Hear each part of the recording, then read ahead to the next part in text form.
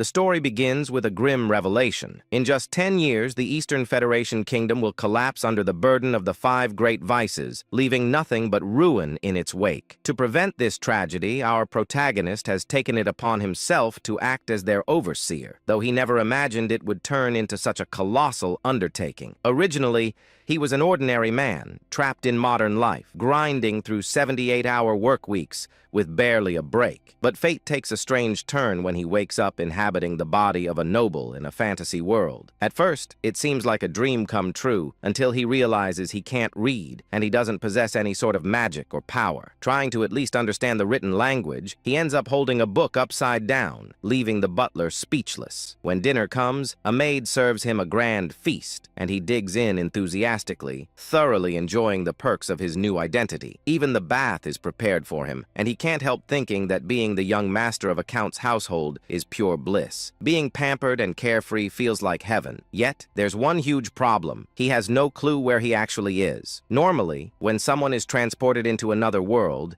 it's from a novel or game they're familiar with. So when one of the maids casually mentions that his older brothers, Leo and Tonio, will be returning tomorrow, he's baffled. The maid, in turn, is surprised that he seems to have forgotten his own family. As he mulls over their names, something clicks. They sound painfully familiar. Then it hits him like lightning. He's in the world of Psychedelia, a turn-based RPG he used to play during his rare moments of free time. But there's a catch. In every possible storyline of Psychedelia, once the 5 great vices, wrath, greed, sloth, pride, and obsession, emerge, the kingdom's nobility and cities fall into madness and destruction, and the Palacio family, where he now finds himself, is infamous in one of the game's early side quests. The eldest son, Leo Palacio, is dubbed the King of Lust, while the second son, Tonio, is known as the King of Vice. When he realizes this, he drops to his knees. He remembers this place vividly. It's the very first sub-quest of the game. Looking around, he sees that the mansion is exactly how it appeared in Psychedelia. The Palacio household is destined to be among the first noble families wiped out by the 5 great vices. And his current identity? The third son, Alan Palacio, a minor villain who meets a terrible end. His face remains blank as this truth sinks in. Even though he's just discovered that his death is certain, the only thing that crosses his mind is how much experience that quest used to give in the game. Lying in bed later that night, he's too scared to even close his eyes. He'd honestly prefer going back to his soul-crushing corporate job, because at least there, his life wasn't on a timer. The thought that his luxurious new life will end in exactly 10 years terrifies him more than 6 months of unpaid wages ever could. Still, he refuses to give up. Since he already knows the future events of this world, maybe he can use that knowledge to his advantage. If he can somehow change fate and prevent the rise of the 5 vices, he could save both the kingdom and his own peaceful life. It sounds doable. After all, those vices are still just children right now. The real problem is that he has no abilities whatsoever. How could someone powerless change destiny? 2 months later, he manages to pull off his first major move, though not by his own hand. His knight, Evan, successfully rescues a group of orphans from a human experimentation facility. Evan reports that he's left the care of the rescued children in the hands of a girl named Utia. The young master nods in approval, glad he chose Evan for the task, as the knight proves to be capable and trustworthy. However, because his face rarely shows emotion anymore, Evan can't tell whether that nod was a compliment or just indifference. Trying to clarify, the young master forces an awkward smile, which only makes Evan think he'll never get used to his lord's new demeanor. He recalls how Alan used to be easy to read, cheerful or gloomy. His emotions were always visible, but now he seems eerily expressionless. Even the protagonist suspects that possessing Alan's body may have left his facial expressions frozen. Evan, still uncertain, decides to accept the gesture as praise. The protagonist reflects that Evan is one of the rare, honest souls in the corrupt world of Psychedelia, a loyal knight who never betrays those he serves. That's why he recruited him right away upon meeting him. Finally, Evan reminds him that the main reason he was sent to the testing facility was to save Utia, and the young master confirms that's correct. Evan remarks that he can understand why his master went out of his way to save the girl. Even with all his years of experience as a mercenary, he can tell Utia is no ordinary child. Her strength alone makes it hard for him to fathom why she ever allowed herself to be locked up in the first place. He then questions why the young master didn't bring her back to the manor, since keeping someone like her in an orphanage seems wasteful. Our protagonist agrees out loud, but has other thoughts in mind. He knows it might look like he's ignoring her potential, but leaving her there is actually part of his larger plan. Utia isn't human. In the original timeline of the game, she forms a pact with a being from another realm and eventually becomes the physical incarnation of wrath, one of the 5 great vices responsible for countless deaths. Thanks to his interference, that dark fate has been diverted. He wants her to grow up peacefully, far away from corruption. To him, that means he's successfully neutralized one of the 4 remaining disasters. Of course, he can't tell Evan any of this, so he decides to act cryptic and simply says, "The time isn't right yet." Evan, ever curious, wonders what his master means, but doesn't pry. Every supporting character has their own story, after all. He promises to respect his master's wishes. The young noble instructs Evan to keep the matter quiet and to ensure the orphanage receives enough funding for a comfortable life. Then he hands him a letter, asking him to deliver it personally to Utia. When Evan asks what the letter is about, his master brushes it off, claiming it's just a note to check on her well-being. He says he wants to reassure the girl after everything she's been through. Evan nods, vows to deliver it promptly, and rides off on horseback. Once alone, the young master wonders whether his letter will actually bring her comfort. In truth, it contains something entirely different.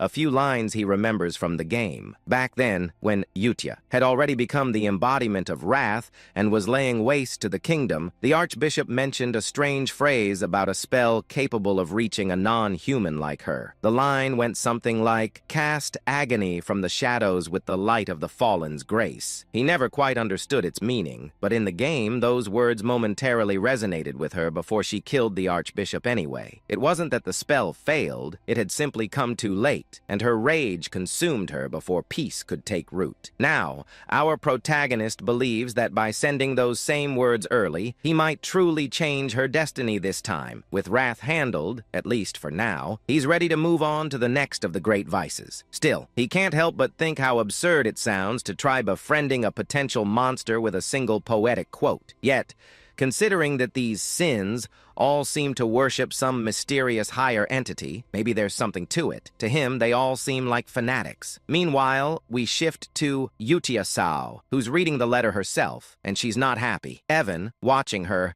can feel the immense surge of mana radiating from her small frame. It's beyond belief. He admits that she might be the strangest person he's ever met. Her face is emotionless, her voice calm, yet her power screams otherwise. She asks Evan to confirm whether the young master truly wrote the letter. When he nods, she explodes with fury, her mana flaring like a storm. The sheer force is enough to terrify even a seasoned warrior like Evan. Manifesting mana in tangible form, like she's doing, is something only master-level individuals can achieve. Her anger is unrestrained, like that of a jealous lover denied attention. Evan recalls his master's words that it simply wasn't time yet, and blurts them out in desperation. Miraculously, that line works.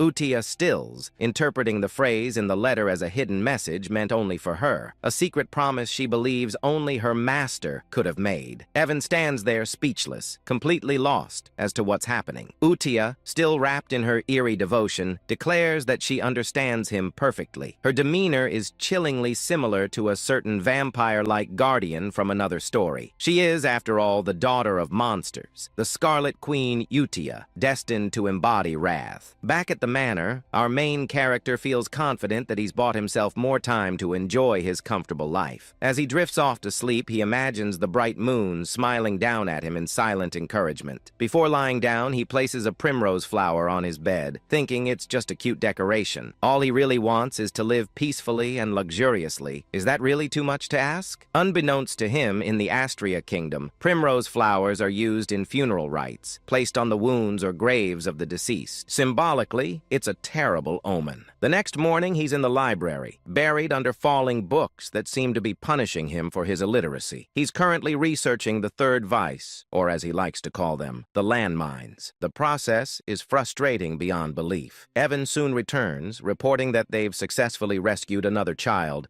thanks to the young master's directions. When asked, our protagonist makes sure the child was treated gently after being saved from an underground slave market. Evan assures him that she was, but before their conversation can continue, the library doors slam open with a deafening crash, sending papers flying everywhere. The intruder? Tonio, the second son of the Palacio family. He immediately starts mocking his younger brother, demanding to know how an illiterate fool like him dares to hold a book. Our MC, expressionless as always, just stares back. Tonio's taunting escalates, but the young master decides it's not worth the effort. He plays it cool, saying Tonio can use the library if he wants. He'll be taking his leave. Tonio, thinking he's asserted dominance, grinds his heel onto his brother's head with a smirk. Before things can go further, a knife suddenly whistles through the air, lodging itself into the wall beside them. A new voice cuts through the tension, scolding them for being too loud. The newcomer is Leo, the eldest son of the family. As Leo and Tonio start bickering, our protagonist takes the chance to quietly crawl away, completely unbothered. He remembers that in the game, the Palacio family was wiped out early on, but seeing them in person, he realizes how powerful and dangerous they truly are. The two brothers are constantly at each other's throats, fighting over who will become head of the household. Leo controls the city's underground pleasure network, earning the title of King of Desire, while Tonio runs the region's largest drug ring, known as the King of Vice. Watching them fight, the young master decides there's absolutely no point getting tangled in their mess if he wants to preserve his comfortable lifestyle. And so, with his usual deadpan look, he literally crawls away from the chaos while Evan calmly follows, as if this absurd escape were the most normal thing in the world. As Evan adjusts his young master's hair, our protagonist silently vows to live happily, even if it means staying a powerless, incompetent, illegitimate son. A bit later,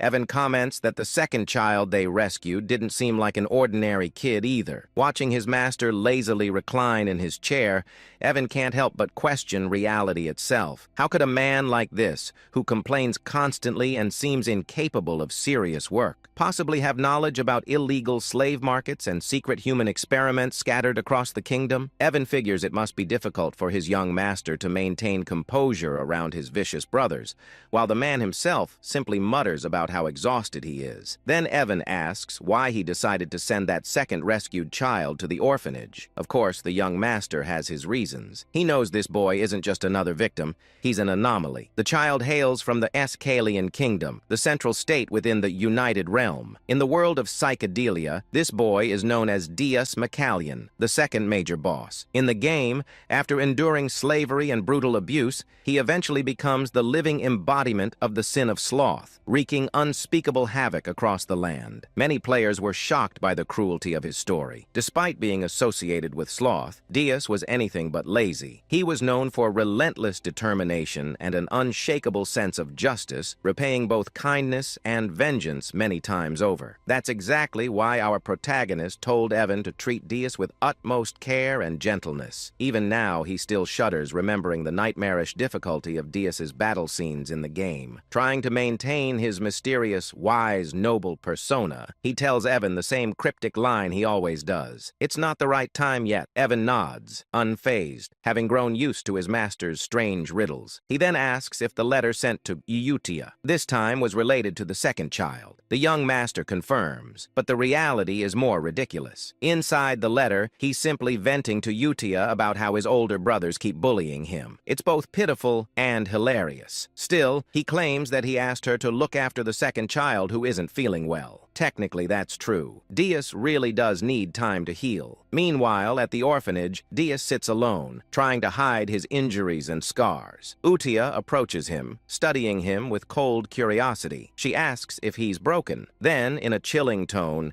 she mentions the Black Goat organization, and Deus flinches at the name. Slipping into her obsessive yandere-like demeanor, Utia tells him that even if he's damaged, he's still been chosen. She congratulates him for being acknowledged by the Blue Moon, which she defines as their master, the title she's bestowed upon our protagonist. It's clear she's forming an organization centered around him, and she promises Deus that if he remains loyal, he'll have his chance at revenge. Hearing this ignites something deep within him, and his latent magic, or perhaps the authority of sloth, begins to awaken. Satisfied, Utia happily decides to write her first reply letter to their master, grinning far too brightly for someone covered in mana scars. Back at the manor, the young master is buried in books, still researching clues about the third child. That's when Evan bursts into the room with alarming news. The second son of the Palacio family is dead. Even though our protagonist knew this event was destined to happen, the suddenness of it still rattles him. The funeral is held immediately, and to everyone's disgust, their father arrives with 2 escorts on his arms. Watching the scene, the young master can only think, even for this messed-up family, that's too far. He muses that psychedelia truly is the definition of a dark fantasy. As for Tonio's accidental death, something feels off. In the game, Leo had sobbed hysterically after killing his brother and claiming the title of heir. But here, Leo stands over the coffin smirking, not even pretending to grieve. At least try to act sad, our MC thinks to himself. Still, this isn't his problem. His focus remains on preventing the downfall tied to the 5 great sins. A year passes. Leo inherits Tonio's criminal network and transforms the chaos into a more stable, though still corrupt, domain. The Palacio estate grows quieter. During that time, Utia and the young master continue exchanging letters, becoming something like pen pals. He figures maintaining that connection will prove useful later. Utia writes frequent updates about the orphanage and the other children's growth. He's quietly proud, especially after noticing the sponsorship list keeps getting longer each month. Evan, munching happily on snacks, remarks that it's strange but definitely a good sign. Then he delivers the update our protagonist has been waiting for. They've located crucial information from the Intelligence Guild, an ancient text about the third child, the next landmine he must deal with. The young master nearly beams with joy. Finally, he can move forward. Everything seems to be going smoothly. Meanwhile, elsewhere in the kingdom, at one of Leo's drug depots, his henchmen brag about how generous their boss is, boasting that his operations now number in the hundreds. Their laughter dies quickly when chaos erupts. One by one, the men turn on themselves, screaming as if something invisible is forcing their bodies to move against their will. The perpetrators are none other than Utia and Deus. Deus manipulates deadly threads of magic, effortlessly erasing the entire group. He then turns to Utia, asking if slaughtering these people is truly necessary. She replies coldly, asking if he pities them. He answers that he doesn't. After all, these scum used human lives to produce drugs. Utia explains that this is purification, necessary to prepare for their master's rise. With a serene, almost divine smile, she says they can't let the place remain filthy when he returns. Dees nods in understanding, or at least he thinks he understands. Together they etch a glowing sigil into the ground. A surge of mana explodes outward, leaving behind a crescent-shaped mark. As they ascend into the night sky,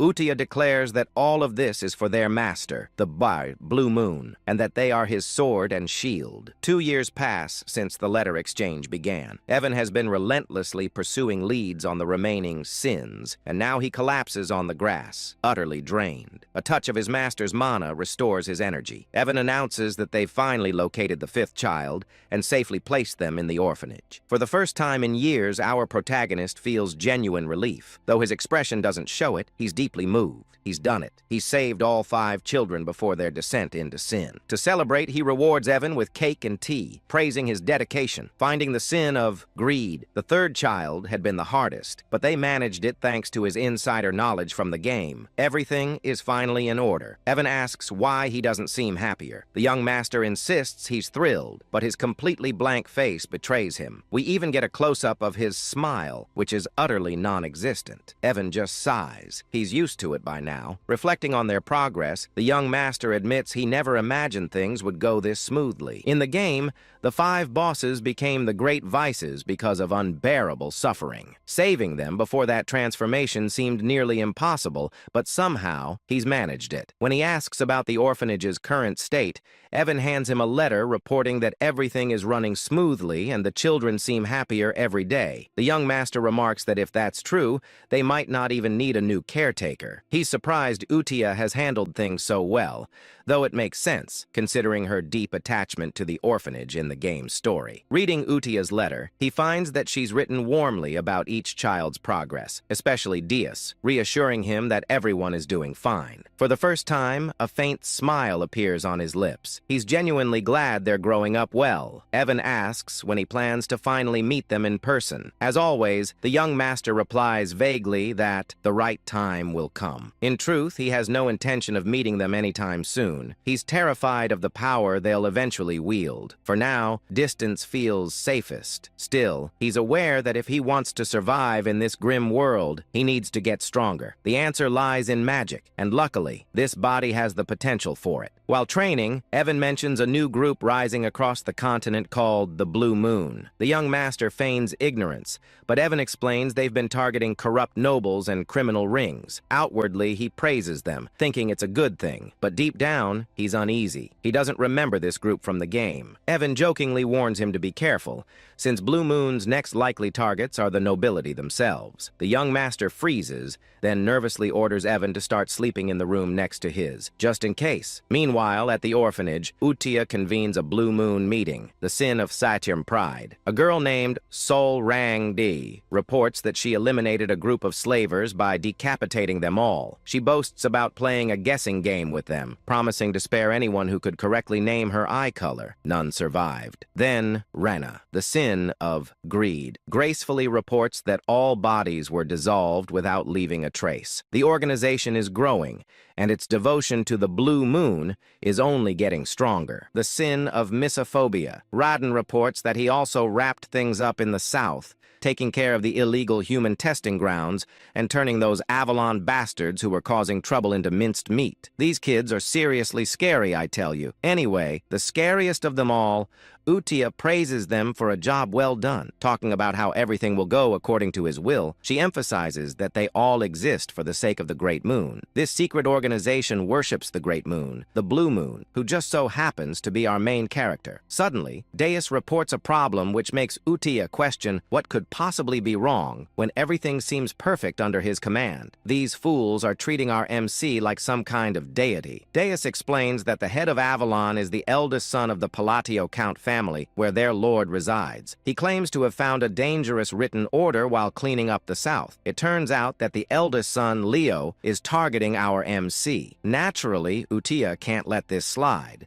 She unleashes an intense, murderous aura that sends the other kids cowering in fear. The letter reveals that Leo's plan is to slowly poison our boy after eliminating their father, which sends Utia into a furious rage. Fast forward 2 years, RMC's father, Count Palid, has passed away, and just like before, his funeral is held almost immediately. RMC explains that while the official cause of death is heart failure, it's clear he died from an overdose. Meanwhile, at the funeral, Leo gets news that the Blue Moon has struck one of his facilities. Seriously, couldn't they have waited until after the funeral? Leo keeps asking if everyone was wiped out again. Our main character, who's just casually eavesdropping, realizes that his brother is becoming increasingly cautious about the Blue Moon. As the Count's funeral wraps up without a single tear shed, our MC decides he doesn't want to get tangled up in all this drama and quietly slips away just as his brother shoots him a planning glare. When Evan asks what our MC plans to do next, since it looks like that jerk of a brother is on track to become the new Count,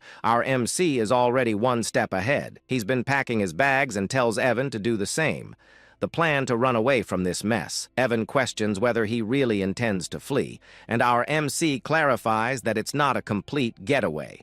They're just heading downtown to lay low for a bit. When Evan asks if he means the town of Rodmill, our guy confirms it. He's been eyeing Rodmill for a while now, and it's a small town in the south of Paleo, making it the perfect hideout. Plus, he's timed it well since Leo has been giving him some seriously unsettling looks. Once they arrive in Rod Mill, our MC actually starts enjoying life, whipping up some delicious-looking toast while Evan just goes along with everything like it's the most normal thing ever. But 3 days later, their peaceful existence is shattered when our MC is forced to return home for his brother's funeral. He can't believe he's back so soon. According to the game, Leo wasn't supposed to die yet. The cause of the death is a stab through the heart, which leaves our MC wondering who could have done such a thing. He tries to ask one of the servants about the details, but they scream in horror as if they're about to meet their end. It's not just that. All the servants are acting strangely, overly apologetic, and treating him like he's some kind of mafia boss. He can't help but wonder what's going on with these people. As he's making his way out, Evan catches up to him, and he asks him if he found out why the servants are acting so weird. Evan claims he did, and playfully wonders if our MC was the one who made the Avalon drug organization disappear overnight. Turns out Leo was the head of that organization, and now that he's gone, it seems like the whole thing vanished without a trace. We then flash back to the day our main character set off for Rodmill.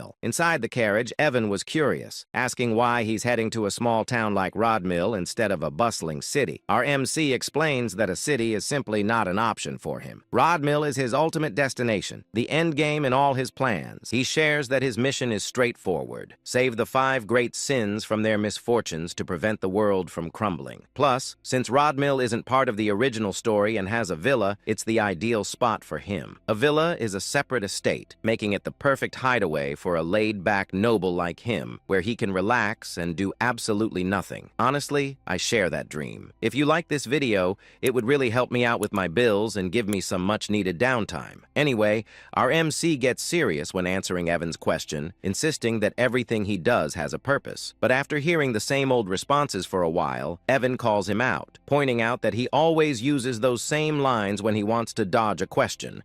He tells our MC that he can't fool him anymore. Our MC is taken aback by how Evan has seen through his little lies. As their banter continues, Leo, who's been watching our MC drive away, contemplates whether he should kill him or not. According to Leo, it doesn't really matter if our MC lives or dies. He had already planned to poison him. But now that our MC has decided to leave for the border, Leo feels he has no reason to go through with it. Yet for some inexplicable reason, he still feels the urge to eliminate him. He instructs one of his henchmen, Alman, to follow the carriage. Alman, however, asks if that means he's supposed to kill the MC. This question leaves Leo baffled. Alman has never questioned him before, no matter what orders he received. He usually just follows them without a word. So for him to speak up like this feels a bit odd. Leo reminds Alman that his job is to obey him. But before he can finish, Alman lunges at him, stabbing him right through the heart. Leo, in shock, shouts out why Alman would betray him like this. But Alman simply replies that he enjoys playing war. We soon discover that Alman is actually part of the Blue Moon organization, and his real name is Hidden. He explains that they've been taught a creed by Blue Moon. Since the Blue Moon is essentially RMC's sword, it makes sense for them to act according to his wishes. However, if anyone dares to threaten the Great Blue Moon, RMC, they're allowed to take matters into their own hands, meaning they can eliminate the threat. Hidden reveals he's been waiting for Leo to give the order to kill their lord, and he can't believe it took 2 years for that to happen. Leo tries to argue that his subordinates won't let Hidden live, but Hidden counters that with Leo's death, the entire organization will be wiped off the continent forever. Looking at Leo's lifeless body, Hidden can't help but comment on how unfortunate this all is. If Leo hadn't tried to kill their great master, he might have lived a few more months or even years. Meanwhile, in the present, our MC is enjoying his dream life in the small town of Rodmill. He wakes up whenever he wants and shares delicious meals with Evan, living the life of a true noble. But his fate would have it. His peaceful existence is shattered when he receives a letter. The letter requested that he step up as the next head of the family. Just like that, his carefree life came to an end a mere 4 days after it began, forcing him to return to the palatial state. However, things felt off. The maids and other staff were acting strangely around him. He couldn't help but wonder what was behind their odd behavior. Then Evan teasingly jokingly asked him when he had become the shadow leader, leaving him completely baffled. It dawned on him that all this fuss was due to the bizarre circumstances surrounding his brother's death, which had led to his current predicament. In his usual dramatic fashion,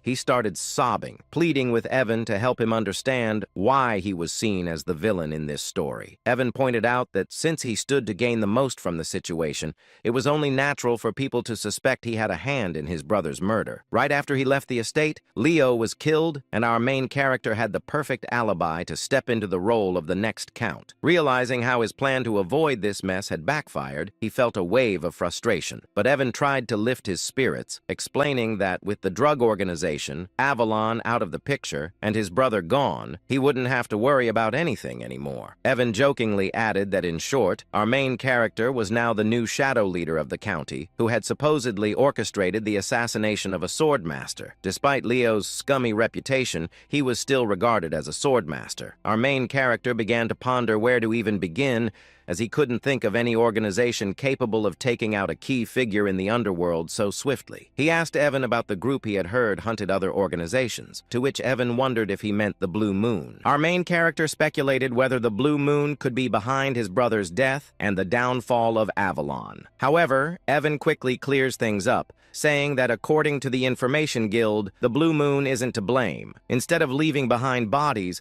the Blue Moon is known for marking the moon itself. That's just how it operates. But it's rumored that all the members of Avalon met their end with a sword through the heart. Evan can't help but tease our MC, joking that the road to hell has been opened. But putting jokes aside, our MC reflects on his game knowledge, realizing there shouldn't be any organization called the Blue Moon, which means they can't be responsible for this mess. But if it's not them, then who could it be? As he tries to piece everything together, the scene shifts to the orphanage where Utia is holding a meeting with the other great sins. She asks if everything went smoothly, and Reina, the sin of greed, confirms that she left no traces behind. Surang, the sin of pride, adds that there was no one left alive on her end, just corpses. Diaz chimes in, boasting that he took out all 486 soldiers of Avalon. His magic is quite something, like a beautiful butterfly tangled in spiderweb. Then there's Rodon, the sin of misophobia, who also confirms that he cut down all the bad guys in half. Utia praises them for their work,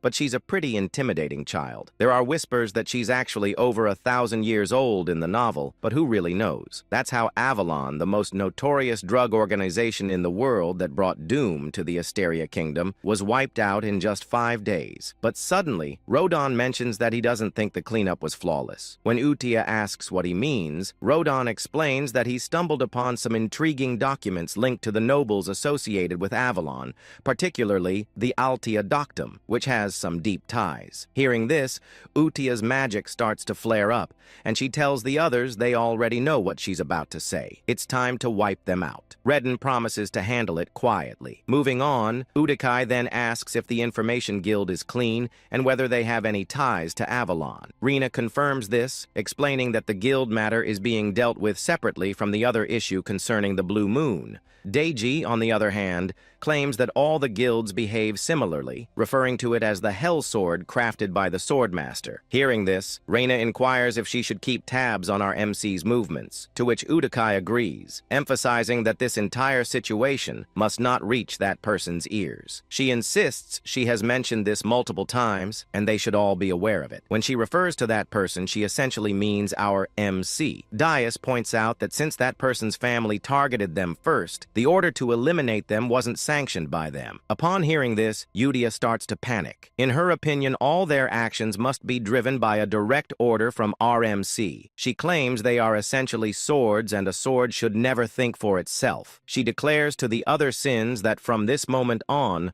all members of the Blue Moon must only act on orders, and they should take this decree seriously. This leaves the other sins feeling a bit uneasy, as Udia adds that they must never disappoint disappoint that person no matter what. Inwardly, Deus thinks he can't quite grasp any of this. For someone as powerful as Yudia to feel anxiety and restlessness simply because she's discovered by that person seems excessive. But nevertheless, he tells Yudia that he understands. They conclude their meetings by chanting that everything is for the great moon, which is essentially afraid how the Shadow Garden from Eminence in Shadow wraps up their meetings. Meanwhile, back to our MC, he finds himself buried in paperwork as the new Count of Palacio. He explains that after his brother's funeral, he faced a full month of endless duties, and he feels overwhelmed by them. He starts shedding some tears, lamenting that he just wants to loaf around and do nothing. This fool even claims that's what it means to be a noble. Anyway, he couldn't help but think that even though he had made quite a few enemies,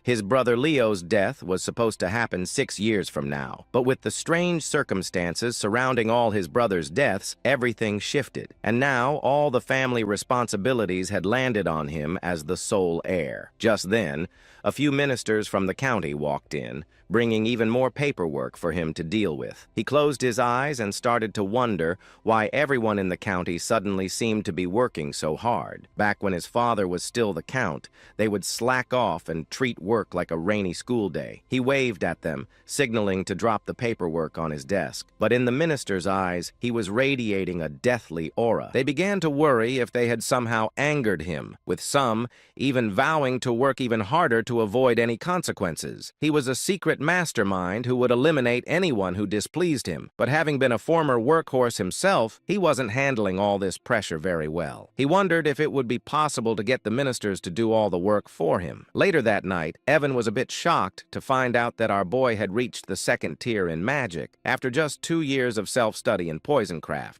which meant he was quite talented and not shy about showing it. The little rascal was casting spells all over the house. Normally, it takes about 4 to 5 years of instruction to reach the 2nd tier in magic, and it often requires a natural talent as well. Our protagonist agreed that his magical talent was pretty decent. Deep down, though, he knows he's been practicing hard for self-defense because something just doesn't feel right. To wield magic effectively for protection, one must have perfect control over their mana, just like he's managing to do at this moment. Still, he can't help but wonder what good his magic is if it's only half-baked. He insists he's tried every type of magic this fantasy world offers, and at first, it was thrilling. He thought that mastering magic would mean he'd have nothing to fear, but now it feels more like he's scrambling to learn magic just to save his own skin. That's when the harsh reality hits him. His mana capacity is alarmingly small. Without enough mana, there's no magic, and that spells trouble, possibly even death. As he wallows in his predicament, we discover that innate mana capacity is akin to an athlete's natural weight class. While some are born with extraordinary talent,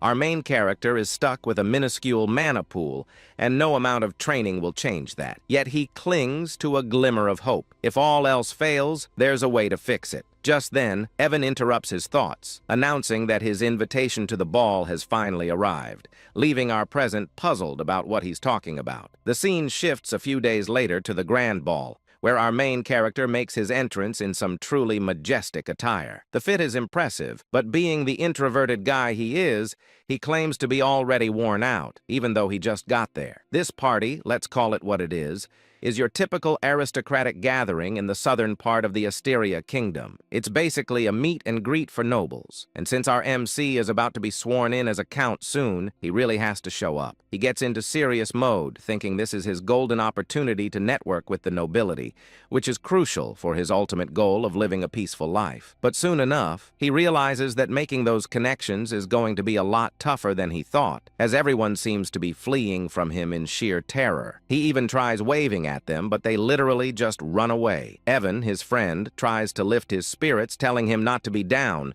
but our guy insists he's not upset at all, even if his expression says otherwise. He tells Evan he expected this reaction and vows to try harder as he heads out on his own. However, our protagonist seems a bit clueless about what's really happening. He thinks the other nobles are looking down on him for being a low-class noble without any backing, and he's not entirely wrong. The current Palacio household is indeed filled with troublemakers, like his 2 older brothers. Picking up a wine glass, he assistants himself that he didn't come to the ball without a plan and is determined to unlock the social skills he's been secretly honing. He starts talking aloud about the wine's unique aroma in an attempt to spark a conversation, but due to a mysterious condition that makes it hard for him to show emotions on his face, he ends up looking quite villainous, especially when he tries to smile. He tells a lady he'd love to have some bottles at home, all the while thinking his smile is perfect. But in her eyes, he resembles a demon king, and she bolts, saying she'll tell her father to prepare them right away. To the other nobles, it looks like our protagonist just extorted and blackmailed the poor lady into giving him a limited edition regional wine. What a mess. Evan tries to comfort him while our protagonist insists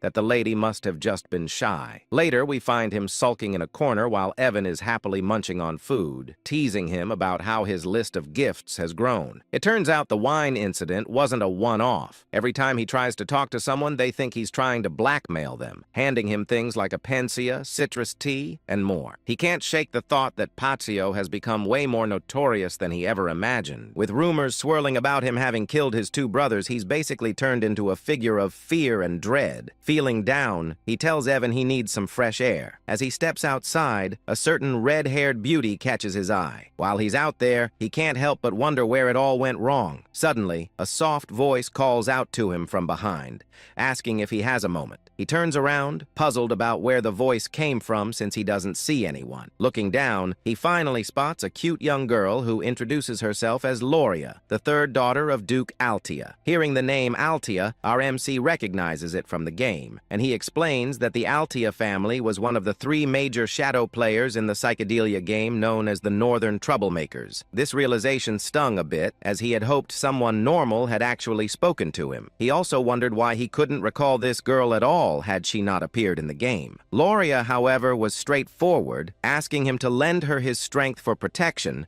as she will be facing an assassination attempt soon. Loria explains that she's in serious trouble and needs our protagonist's help, but when he looks at her, it's clear he's unsure. You see, Loria has been living under the protection of her father's mistress, but now that her father's health has taken a turn for the worse, she fears her older sisters might try to eliminate her. Our main character can't help but think this situation mirrors his own past with his brothers. As he gazes at her, it dawns on him that the reason he didn't recognize Loria from the game is that she must have already been dead and never made an appearance. Loria, looking as adorable as ever, pleads for his assistance, claiming that with his abilities he could really make a difference. But our protagonist firmly turns her down. She insists she's not coming to him empty-handed. If he saves her, she promises to share half of the Ultia family fortune.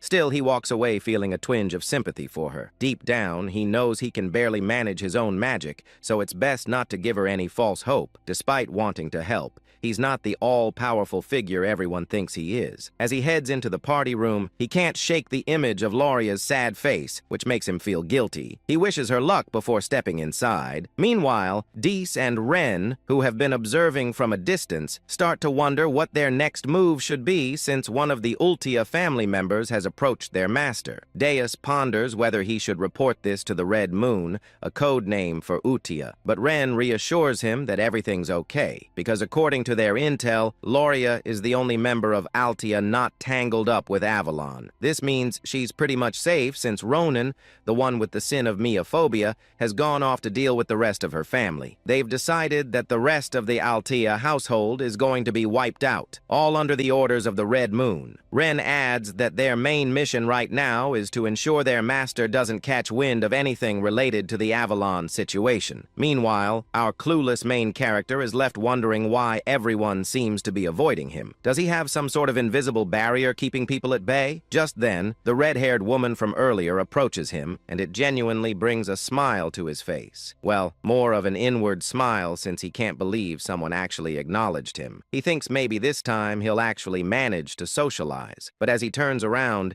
he realizes she's not just any ordinary woman. She's another shadow player. Looking at her, he recalls seeing her face in the game.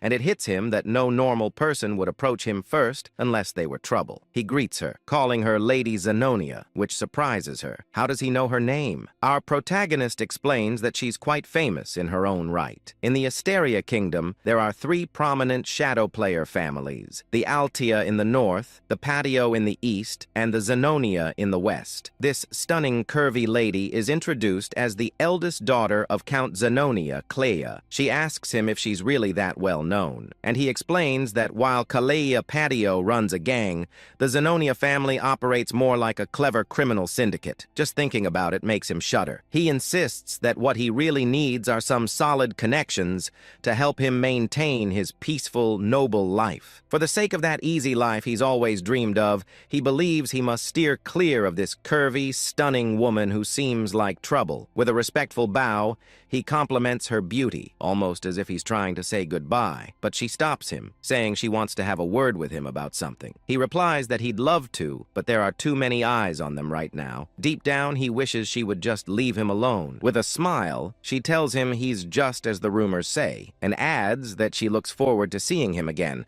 leaving him completely dumbfounded. As she walks away, he wonders what that could mean, sensing it's some kind of code, but he shakes it off. Meanwhile, Renee and Diaz, who have been watching from a distance, are pleased that their mission to keep our protagonist in the dark is going smoothly. However, Diaz points out a problem. Looking out the window where our protagonist is standing, they spot someone who has been tailing him for a while, and they quickly rush out to deal with the threat. The next day, our protagonist and Evan find themselves in a forest, with Evan asking if he's really sure this is the canyon he's been searching for. Evan notes that it's midday, the sun is shining, but the canyon is oddly dark. Our boy, however, isn't paying much attention. He's ecstatic that he's finally found his true objective. As they venture inside, he jokes that if this place turns out to be empty like the others, he might actually cry. But as he looks at the symbols on the walls, he realizes this is the real deal. He explains that in the game, finding this place was a breeze. Truthfully, he admits that the only reason he traveled all the way to the south under the guise of attending the ball was to discover this labyrinth right here. The labyrinth is called the Labyrinth of Whispers, and if you can crack all the riddles in its 8 rooms, you'll earn a powerful artifact as a reward. Exactly what he's after. He claims to have memorized all the routes and puzzles this labyrinth has to offer. Finally, he arrives at a massive door, and as he gazes at it, he confesses that seeing the labyrinth entrance in person is breathtaking. It feels so much more real than it did in the game. In the game, he tackled this labyrinth countless times. Evan, on the other hand, asks how our protagonist even knew a place like this existed. Our boy, without thinking, replies that he's been here often, leaving Evan puzzled about what this guy is talking about. Realizing he might have slipped up, our protagonist quickly backtracks, saying he was just kidding, and suggests they head inside. Once inside, they encounter some monsters and giant golem hands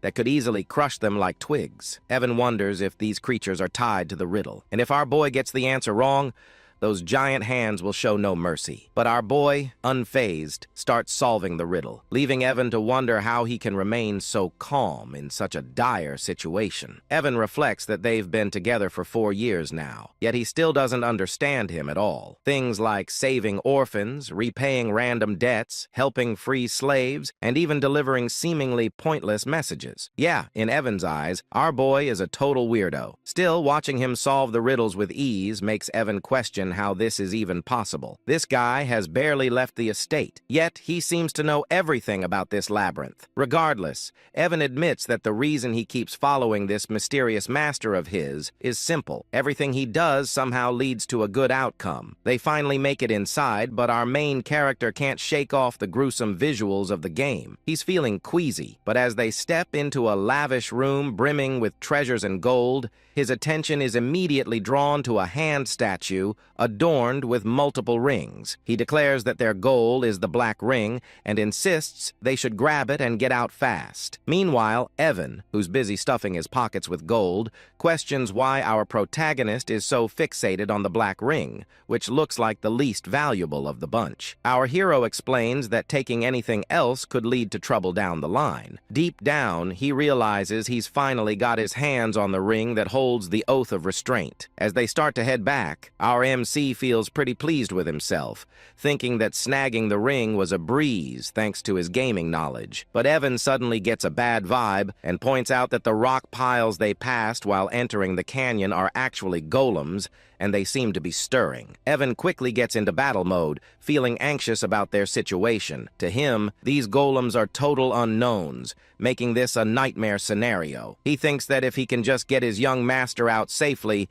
he wouldn't mind sacrificing himself. But our protagonist steps up, telling Evan to stand down because he'll take care of the golems. As the golems prepare to attack, Evan urges him to find an escape route first. With the golems closing in, Evan shouts a warning, saying his second-tier magic won't be enough to handle them. But our MC stands tall, confidently, invoking the Oath of Restraint, which activates the black ring. Suddenly, time seems to slow, and he finds himself in a different dimension. A voice introduces itself as a fragment inheriting the great will of Nasilla, instructing our protagonist to state the 2 restrictions he wishes to impose on himself. Our main character finds himself in a pretty intense situation. In the game, this part showed up as a choice window, but now hearing this mysterious voice and seeing a gigantic face looming in the dark cosmic expanse is a bit overwhelming. The Oath of Restraint is an absorption-type artifact, and as the name suggests, it lets the user impose limitations on themselves in exchange for power. However,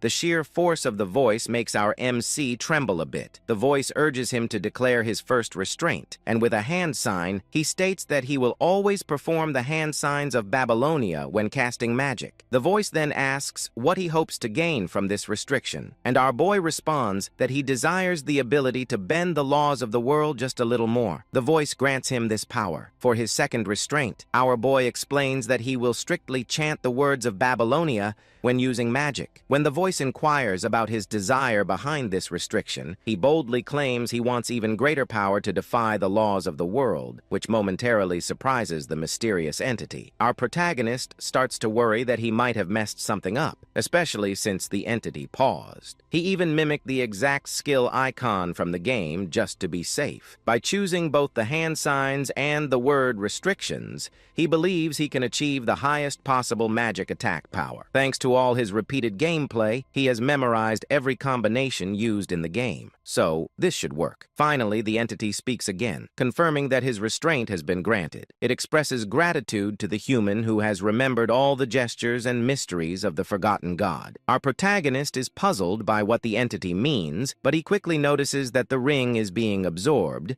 indicating that all the restrictions were successfully applied. The entity concludes by telling our MC that it will always be watching over him as the one who will inherit its will, whatever that means. Just then, time seems to start flowing again, and it's right as the golems launch their attack on our MC. Evan tries to reach him, but our hero, unfazed, begins to cast his magic. He can't help but chuckle at his own spell, thinking how in the game it looked so impressive and powerful. But now, thanks to his meager mana, it's just so small. He gathers it in his hand, reflecting that no matter how hard he pushes himself, this will always be his limit. But hey, it's time to test out his new restraints. I have to say, his magic looks majestic. Maybe it's the pose. Anyway, he starts chanting, with the first word being refraction, which makes his magic begin to take shape. Then comes repulsion, causing it to swell in size, transforming into a stunning blue light of electric magic. The magic ball is massive. Using hand signs, he adds another chant for direction, and finally, he unleashes it. The way he does it is so grand,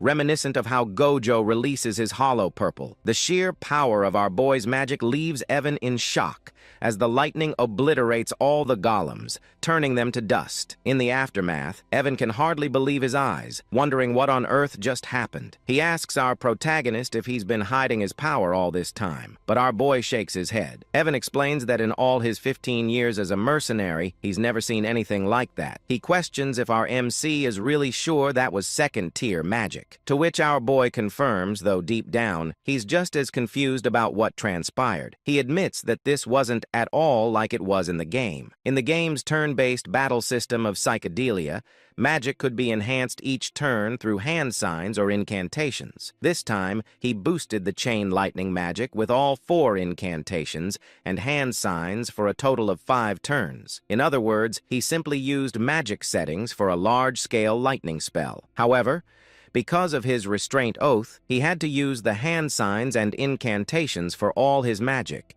meaning his spells were enhanced time and again. Even so, our protagonist felt that the second-tier magic he used was a bit over the top, and the results exceeded his expectations, which caught him off guard. Meanwhile, Evan was just relieved they made it out, and as he sat down, he remarked that watching the battle was way more exhausting than actually fighting. He asked our protagonist, who had created such an unpleasant canyon. After a moment of thought, our hero realized that the Maze of Whispers had a different name in the game. The map layout and strategy guide were posted on the game's community website, and it was called The Maze of Paladon. He told Evan that a guy named Paladon was the one behind it, but Evan was too worn out to even process that information. I really love this duo. Our protagonist grabbed Evan, saying they needed to head back home because he had something in mind to do once they got there. This made Evan question why his usually lazy master was suddenly so motivated today. Our main character explained that every time he picked a hand sign that matched the spell's attribute he was casting, the power increased. If he chose the right incantation,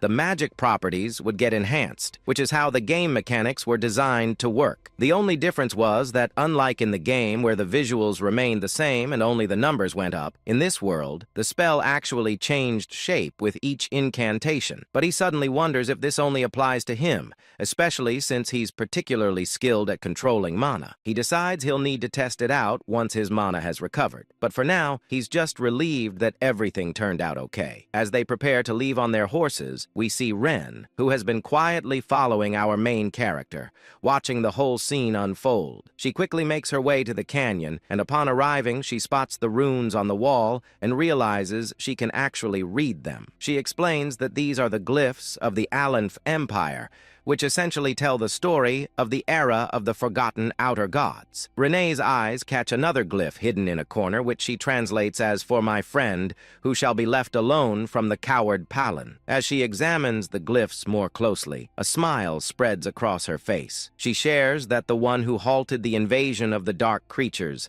standing victorious against the Alcal-Kalaka that devoured the hearts of the citizens, was none other than the brilliant emperor known as Palin the Great. The reason she knows all this is that she inherited all this knowledge at birth thanks to the ancient library she received. She briefly recalls our main character mentioning that Palin was the one who built the canyon.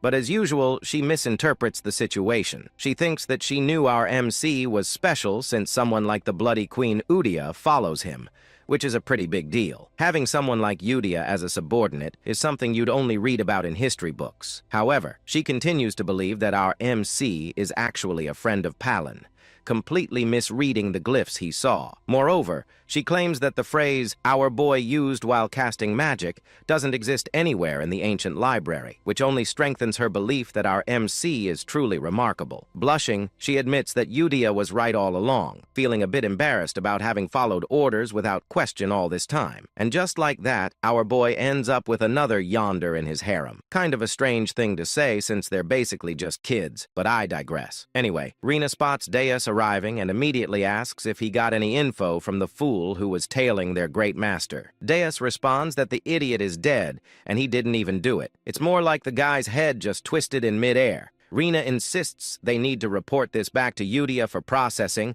and Dees agrees. So they head out. Meanwhile, in Zenonia County, Lady Kalia is sipping her tea, pondering how our main character is, just as the rumors say. She notes his chilling, emotionless expression and those abyss-like eyes. It bothers her that he called her famous. Count Zenonia is indeed strong and well-known, but for our boy to label her as famous despite not being involved in social activities is quite intriguing. What's really going on here is that Kalia is the true mastermind, using black magic to control her father, the Count, making her the real head of the family. The fact that our boy called her famous makes her think he might know something about her secret, which terrifies her since no one is aware that she's turned her father into a puppet. She recalls how our boy mentioned there are too many eyes on them, which she misinterprets as him having discovered the person she had following him. Now, that's a classic case of misunderstanding, like something out of an Eminence and Shadow scenario. Suddenly, Klaya gets a call from one of her servants who says there's a problem. Well, she asks what's going going on, and the servant insists that it's better for her to see it for herself. When she heads to her room, she discovers that the person she had following our boy is dead. The servant explains that since the seal on the body didn't activate, it means he didn't spill any secrets. But Klaya quickly points out that the person who killed her man must have intentionally brought him to her room. Frustrated, she starts questioning how our boy figured out she was the one who sent this guy to tail him. And just like that, our boy gets misunderstood once again. At the grand halls of the Alta Ducal estate, the scene unfolds as Loria walks through the quiet corridors, her face heavy with disappointment and fatigue. Her mind drifts with thoughts of regret and realization. As expected, she knew he was not someone to underestimate. The distinguished one of the underworld, a man who possessed cold eyes, much like her father's. He was the kind of person she must never make an enemy of. Once he had been her last lifeline, but she knew he would never accept a deal that could bring him significant losses. All her assets and power had been stripped away by her sly siblings. The eldest daughter, Mararian, the second son, Ki, the eldest son, Tamion, and the second daughter, Pai. With nothing left, she had survived only through her father's love and mercy. But now, even that seemed uncertain. As she walked deeper into the estate, lost in despair, she whispered to herself that she no longer knew what to do. The moment she entered the estate, the maids rushed toward her in panic, their voices trembling. They cried out, calling for Lady Loria, their faces pale with fear. They told her that Lady Pine and Key had taken their own lives. Shock spread across Loria's face, her body frozen in disbelief. Her thoughts raced. Those people would rather stab their own family, and yet they took their own lives. It didn't make any sense. Fear gripped her heart as she asked about Tamalian and Marianne. Soon after, she was shown a horrifying sight. Both Talon and Mararian lying lifeless, their swords buried into each other's chests. Gloria's body trembled as terror consumed her. Her mind screamed with confusion, wondering why and how such a tragedy had occurred. Meanwhile, outside the Altia estate, Radan was seen leaving swiftly, a faint smirk curling on his lips as he muttered to himself, "Successfully eliminated." Gloria's mind flashed back to Alon's earlier words, the ones that had hinted that good things would soon happen. Remembering that, she felt an icy dread run through her veins. A realization struck her. The true mastermind of the Count's household, the one who had hidden his claws and waited for the right moment to seize power, had finally made his move. This was exactly what he meant. Now she had become the only successor in the ducal family overnight. A bitter laugh escaped her lips as she wondered what kind of monstrous devil she had made a pact with. But she knew there was no going back now. Those who betrayed him had already met terrible fates. There were too many precedents. She told herself that she must walk the path she had chosen, no matter how dark it became. A sudden determination lit up her eyes. 2 months later, a grand gift arrived at Duke Alea's estate, addressed to Elon. Upon seeing it, Evan's eyes widened in surprise.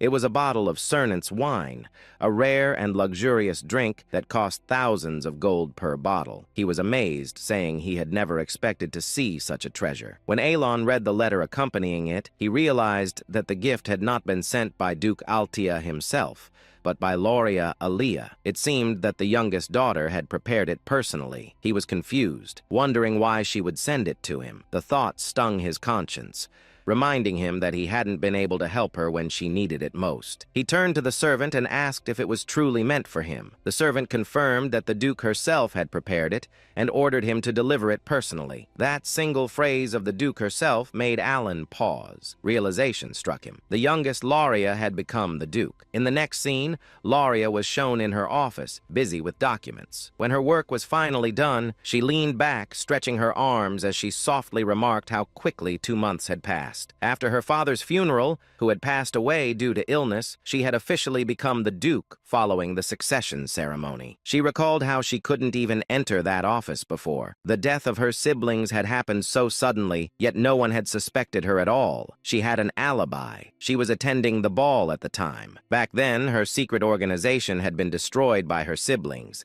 leaving her utterly powerless when she returned to the mansion. Later, she came to understand how deeply he had calculated everything. He had declined her plea with indifference on the surface, but had perfectly cleaned up everything behind the scenes. eyes. She wondered just how far into the future he had planned all of this. She hadn't even informed him about her father's funeral, not wanting to trouble him. Yet, he still helped her. It was clear that he had a reason. He needed Aaliyah for some part of his grand plan. Although she had successfully merged all the subordinate organizations under Altia, it still wasn't enough to match the immense power he hid behind his calm facade. That only meant one thing. He wanted something from her. Palatio, the distinguished figure of the underworld who had risen through sheer business prowess. If there was one thing she possessed that he didn't, it was her ability to manipulate the political stage from the shadows. He needed the Altia name for now. She decided to focus on what she must do, believing that the distinguished one would contact her soon. She hoped he would appreciate her gift of gratitude.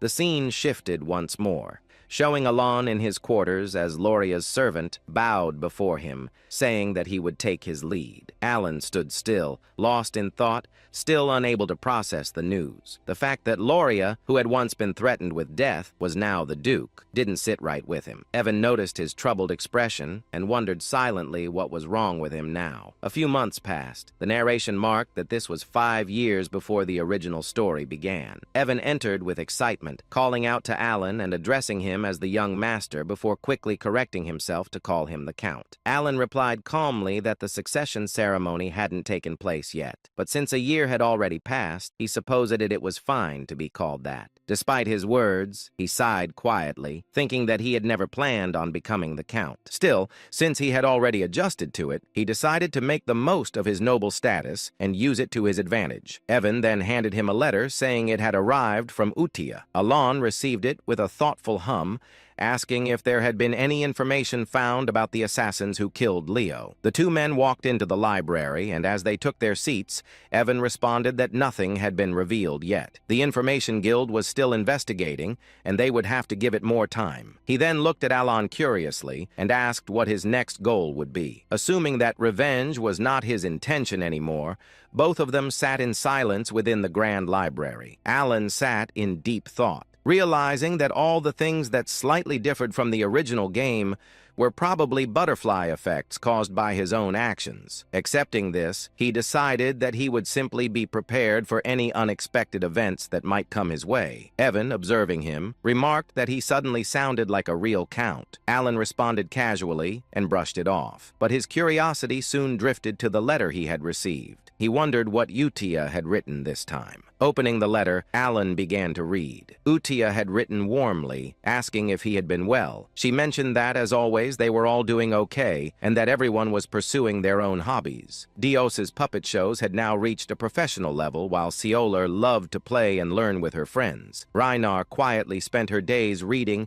and making things, while Radan had developed a new hobby of tending his garden. As Alan read the letter, a gentle smile spread across his face. The routine of exchanging news every month had become something familiar and precious to him. It warmed his heart more and more each time he received a letter from them. Though he had never seen their faces, knowing that they were all growing well brought him a deep sense of contentment. The smile on his face was something he couldn't help but wear. A sudden realization struck him as he thought about it further. The 5 of them, the children, were already old now. Evan, noticing his expression, responded to his sudden thought, saying that they were ready to step out into society. Some of them even left the orphanage earlier than expected. The ones Alon had once ordered to save had now reached that age. Alan realized that the 5 from the orphanage were no longer the small, fragile children they used to be. They had grown. He quietly acknowledged that it was time to let them go. Evan seemed surprised, reminding him that he had placed them all in one place because they had been wounded. But Alan calmly reasoned that there was no need to do that anymore. The time had come to let them go. He thought to himself that he had cared for them enough to ensure they would not awaken as deadly sins,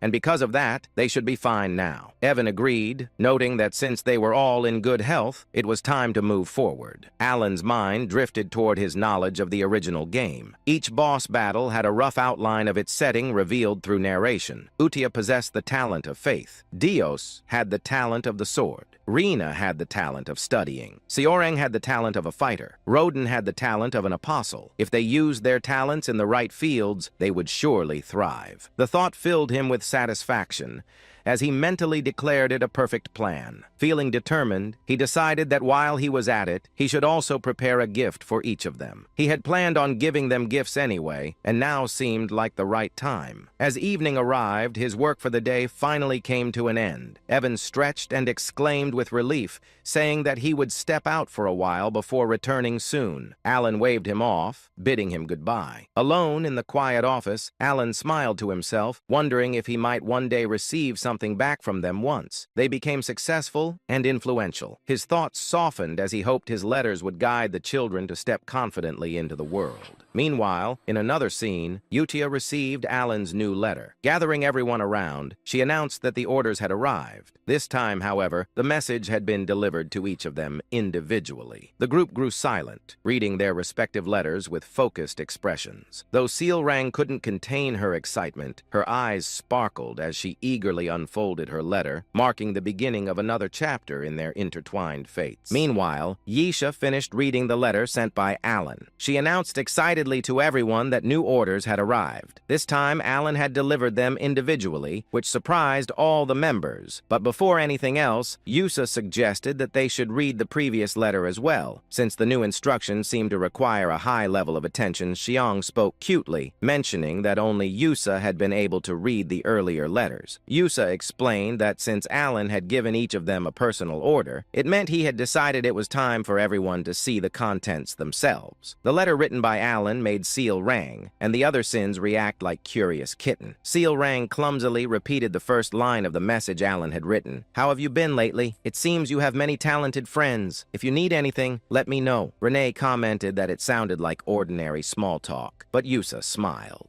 She understood that Alan had intentionally kept the opening simple. After the greeting letter, this was the first true order he had issued. He had defined the elimination targets, assigned missions, and instructed them to report the results afterward. It was during this time that he entrusted Blue Moon to her. As everyone could see, he had personally chosen each of them, and all the sins were excited to meet him. Deus nodded and said it made sense. This prevented information leaked. She remembered her first order and smiled, recalling how firmly she had been told to understand the instruction clearly and carry out the mission without fail. Deus then wondered aloud if it would be better to visit Alan directly or contact him through magic communication. Raiden agreed that if leaks were the issue, letters seemed unusual. Yusa's expression sharpened. She reminded them that their duty was simply to follow Alan's order. She gripped the letter tightly, and Deus let out a sigh at her unwavering resolve. Deus eventually said they should read the orders properly. Moments later, after going through her assignment, she explained that Alan had instructed her to head to Caliban. The nation of knights Seorang scoffed, calling it a desert colony she disliked. Raiden mentioned his destination, Rexy, the entertainment city. Renee said she was ordered to go to Latina, the mage city. Finally, Yusha, the female lead of the entire story, looked stunning as always when she spoke. She said she was assigned to the Holy Kingdom of Ryza. Everything they needed to do was clearly written in their letters. Dea said she didn't understand the reason, but Alan had ordered her to become a knight. It felt unusual even for her. Xiang added that Alan had also told her not to worry since the patronage would continue. Reina mentioned that he had revealed the locations of their gifts as well. Raiden responded calmly, saying they would understand everything once they reached their destination. Yusa gathered everyone and repeated the final rule Alan had Guy. They must never mention the name Blue Moon. Everyone agreed and prepared to leave. Next day, all the members assembled and departed to carry out Alan's orders. 3 months later, inside his office, Alan sighed. As expected,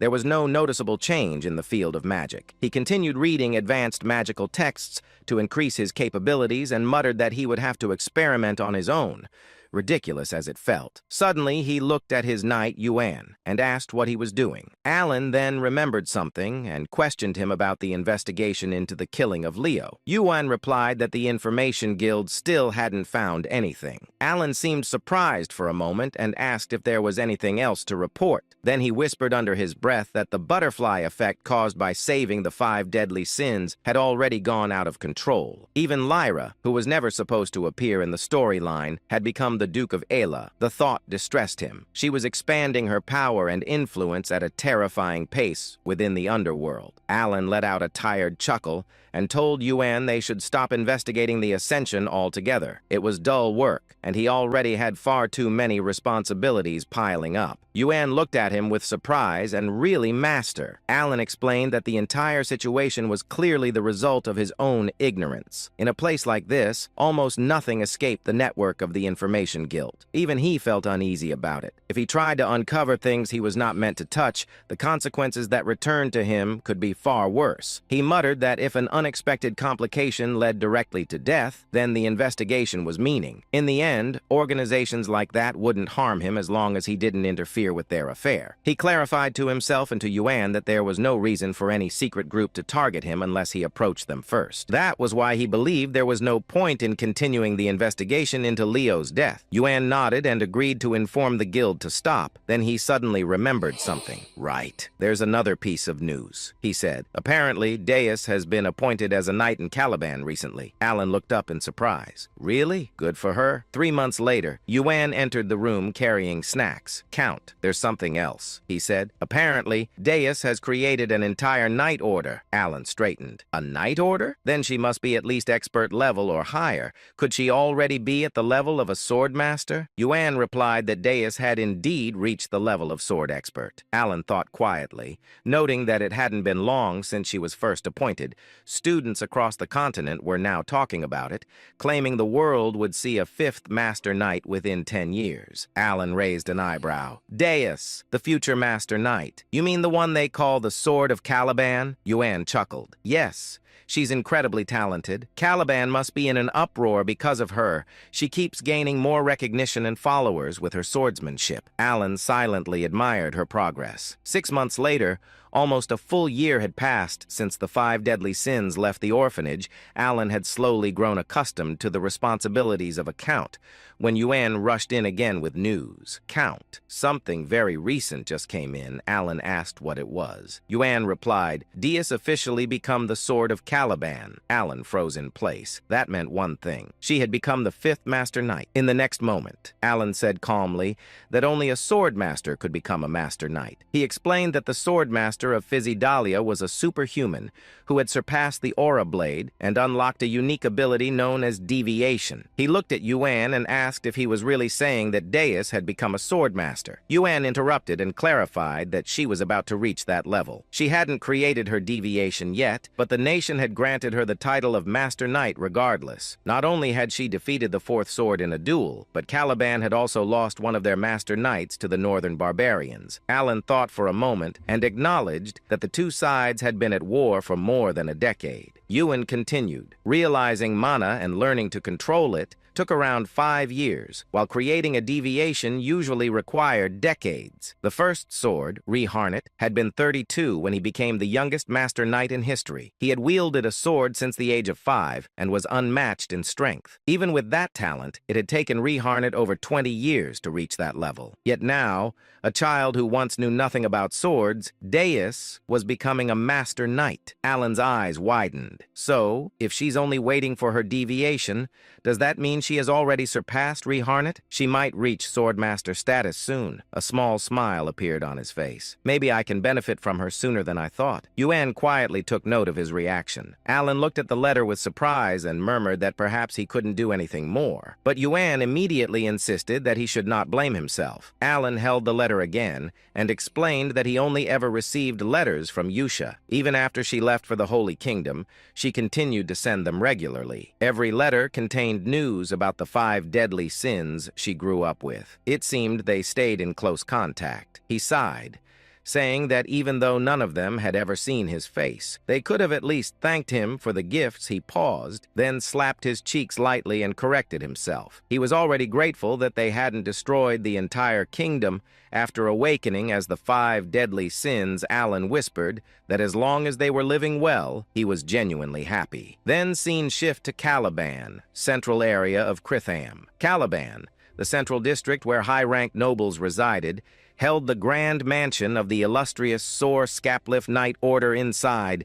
Countless knights practiced their swordsmanship. At the top of the hill stood Deus, now in full knight uniform. He looked immense, calm, and strikingly handsome. His title echoed across Caliban. Deus Mark Lane, captain of the Sword Scaplift Knight Order, youngest master knight in history. A girl suddenly waved at him with joy. Brother Deus smiled back. He looked far older and more composed than in his childhood. He smirked softly, thinking that even after a full year had passed, the memories still made him feel embarrassed. He remembered the day he lost everything to the black corruption, how his sister fell into darkness. Deus had been consumed with uncontrollable rage trying to protect her. His hatred dragged him down repeatedly to the point where he was nearly imprisoned. He had completely fallen into the dark. The fact that the great moon saved his life wasn't reason enough. He had sworn his allegiance out of desperation, believing it was the only path left. He thought of Yosha's voice and reminded himself of the promise he had made to take revenge with his own hands. Working under Blue Moon placed him in countless dangerous missions. He never complained, never hesitated. Each assignment became a stepping stone toward facing the black forces. After several years, he finally received his first personal order. When he opened the last letter, he had been confused. The order was different from anything Blue Moon had given before. It led him to a small inn in southern Caliban, where he was told to retrieve a gift. At first, it didn't excite him. Gifts meant nothing to someone who had lost everything. But when he arrived at the location, Deus instantly understood what his master Alan had been trying to give him.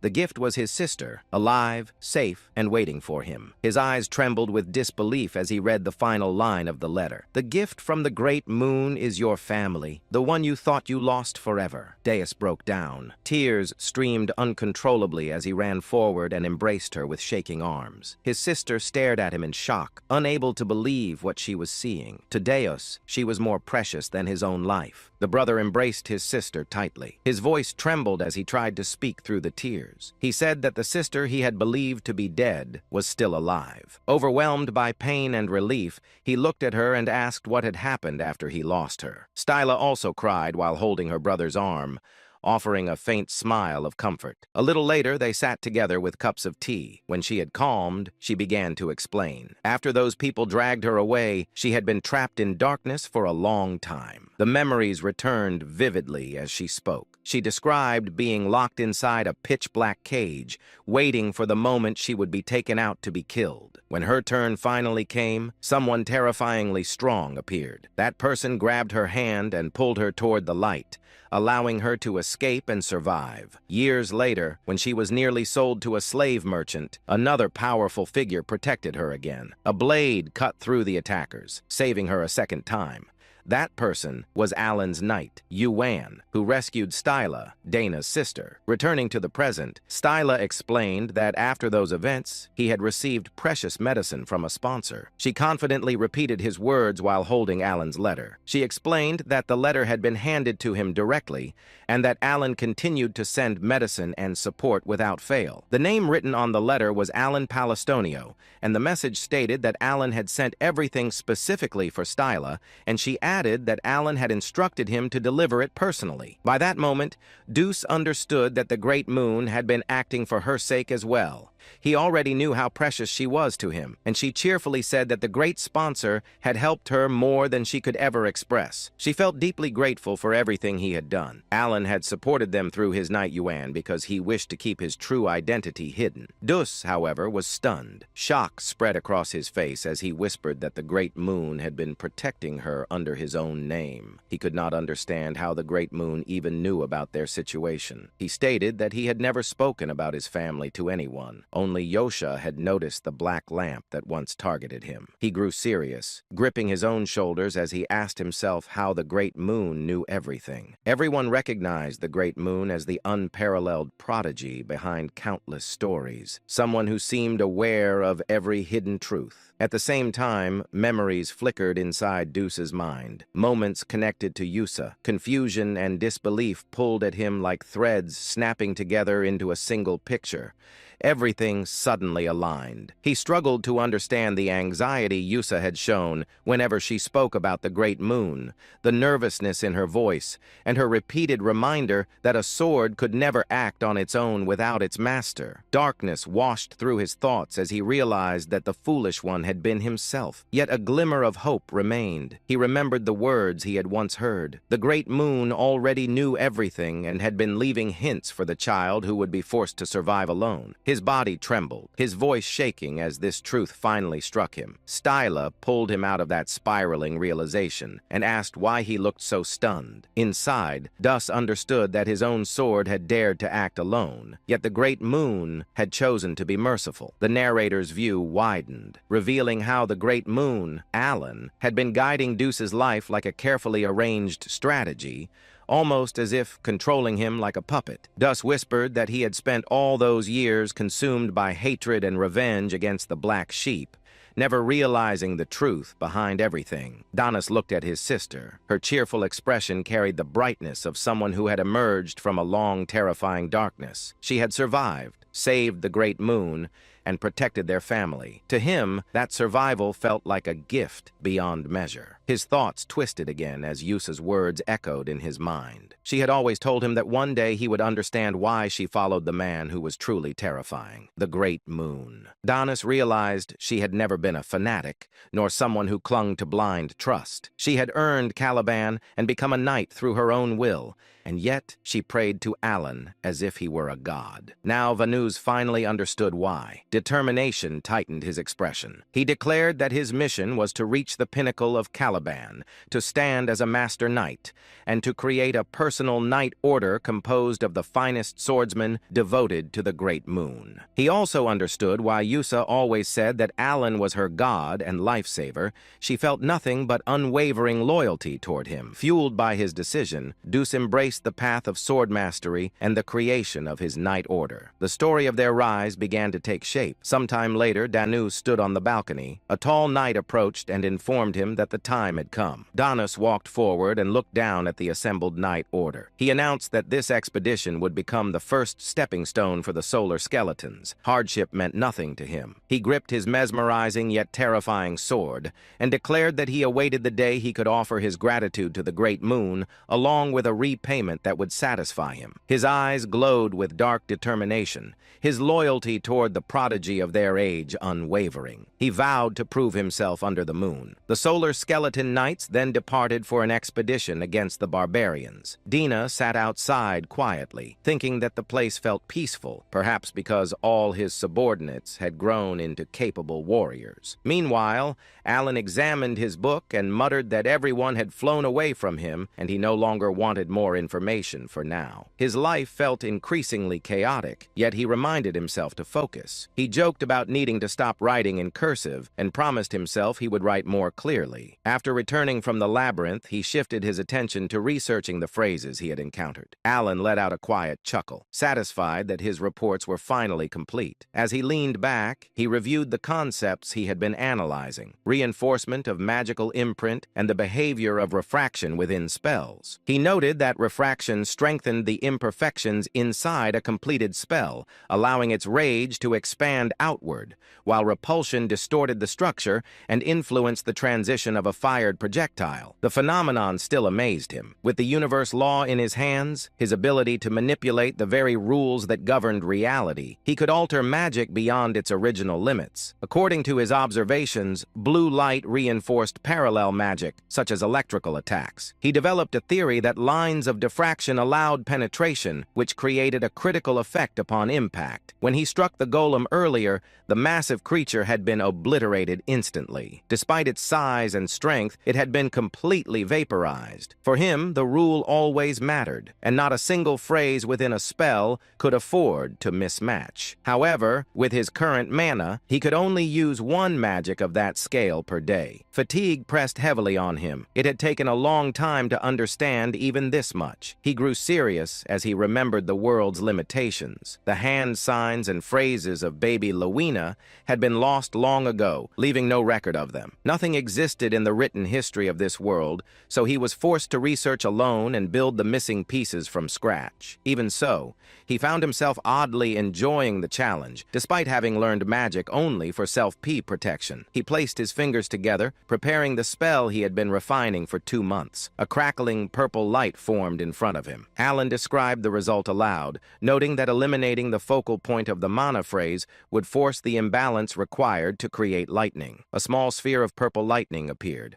Alan called it a weak and limited form, merely a fluxation spell. Yet the moment he finished the chant, a wave of thunder rippled from it, completing the structure. He continued chanting again. Compression. The condensed magic cannon tightened as the phrases broke down and reshaped themselves. At the final instant, he completed the last hand sign, triggering the purpose built into the spell. A violent thunder cannon erupted upward, blasting into the sky. Massive energy flooded the area, shaking the ground as bright blue lightning washed across the field like a roaring tide. Alan stood frozen, unable to believe the force that had been released. The order of the spell phrases had mattered more than anything. When he had attempted to use breakdown first, the spell failed instantly. But now, a voice echoed behind him. Impossible. Alan turned sharply. Shock stiffened his expression when he saw the figure standing there. Kalia, the red-haired woman, villain of her kingdom, murderer of her father, and the one who had always wanted to turn Alan into her puppet, stood with her butler. Her eyes were fixed on the remnants of lightning still flickering in the air. The butler's eyes widened. Origin magic. Using origin magic means he stands at the caliber of a 7th circle mage. Alan stiffened again, stunned by the term origin circle. He had never heard his abilities described like that. Yet the truth was clear. Someone had just named what he had become. Alan's expression twisted with disbelief as he watched the two of them stare at him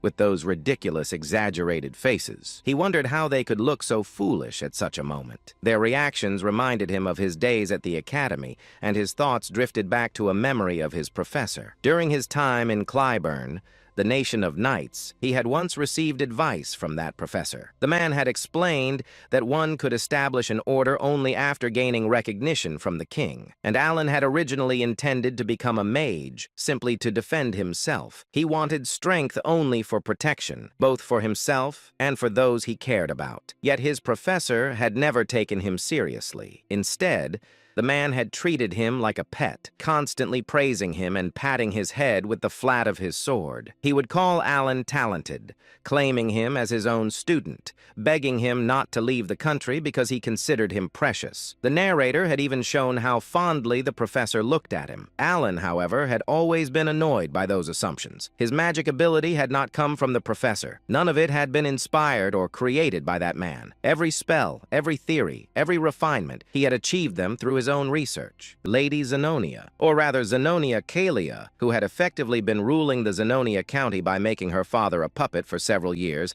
had come to Count Palatio's estate for 2 main reasons. One reason was to gauge the intentions of Elon, now Count Palatio. Despite holding cards that could cause substantial damage to the current Zenonia County, he hadn't used them. The relationship between Zenonia County and Palatio County wasn't necessarily bad, but she knew that the essence of the Count was similar to her own, a kindred spirit, so to speak. In other words, she easily understood that Elon wasn't the type to wield such powerful cards out of some trivial sentimentality or misplaced compassion. She had come to ascertain his true intentions.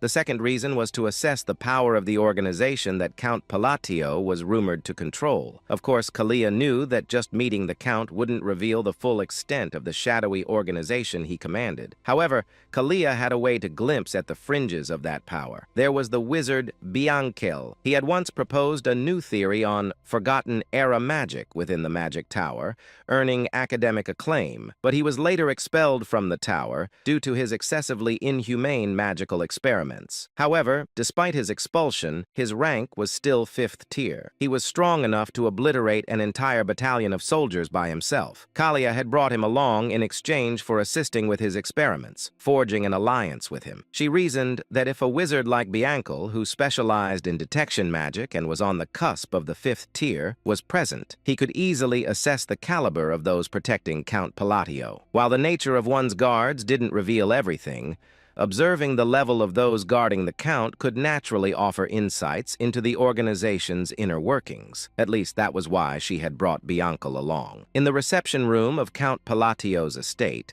Lady Kalia subtly glanced at Bianca, who still hadn't fully closed his mouth and wore an anxious expression. She was inwardly surprised. As far as she knew, he wasn't someone who would normally show such foolish expressions in front of others. Bianca's face was always arrogant, and he never spoke politely to anyone, not even to her who supported him. But now, Bianca's expression was extremely unusual. His face was still marked by shock, just as it had been earlier, and she could even detect flickers of fear, something she had never seen in him before. Kalia felt a mix of curiosity and unease as she looked at Bianca. She had never seen him display such blatant fear, and she said to herself, if he's reacting like this, could it really be that the magic we saw earlier was an origin spell? Kalia's thought was fleeting as she quickly refocused on the present situation and met Elon's gaze. His eyes were the same as before. His gaze, which seemed to find no value in the current situation, he asked coldly, "What brings you to the country?" Kalia was the first to break the silence. As she said, "My apologies, Count Palatio. I've been rude." Although she was still Lady Zenonia on the surface,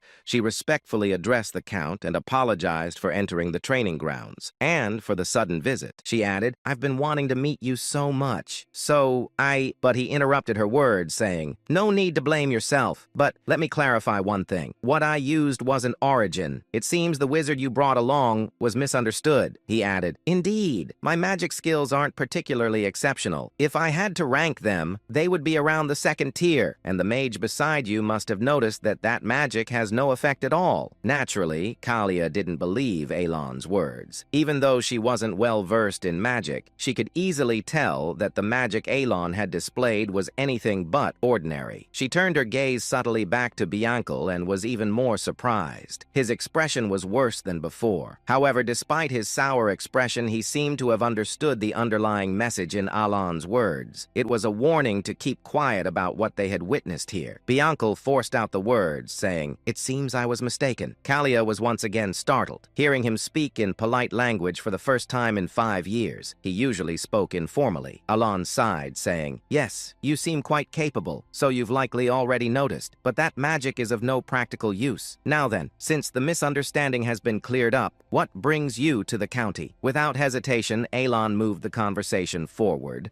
prompting Kalia to quickly collect herself and said, "It wasn't anything special. I happened to be in the area for some business and thought of you, so I decided to stop by briefly." Alon inquired, "Is that so?" She replied, "Yes." After pondering for a moment, Alon said, "Unfortunately, I'm quite busy and won't be able to chat for long." She stooped ready to leave and said, "That's fine. I only stopped by briefly. I just wanted to pay my respects." But Alon spoke with an indifferent expression, saying, "If you're in need of conversation, it might be a good idea to visit the Duke of Altia. I think the two of you would get along quite well." Lady Zenonia smiled and replied politely, "If you say so, I'll consider visiting the Duke." However, her mouth was dry. Watching as Lady Zenonia's carriage gradually disappeared into the distance, Evan asked, "Why would Lady Zenonia from that notorious family in the West visit you?" Alon answered, "How would I know?" Evan looked puzzled, but Alon genuinely had nothing more to say this time. He couldn't guess why Kalia had come either, and he said to himself, "It's annoying that I showed her my magic. And let's just hope rumors about me using origin don't start spreading. In this world, rumors carried more power than one might think. If a rumor spread that Elon could use origin, a spell only supreme wizards in this world could cast, it might seem advantageous at first glance, but it would actually be a major headache. In this dark fantasy world, it wasn't hard to find madmen who couldn't resist picking fights with anyone strong. He thought that there was no way Lady Zenonia would actually seek out the Duke. Even so, the reason he introduced her to the Duke of Altia was more about sending a message that he had no interest in associating with her. With that thought, Alon ended his musings about Kalia. Meanwhile, inside the carriage, Kalia asked, "Was the magic Count Palatio really used origin?" Unlike his usual immediate responses, Bianca remained silent. Just as Kalia was about to speak again, Bianca finally spoke, saying, "It wasn't origin." She asked, "It wasn't origin? Then what was that earlier display?" As Kalia questioned him, clearly not understanding, Bianca trembled in fear and began to explain, saying, "Origin is the endpoint of all wizards, a canvas of sorts. It is a canvas allowed only to those who have established magic as a truth, where they can draw their own unique laws. Magic that possesses its own unique arrangements and manifestation formulas, painted onto an unchanging canvas. This is what we call origin. However," he swallowed and continued, "Count Palatio's magic was different. It wasn't drawing on a canvas. To be more precise, his magic was akin to tearing the canvas apart." Bianca explained further, saying, "In other words, he was twisting the truth that should remain unchangeable. Although I only saw it for a fleeting moment, since I was using the observation eye at your request, I saw it clearly." Bianca muttered, "Fixing lightning that shouldn't stop, twisting the laws to collapse the spell that had been manifested, and yet still managing to manifest it flawlessly. It was an unbelievable miracle, and behind it," he stopped speaking abruptly. The image of Count Palladio from earlier flashed in his mind. At the moment when he displayed that incredible magic, his eyes had revealed a talent that could only be attained upon reaching the 6th tier, even if acquired later in life. A talent that Bianca had only barely glimpsed after reaching the peak of the 5th tier due to his own latent talent. Eyes that could perceive the world itself. It was an eye, a pair of jet black and red eyes, with 2 crimson rings encircling the pupils. Those eyes had appeared when the Count used his magic. Recalling this, Bianca could not hide the fear that filled his own eyes. If it was what he thought it was, the Count had accessed the power of a forgotten ancient god when he used that magic. But Bianca cut off his own thoughts, even using magic to force himself to stop thinking. Having delved into ancient knowledge, he was well aware of how dangerous it was to try to infer the truth behind such things through further thought. And he added, "Let me give you one piece of advice. Never make an enemy of him. Do not oppose Count Palatio. That's all the advice I can give." Having said that much, Bianca fell silent. Lady Zenonia also kept her silence. At the same time, Kalia naturally recalled Alon's expressionless face and his calm gaze as he had looked at her. Without realizing it, she let out a self-deprecating smile, because through Bianca's words, she had realized something. There was no point in trying to understand Count Palatio's intentions from the start, and she had also realized that she had already become nothing more than a pawn on his chessboard. And then, about 5 months later, 2 years had passed since the children had been sent off on their individual paths. Inside his office, Alan asked calmly, "Any new information? Preferably news about that kid?" Evan shook his head, saying, "Nothing about the children, Count, but there is something else." Alan glanced up, uninterested at first. Evan continued, giving news that struck like lightning. "Zenonia County and Altea Duchy have formed an alliance." Alan froze, inquiring, "What the hell did you just say? The 2 pillars of the underworld have united." Evan confirmed, saying, "On the surface, it appears harmless, but in the underworld, the alliance is confirmed." Alan dragged a hand down his face in pure frustration, saying to himself, "I went through all that effort, raising those little sinners, and now the world gives me a shadow alliance instead. Is the Astria kingdom going to collapse next?" Exhaustion washed over him. A creeping fear followed, and he said, "No way she didn't. Kalia didn't actually take my words seriously that day, right?" He remembered his cold suggestion. Visit Duke Altea. He certainly hadn't meant form an alliance with him. He slapped his forehead again, saying, "Come on, it has to be temporary. With Kalia's personality, cold, arrogant, hostile, it's impossible, but I should prepare." He picked up his pen to write a letter. "Kalia, if I came off blunt, if I sounded cold, I was not intending to insult you." He stared at the line. This doesn't sound like an excuse at all. Still, he folded the letter and handed it to Evan, saying, "I'm leaving this to you." Evan nodded, saying, "I'll deliver the message to Lady Zenonia through the Machinery Guild. I'll I'll continue searching for the children as well. Alan sank back, scanning several reports, and he said to himself, I wonder what Randan and Seol Rang are doing now? Even Utia. His eyes landed on a blood-stained letter the two had sent after reaching their destination, and he said, Seol Rang wouldn't have died, right? The thought was dark, but it slipped out. He continued reading. If they followed the instructions and found the gift, they should have gained their warrior symbol, maybe even escaped Baba Yaga by accident. Alan reviewed the note describing the ability of the gold mana beast's hand glove, the treasure he had given Siren. That girl received something valuable. She wasn't born with the sin of pride. She could have become a strong warrior instead of a fallen sinner. He sighed, saying it was right there in the item description. If I had told her about the treasure's hidden value, she could have sold it or used it for funding. With her talent, she could have made a living anywhere. His gaze drifted toward the balcony and the stretching horizon beyond. He murmured, after all, this land is a place where anyone can seize the world through strength. Night draped the desert colony in a quiet, shimmering glow. Deep inside a hidden cave, Seol Rang stretched her arms with a tired yawn and waved her hand as she walked forward. She murmured cheerfully, At last, the ordeal is finally over. She lifted the golden hand glove, the treasure Alan, Great Moon, had given her, saying, Oh, Great Moon, thank you, she whispered, eyes sparkling.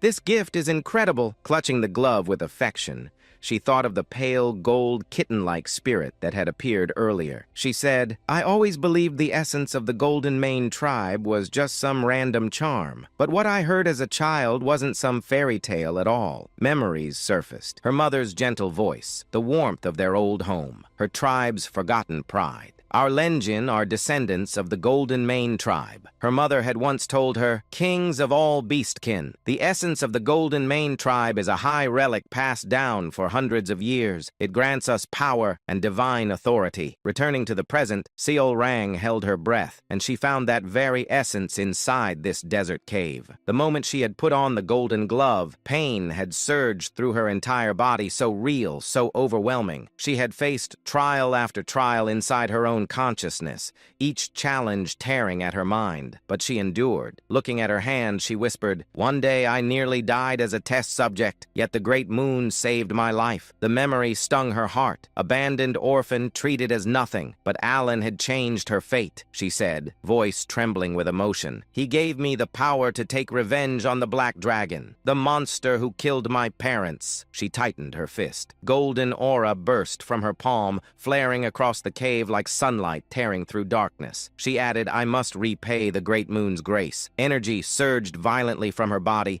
golden essence blooming outward with force strong enough to shake dust from the walls. She stared at her glowing hand, amazed, saying, This gift was never meant to make me an ordinary gladiator. Not at all. Testing the glove's strength, she felt the awakened lineage roaring behind her blood. She said, All I have to do is become the strongest gladiator alive, gather the scattered Golden Mane relics, and restore our trib's glory. Golden light erupted again, brighter, fiercer, unstoppable. Raising her hand high, she declared with absolute resolve, I will slay the Black Dragon. Meanwhile, a few moments later, she stepped out of the cave and looked up at the beautiful moon. With confidence, she said, All of this is for my savior. Let us begin, she continued. The golden man who commands the greatest of all beast kind, the kings among their race, shall rise again under the blue moon after 500 years. Alan, holding the documents in front of him, and a small detail brought back a vague memory. Before the thought settled, Evan said, The Information Guild obtained news about the children. I wanted to tell you back at the training ground, but I forgot. Alan placed the documents down and inquired calmly, All right, what is it? Evan continued, saying, Seoring has been performing very well in the colony. She even earned the golden flesh from the allied group. Alan tensed, asking golden flesh. Where did I hear that? I can't remember. Even so, he exhaled lightly and said, I'm glad she's doing fine. Evan nodded. Right. In that land, strength decides everything. Alan asked, What about Radan? I haven't heard from him since he said he was learning how to work in Raxus. He said he was sent there. Evan adjusted the sword on his waist, saying, There is information on him, but they are still verifying its integrity. Alan looked at him and said, I see. By the way, Evan, aren't you supposed supposed to be busy? Evan froze, confusion spreading across his face like a short-circuited machine, saying, "My lord, why are you looking at me like that all of a sudden? I did everything you told me." His voice trembled. Alan smiled and said, "You need to prepare. It takes at least a month to reach the magic tower." Evan's eyes widened in disbelief, inquiring, "What? The magic tower? I've never even heard about that." Shock hit him like thunder striking his head. Alan replied casually, "Easy." "Oh, did I not mention it before?" Evan let out a breath, saying, "I'm used to it, but still a month? It should only take a week to reach the green magic tower," Alan said. "We're going to the blue magic tower." Evan blinked, saying, "Ah, that's near Labyrinth City, so it's quite far." Then Evan straightened his posture, saying, "I will start preparing immediately, my lord." Alan nodded. Sometime later, Alan collapsed onto the sofa and slumped like an old man. Exhaustion weighed on him, leaving him lazy and drained. And he said, "A month in a carriage, just thinking about it makes me tired again," he muttered. "But what else can I do? The item that can support my small precious mana hole is there." His gaze dropped as a faint memory surfaced. The massive city slowly appeared before his imagination, just as it had in the game. Alan continued saying, "Even though countless players visited the labyrinth, no one ever reached the end. I only reached the 115th floor because I used a cheat code. Those devs were insane. There were even more floors below that, and the item I need is on the 151st floor. Because of that, the job of official magic appraiser has become so popular that it guarantees a stable life." His thoughts drifting to Rinne, her calm eyes, her knowledge, her talent with stones and elixirs. "She'll be taking the appraiser exam soon," Alan said with her talent and sense for magical items. She should pass easily. But when the moment quieted, reality slid back in. Alan frowned faintly, saying, "Maybe I gave Rinne too small a gift compared to the others." Alan leaned back and added quietly, "All it does is suppress equipment items. If that gift wasn't enough, I should send her additional support." His thoughts returned to their destination. Labyrinth City, Labyrinthia, a city ruled by no one, a place of explorers, machines, and endless opportunity. Beyond the crowded streets and countless shops in the southern district stood a hidden appraisal shop known as Marita. It was discreet, but its reputation had grown among nobles and A-rank explorers because of its rare specialized service. The scene shifted inside Merd. A man stood frozen, stunned by what he had just witnessed. An echoing voice reached him from deeper inside the shop. The voice reported, "The appraisal is over, my lord." The man gasped. Only then did the truth settle. The masked girl standing before the man was Rinne. She had concealed her identity flawlessly. She held an object between her hands. She explained, "This device ignites flame with mana," demonstrating it with quiet confidence. The lord nodded. "Thank you as always. Let me see." The lord carefully examined the lamp in his hand. He murmured, "It's a relic that can be imprinted." "What is the imprinted ability?" Rin answered with calm confidence, saying, "A small amount of mana will keep the flame burning for at least an hour." The lord smiled and said, "Its efficiency has improved drastically." "Very good." He genuinely appreciated Rena's precision and intelligence. She replied, "Thank you as always." Silence settled inside the shop. Rana removed her mask, her expression softening for a moment until her gaze shifted to another item on the table. She picked it up gently. She said, "This item can also be imprinted." In fact, this shop had become famous because of its extraordinary imprinted abilities,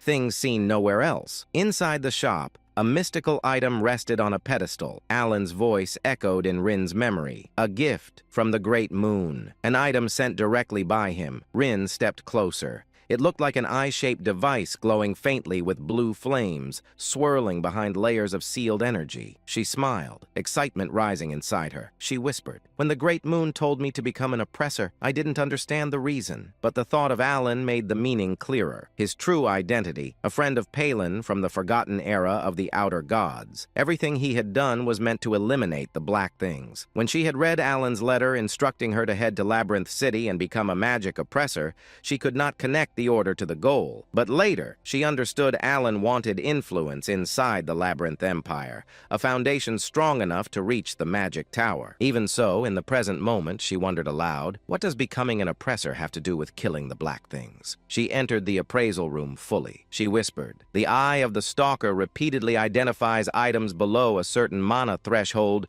to assist with oppression. It was dangerous, deadly even. Red demonic chains wrapped around it, and a dark presence seeped from the relic. It was nothing like normal magical wisdom.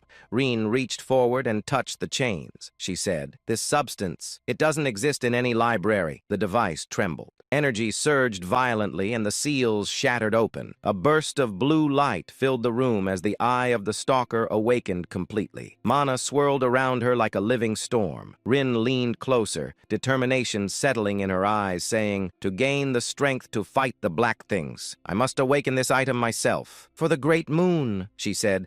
"I have 252 more sacrifices left before it fully awakens." And, she said, in exchange for raising the relic's stats, it absorbs something from each sacrifice, instantly changing the eye. It only reacts to specific high-tier relics. If the wrong item is sacrificed, the entire stack disappears. She understood clearly. The relic demanded high-tier offerings, many of them, to ascend fully, and when it finally awakened, it would become a weapon entrusted by Alan, the Great Moon. Rin felt a determined thrill. She wanted to awaken it completely, she murmured, accurately appraising all relics and selecting the proper high-tier sacrifices for imprinting. "This is something only I can do." She lifted the divine eye-shaped relic in her hands, saying, "I was born with the Library of Eternity. Everything is for killing the Black Wolf." Her voice deepened with resolve, saying, "All is according to the will of the Great Moon." 3 weeks later, Blue Magic Tower. The master of the tower was absent. A small young girl stood in the entry hall, her expression cute, but her tone impatient, saying, "State your business and leave. The tower master isn't here." She was Fina, the wise tower master of the Blue Magic Tower, a sixth circle mage, despite her childlike appearance. She glanced up at Alan and waved her hand, saying, "I'm very busy. Say it quickly." Alan stood there, puzzled by her attitude. Her words left him silent for a moment as he looked at the tiny mage in disbelief. Alan stared at the woman, and a memory from the game surfaced. He said to himself, "I know her. I've seen her in the main story." Right now, she was still only the wise tower master because the main storyline had not begun yet. But in the game, she was remembered as a once-in-a-lifetime genius, a prodigy who reached the 8th circle at the age of 20, eventually becoming the tower master. He straightened his posture and introduced himself, saying, "I am Count Palatio. As I relayed earlier, I came to discuss the matter of the time gate." The girl froze in the middle of her scattered documents. Papers slid across the desk as she frantically searched between stacks. She muttered, shuffling everything around, all right, I need the right document for that. Where is it?" "So, what did you say? You can eliminate the time gate? Wait, where is that file? I really need to find it." Alan kept his composure and explained the time gate, saying, "It's cracking. It connects to a mysterious subspace that appears in areas where magic is frequently used. It creates a monolith that causes significant damage. Demons and disasters appear because of it." The girl activated her detection spell. Her eyes glimmered as she scanned him. She scoffed. "With such a low-level talent?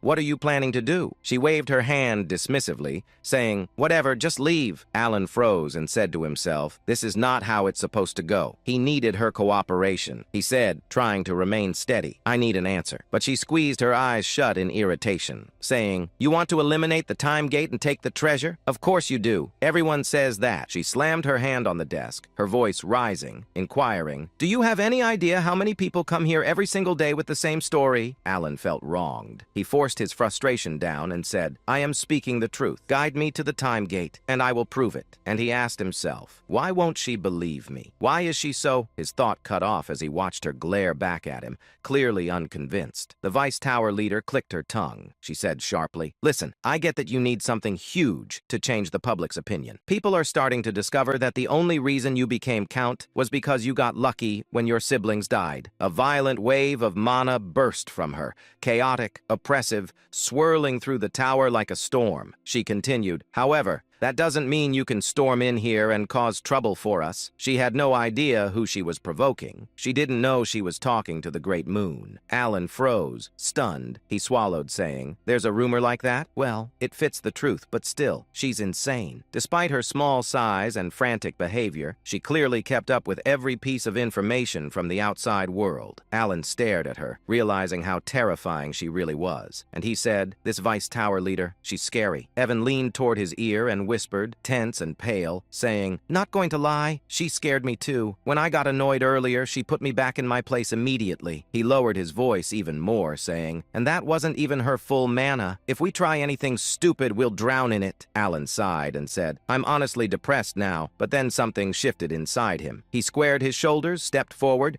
and faced the Vice Tower leader directly. He declared, "If I cannot eliminate the time gate, I will surrender my entire property to the Magic Tower." She stared at him, still babbling, saying, "Nonsense, I see." Alan released his energy. His voice turned cold, saying, "If you want, I will swear an oath. Not a bad deal for a little of your time, don't you think?" For the first time, she gasped. Her eyes widened as she looked at Alan properly. Moments later, the two stood inside the tower's restricted zone. The Vice Tower leader said, "The time gate is in here. As promised, your entire wealth becomes mine the moment you fail." Alan stepped forward without hesitation, saying, "That won't happen. Just watch what I do inside." The Vice Tower leader looked at Alan with sharp, narrowed eyes. She said, "Perfect timing. I was wondering whether you were the true mastermind of your country, or just an incompetent man who got lucky. Now I really want to see what you came here to do, and what kind of mess you're planning to create. If you fail this task, all your wealth becomes mine." She let out a low, evil chuckle. She said to himself, after listening to him for a while, "I'm convinced he's closer to the latter." Her gaze swept over Alan from head to toe, analyzing every detail with cold precision. She said, "Unlike that inhuman atmosphere around you, you only have a small mana hole and barely above-average sensing ability. You're stuck at the very edge of the second circle." And she inquired, "What exactly are you going to do with such pathetic magic? You're completely useless." A box appeared before them containing the distorted fragment of the time gate. The truth was simple. There was barely any need to close it. In 3 months, the gate would naturally collapse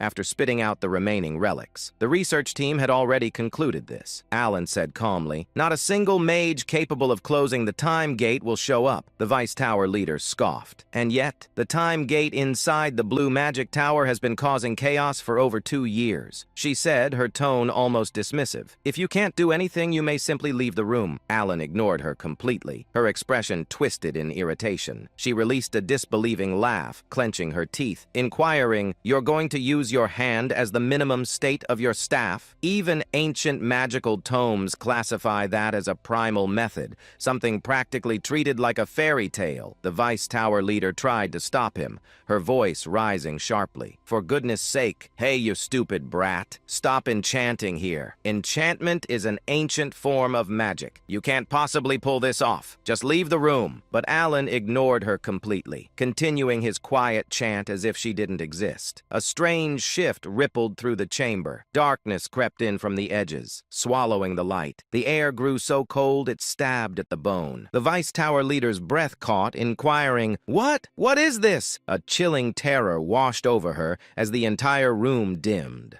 Her body froze in place, and she said, I can't move." Everything stopped. Time itself had paused. Desperate, she activated the divine eye, wanting to see exactly what Alan was doing. The moment her vision shifted, her expression collapsed. Particles cracked apart in midair like reality itself was splintering, and behind them, a gigantic red eye appeared. A demon's eye, ancient, violent, insane. She trembled, saying, "To that thing, it's insane." Then Alan's body erupted with a deep red aura. The monstrous eye snapped fully open, glaring directly at her. The killing intent it radiated was overwhelming enough to freeze her soul in place. She couldn't breathe. She couldn't look away, and she inquired, "What is he trying to accomplish inside the time gate? How is this possible for someone barely at the second circle? And what is the connection between that demon's eye, the great moon, and Reyna forging the divine eye to slay the black entity?" The room shook as if it would collapse beneath the pressure. When she raised her head again,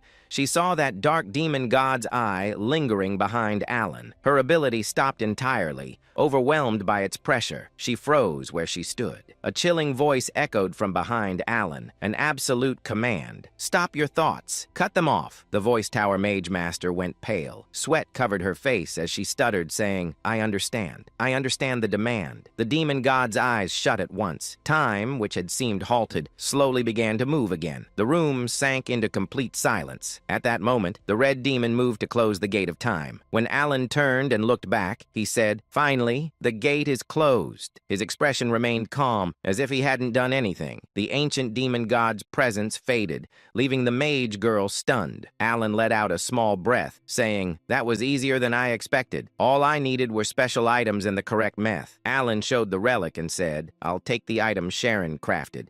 I need to use it a few more times, so I used a convincing spell." Did she fall for it? But the mage girl trembled even more. She struggled to steady herself, still trapped in the fear she had felt moments ago. She whispered, I won't tell anyone." Alan frowned, asking himself, why does she look like that? Did my buff fail? He sighed and said, "I appreciate the concern, but it's not necessary." When he took a step toward her, she stumbled backward, nearly falling. Her voice shook as she added, "I'll keep silent. I won't say a word. I can keep a secret." Honestly, seriously. Alan stared at her, confused, and he asked himself, why is she suddenly acting like this? Outside, the scene shifted. Alan walked toward Evan and said, "Let's return." Before he could leave, the mage girl called out, "Wait one moment." She held out a small vial and said, "This is a mana recovery potion I made." Alan accepted it and examined the content. A potion half-crafted by the Voice Tower Lord, and it was a top-raid one at that. The Voice Tower hesitated before asking, "Do you really like it?" Alan looked surprised and said to himself, "2 bottles cost as much as several lower-ranked treasures.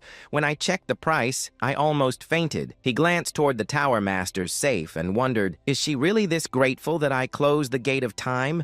But the mage girl trembled as she replied, "That's what the Count requested. I will absolutely remain silent. Seriously, if you want, I can even make a mana oath for certainty and loyalty." Alan blinked, asking himself, an oath for something like this? What is she even talking about? He paused, saying, "Wait, she's clearly misunderstanding something." Before he could explain, the air rumbled. Magical chains formed above them. The Tower Master raised her staff toward the sky and began chanting, taking the mana oath for the prom. She glanced at the Count's direction and proudly declared, "See, I keep my word perfect." Alan felt the tension rise in his chest, saying to himself, "I see." She showed no intention of clearing the misunderstanding, and he had no way to stop her. The Blue Magic Tower officially acquired the relic. Alan considered what he had gained. 5 bottles of potion and an oath. For him, it was more than enough. The journey had been worth it. Dean shifted to outside the tower. Alan stepped into Evan's carriage. Evan examined the treasure in Alan's hand, and he said, "Lord Alan, is that the item from the gate? It was difficult to obtain, but it looks more primitive than I expected. Does its performance match its reputation?" Alan fastened the treasure to his wrist and said, "Either way, this is something I absolutely needed." He focused on the bracelet seal of the Unholy One, and he said to himself, "I'm glad I secured it." The chain embedded in the bracelet absorbed mana from the air, and the stone embedded within it glowed faint. Alan murmured, "It's working." Its storage capacity wasn't large, but it was more than enough for him. His mana hollowed out quickly, and he slumped back with a quiet sigh, saying, "A body with less mana than a support tool." He reminded himself softly, "My goal is magical research and self-preservation, not fighting. That's enough." Evan tilted his head, unsure why Alan looked so exhausted. Alan breathed out and muttered, "By the way, what exactly did she misunderstand?" He thought of the Voice Tower Master. Her sudden politeness felt unnatural. When he left, she had even said, "I know you're exactly like a second circle wizard," which left him stunned. Alan assumed saying, "She's mocking me," but the reaction was familiar. Kalia had behaved the same way last time, completely shaken by his butler. The memory still left him uneasy. He tried to calm himself, saying, "It doesn't matter. I won't meet any of them again. That's good enough." Then scene shifted to Duke Altia. Inside the Duke's mansion, Duke Altia, she sat quietly with a cup of tea in his hand. "It has been a while," she said warmly. "I hope you enjoy your stay, young lady." Lady Zenonia narrowed her eyes slightly before giving Altia a sharp smile. "Of course, Altia. You haven't changed either. I'm simply glad to see you," Altia replied calmly. "It's convenient that we don't need to discuss class or authority between us." Both of them understood the situation clearly. Lady Zenonia had come for Duke Altia's alliance. Zenonia said, "Count Palatio's foresight is remarkable as always." She recalled the moment she received the Count's command to visit Altia. The Count's intentions became clear only after she followed his advice. When she arrived at Duke Altia's residence, both she and Altia realized the same thing. Neither of them could match Palatonio. Their alliance existed because he ordered it. Yet despite that, they were becoming more comfortable working together. In the struggle surrounding the Great Moon, most conflicts were meaningless when compared to the overwhelming influence of a single person. At present, Altia spoke first. She inquired, "The conference is next month. Why come today?" Zenonia replied, "The Count sent a letter the day I arrived. He gave me an excuse to visit early." Laura looked puzzled. What could it possibly be? Zenonia handed her the letter. Laura skimmed through it, frowning. "Some nobles complained to me about this, and regarding your visit that day, this command." The topic shifted to the conversation involving several noble family. "Many nobles don't suit me," Laura muttered. "There must be some misunderstanding." Zenonia nodded. "It doesn't feel like a normal apology letter. Something about it is different." Laura leaned back sharply, saying, "There must be a scheme hidden inside." Zenonia smiled and said, "Yes, that's why we need to discuss it. And Baron Kenya belongs to the noble faction. Marcus Martonio is a key figure in the royal faction. Viscount Bland is also tied to the royal faction. And you, Duke Altia, are an important figure among the nobles." Laura summarized in short, saying, "He doesn't seem to side with either faction." Zenonia finished the thought, saying, "Which means he wants to push out the nobles heading toward extinction." Both women shivered at the idea. The thought that Alan, whom they believed to be dangerous, had sent that apology letter felt unsettling. Laura looked up, saying to herself, "This must be the reason Altia needed my reputation and named me a duke. And the hangman of the West stands with him. That certainty explains everything." Zenonia nodded calmly. "Then we should discuss a new plan." "What plan?" "A plan to deal with their misunderstanding of Alan, whose letter was simply a normal apology. Yet they believed he intended to erase noble factions entirely." Zenonia found the confusion useful and began weaving new schemes. Seeing change to blue magic tower inside the tower, Fina collapsed onto the desk. The tower lord approached, saying, "Tell me in detail, Fina. Why were you so nervous?" She looked up, still shaken, then seen back to the Alan. He sat outside, casually eating a roasted sweet potato. Evan asked, "Are you all right, Lord Alan?" Alan nodded. "I almost fainted, but it's still delicious." He exhaled and added, "I want to go home. Utia's letter should arrive soon." The scene changed to the Holy Kingdom glowed under a beautiful sky. Utia stood in the sanctuary wearing her priest robes, elegant, radiant, breathtaking. Those who saw her wondered what fate awaited someone like her. A gift of beauty, yet capable of becoming something frightening. Sometime earlier at the Blue Magic Tower, Master Salim Micardo had just returned from a long journey when a faint sense of unease crossed his mind. He paused, frowning slightly. He could no longer feel the presence of their time gate. Concerned, he immediately sought out Fenya. When he entered her office, he found her slumped over her desk, visibly exhausted. As soon as she noticed his arrival, she forced herself upright and informed him that she had completed every task he had entrusted to her during his absence. Selim froze. This was the first time he had ever seen Fenya behave this way. Normally, the Vice Tower Master would greet him with irritation or sharp complaints, often bragging about how she had reduced yet another arrogant newcomer to tears.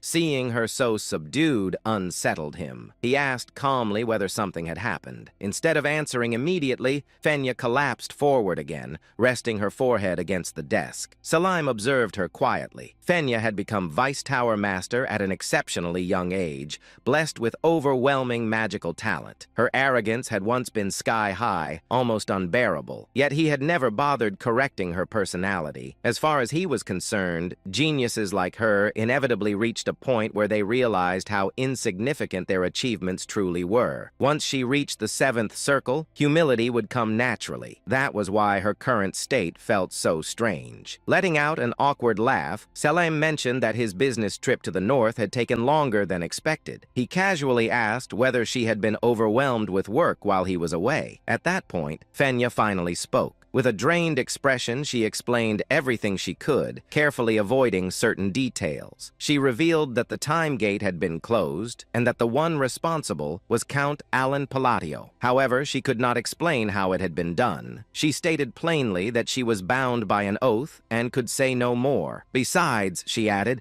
there truly wasn't much she could explain in detail anyway. Selim tapped his temple lightly, thinking, what kind of phenomenon could leave Fenya, someone normally bursting with pride, this subdued? Was it some incomprehensible form of magic? Or perhaps something even closer to origin magic itself? As he gently placed a hand on Fenea's head, She did not swat it away, too exhausted and shaken to react. That alone told him how deeply the experience had affected her. With a faint smile, Selim leaned back. He thought quietly. Count Alan Palatio of the Asteria Kingdom. That man is far more interesting than I expected. The scene shifted to Alan Palacio's residence. It had been a full month since Alan's return from the Blue Magic Tower. Since obtaining the Mark of the Corrupted, he had devoted himself almost entirely to research, specifically to the study of phases and their application within structured magical arrays. As Alan continued writing, he paused. He realized he had uncovered a new rule governing phase usage. There seemed to be a connection between where a phase was placed and how it functioned, but the exact relationship still eluded him. At that moment, footsteps sounded behind him. Alan turned momentarily startled to see Evan, his knight, standing at the entrance. Evan stared at the surroundings in disbelief. The fractured ground, the scorched earth,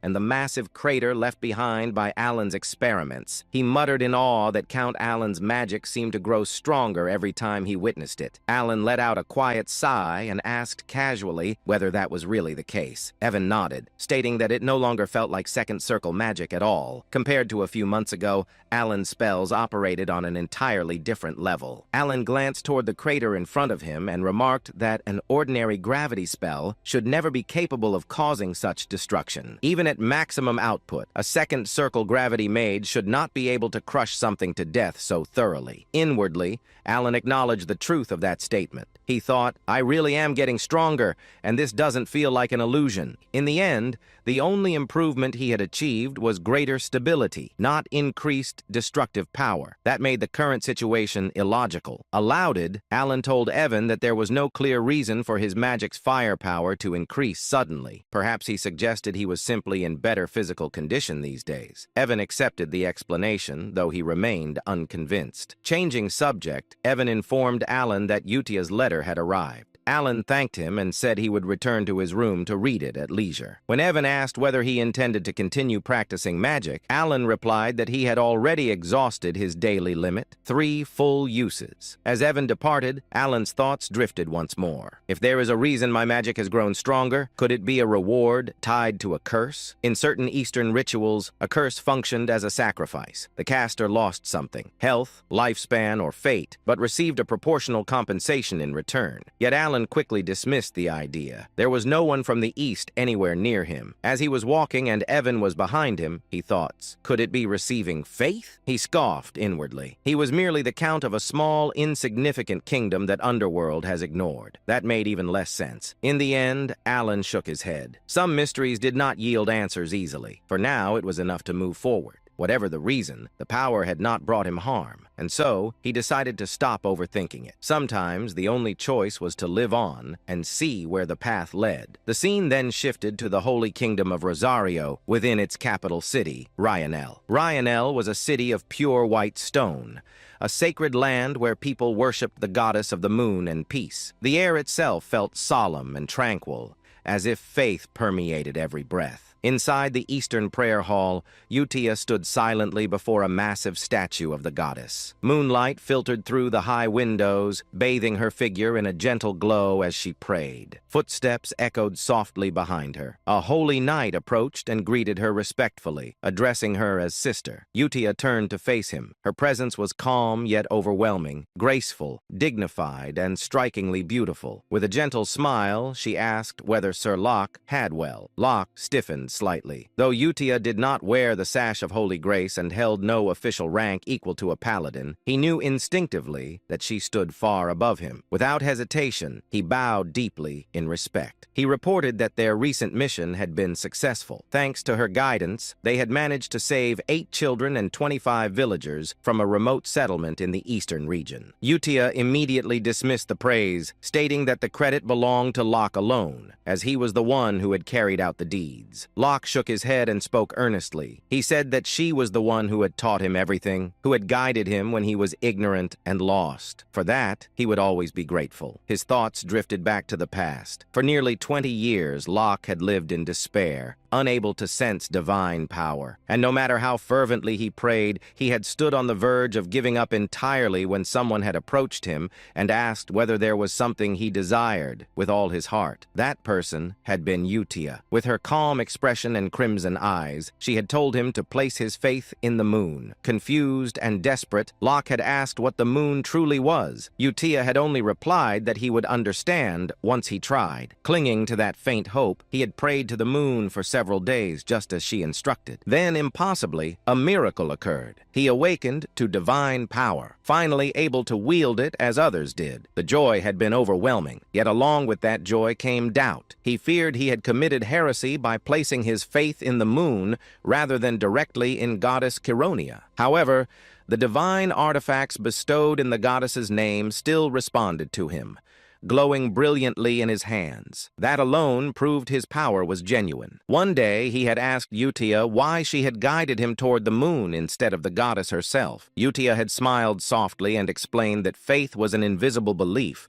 one that often took a long time to manifest. She said it was far easier to draw strength from something that undeniably existed. She told him that the moon would always be there watching over him. Standing by a large window, Utia had rested her hand against the moonlight glass. At that moment, Locke had finally understood. The goddess and the moon were one and the same. For humans burdened with doubt, belief required something they could see. Moved by that realization, Locke bowed deeply before her, offering his thanks from the bottom of his heart. In the present, Utia gently spoke, saying that if Locke truly wished to express his gratitude, then they should pray together. She stood before the largest statue of the goddess, her posture perfectly composed, bathed in moonlight. Her calm smile and dignified presence made her resemble a goddess herself. Locke answered without hesitation, stating that he would be willing to pray alongside her as many times as necessary. Utia then informed him that he had arrived at the perfect time. The prayer was about to begin,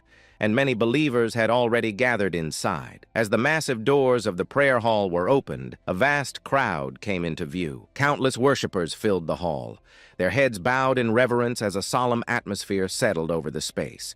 Utia walked forward toward the elevated stage, while Locke took his place before it among the faithful. Stepping onto the stage, she activated a ceremonial instrument. Raising her hand toward the gathered crowd, she addressed them with a serene voice. She announced that the prayer to the great moon would now begin. At that moment, she stood not merely as an individual, but as Utia, a sister of the Holy Kingdom of Rosario, guiding the faith of all who stood before. The scene shifted to Alan Palacio's office, where silence hung heavily in the air. Alan sat behind his desk, holding a letter in his hands. It was one he had already read more than once. The letter was from Utia. As Alan reread its contents, he realized once again that there was nothing extraordinary written inside. It spoke only of her daily life. When he finished, Alan released a slow sigh. Nothing special had happened. That meant she was living well. He lowered his head and rested his forehead against the desk, the letter still in his grasp. To him, this was proof that the children were safe, living normal lives, exactly as he had intended. And yet, a faint sense of loneliness crept into his heart. Of the 5 children he had raised and guided away from becoming embodiment of sin,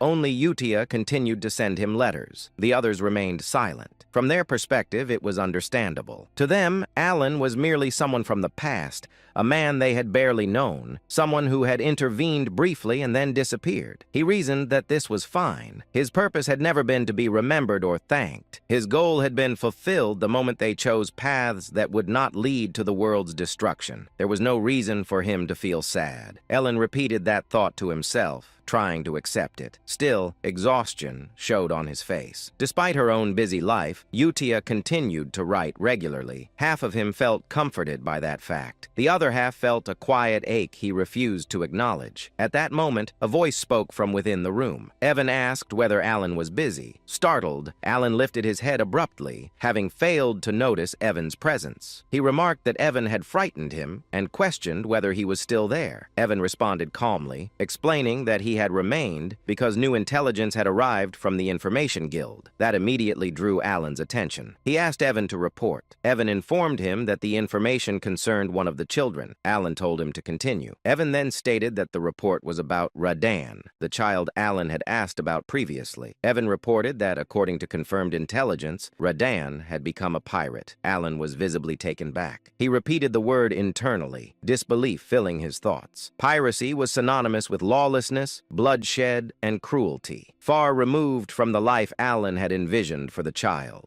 Suppressing his reaction, Alan demanded a full explanation. Evan continued his report without pause, clearly prepared for the weight of what he was about to reveal. He informed Alan that among all the circulating rumors, the most prominent ones concerned Seolang and Deus. At the mention of Seolang's name, Alan's attention sharpened. Evan explained that Seolang had already achieved a 32 consecutive win streak in official combat matches. Out of the 100 victories required for qualification, she had reached nearly one-third of the threshold needed to earn the title of Baba Yaga. The moment Alan processed the number, his expression changed. 32. He stopped Evan mid-sentence and asked who currently held the longest win streak. Before Evan could fully answer, Alan himself recalled the name and spoke it aloud. The Lion King, the warrior known for holding a 41 win streak. Evan confirmed that Alan was correct. Alan leaned back slightly. In the game, the Lion King had been an overwhelmingly powerful character, someone who had briefly joined the player's party and dominated battlefields with brute force alone. He was not merely strong, he was a symbol of supremacy. The colony's military balance depended on individuals like him, and yet Seolang was approaching that level. Alan felt disbelief creep in internally. He muttered that Seolang was on the verge of surpassing even the strongest pillar of the colony. The realization carried both pride and unease. Kid guided her so she would not become a calamity, but her growth was now brushing against the realm of monsters. Evan then shifted to the next report. He informed Alan about Deus. According to the intelligence, Deus had personally executed one of the 8 barbarian chiefs, Kurga of the Snowfield. At that name, Alan's expression stiffened. Evan added that Kurga had been the leader of a barbarian faction that practiced grotesque rituals,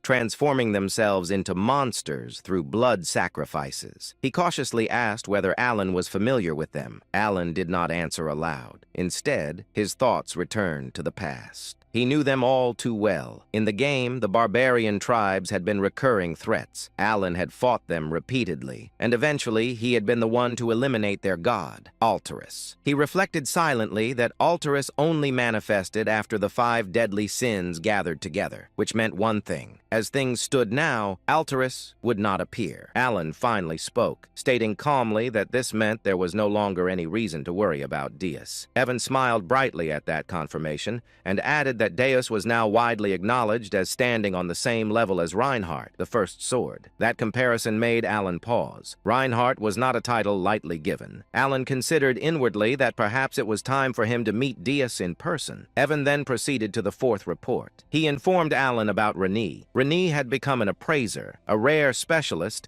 capable of analyzing artifacts and engraving them with black runes that significantly enhanced their abilities. Hearing this, Alan was genuinely surprised. He muttered under his breath that he had not even known such a profession existed in this world. The concept intrigued him deeply, but he felt a quiet sense of relief. His expression then shifted abruptly as a realization struck him. He asked Evan what truly mattered, the core of the matter. Did Radan really become a pirate? Evan answered without hesitation. He asked whether Alan was familiar with the 7 archipelagos located off the coast of Rexus City. He explained that these archipelagos were infamous, known as the domain where the greatest pirates of the era gathered. Then he delivered the truth. Radan had become the captain of the first archipelago, the largest and most influential of the 7. The moment Evan finished speaking, Alan reacted as if struck by lightning. He sprang up from his seat so suddenly that he looked like a rag doll pulled by invisible strings.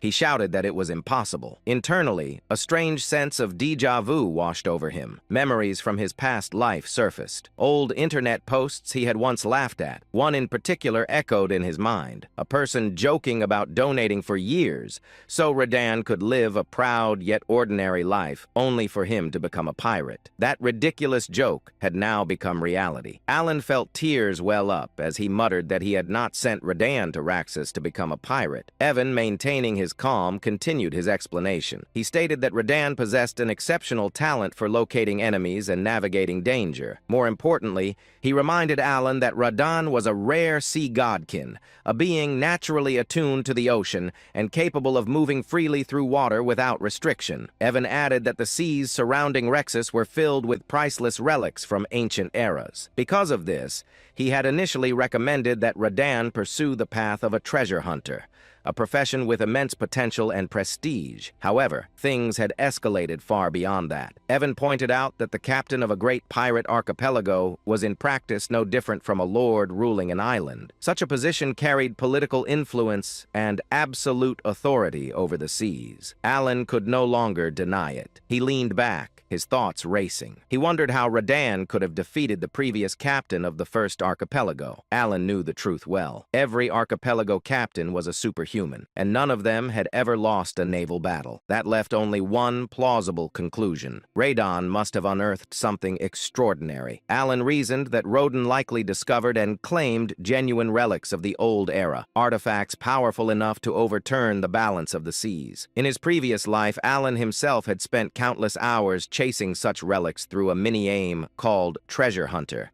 the very game he now inhabited. He raised a hand to his forehead, utterly drained. He thought bitterly that he had always known this world would never unfold according to his expectations. But even so, this outcome was strangely not the worst. In fact, it was almost impressive. Letting out a long breath, Alan slumped back into his chair, completely limp, as if life had momentarily left his body. Seeing this, Evan rushed to his side and asked with concern whether he was all right. The scene shifted to the very heart of the Principality of Korkia, the colossal maritime city of Rexus, a city of endless sails and salt-stained stone. Raxus stood as the gateway between land and sea. Beyond its sprawling coastline lay the infamous 7 pirate paradises, territories ruled not by law but by blood, strength, and greed. Among them all, the most powerful was the first archipelago. Once this domain had belonged to the great pirate Alcaride, the Red Slayer, a man who secured the protection of the so-called Heavenly King through obscene wealth and tribute. His reign ended the day he was defeated. The one who struck him down was Radan. Now Radan stood atop a rooftop overlooking the sea, the wind tugging at his cloak as the glow of sunset painted the horizon red. A faint smile rested on his lips, the smile of someone who had climbed to the summit through blood and fire. He was now the captain of the first archipelago. Radan leaned back against the wall,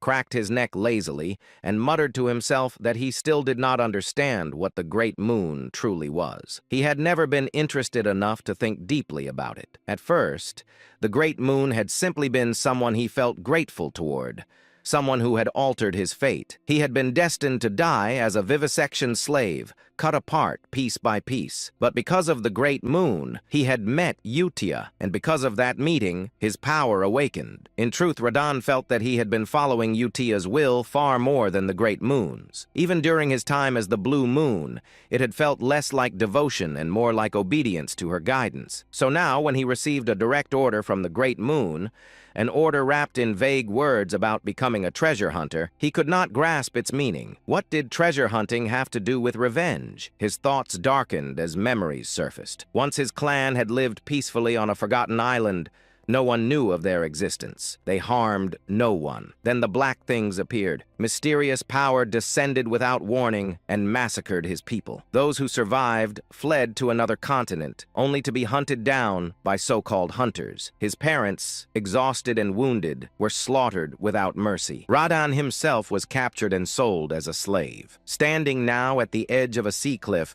gazing toward a distant city glowing beneath the dying sun, Radan clenched his fists. He did not believe that becoming a treasure hunter or receiving some so-called gift from the Great Moon had anything to do with fulfilling the revenge he had sworn. If anything, he would simply pretend to follow the order, at least for now. As his gaze drifted across the sea, he noticed a large ship in the distance, Laughter echoed from it, fireworks bursting into the sky as celebration filled the air. Radan frowned. Why were they celebrating? Then realization struck him like lightning. That ship belonged to the chosen captain of the 7 archipelagos, the very ones who had once hunted down his parents. One of the voices from the ship rang out proudly, declaring that only those chosen by fate could receive the heavenly king's protection through wealth. Radan's smile vanished. His expression turned pitch black. So this was it. He had finally found the bastards who murdered his parents, and now they had risen to power. He muttered coldly that the heavenly king was spreading lies deliberately. Radan knew the truth. The power those captains wielded did not come from wealth or divine favor. It came from a secret ritual, one that required the body parts of sea godkin. Only by sacrificing their flesh could one receive the power of the sea god clad.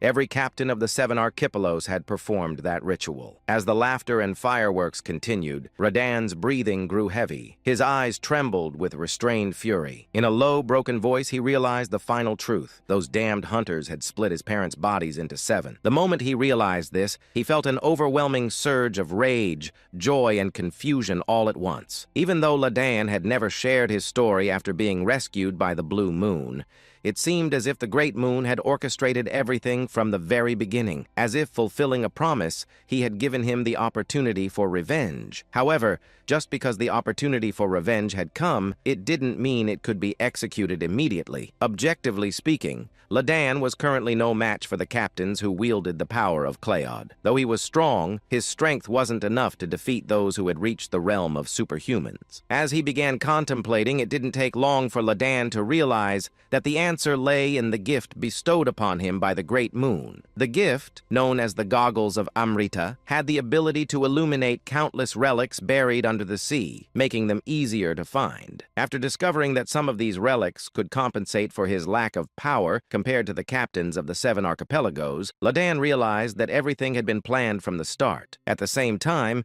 he understood the true intention of the Great Moon: revenge and domination over the 7 archipelagos. The moment he understood this, the Great Moon became more than just a small entity he was grateful to. Not only had it laid out everything before Radan, but he had also given him the strength to seek revenge. From start to finish, everything had been planned. Radan muttered unconsciously, "For the Great Moon." These words had once been meaningless to him, just a simple phrase without any real significance. But now, "For the Great Moon," no longer felt hollow. Now, when those words left his mouth, they carried true meaning. Only then did they hold the significance of loyalty. About 3 months had passed since the news of the 5th son becoming a Somali pirate had reached him. As the unbearably hot summer began to fade, and the leaves in the forest started turning red, Alon boarded a carriage. He was on his way to the grand church held every 2 years at the Duke Rotegre's estate. I'd rather skip this if I could. While his body was moving in the carriage, Alon's mind was filled with reluctance. The shadowy reputation of the Count Palatio family had long since faded due to years of inactivity, but what replaced it was mockery, which bothered him. Nevertheless, the reason he went through with it was because all nobles of Astaria were bound by the rule to attend the grand church every 2 years. There was a strange rule that required attendance once every 2 cycles, unless there was an exceptional reason not to. Thus, Alon found himself in the carriage on his way to the grand church, soon to be joined by 2 other nobles. This was a planned arrangement, as mercenaries or bandits often targeted nobles during the grand church season, so traveling in larger groups was safer. As nobles, they had enough guards to avoid trouble,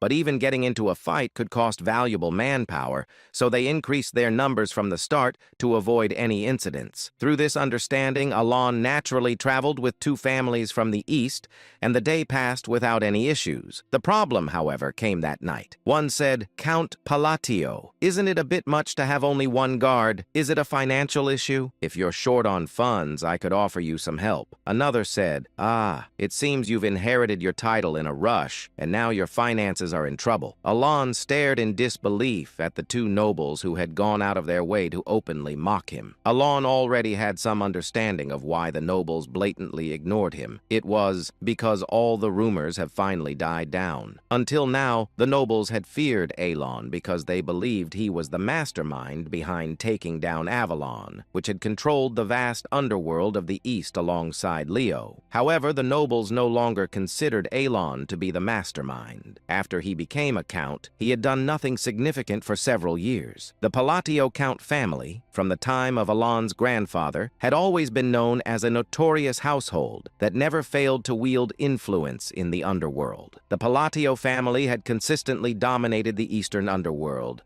though the degree of their control varied over time. But ever since Alon became the count, the Palatio family no longer exerted influence in the underworld. As a result, the current Eastern underworld was now divided and devoured by packs of wolves that used to scavenge for the leftover crumbs outside the domain governed by the Palatio count. Furthermore, the power of the Palatio count family had also weakened, which was natural. The power they wielded up until now had mostly been fueled by the wealth generated from the underworld. However, since Alon became count, he no longer used money to maintain power. His desired life was not one of grand success in the underworld, but rather a comfortable and prosperous life that any noble could enjoy. In other words, he had already achieved what he wanted. However, by completely withdrawing from the underworld, rumors began to spread among the nobles. Some speculated that perhaps the current Count Palladio wasn't a mastermind at all, but merely someone who became count by chance. As time passed and Alon continued to do nothing,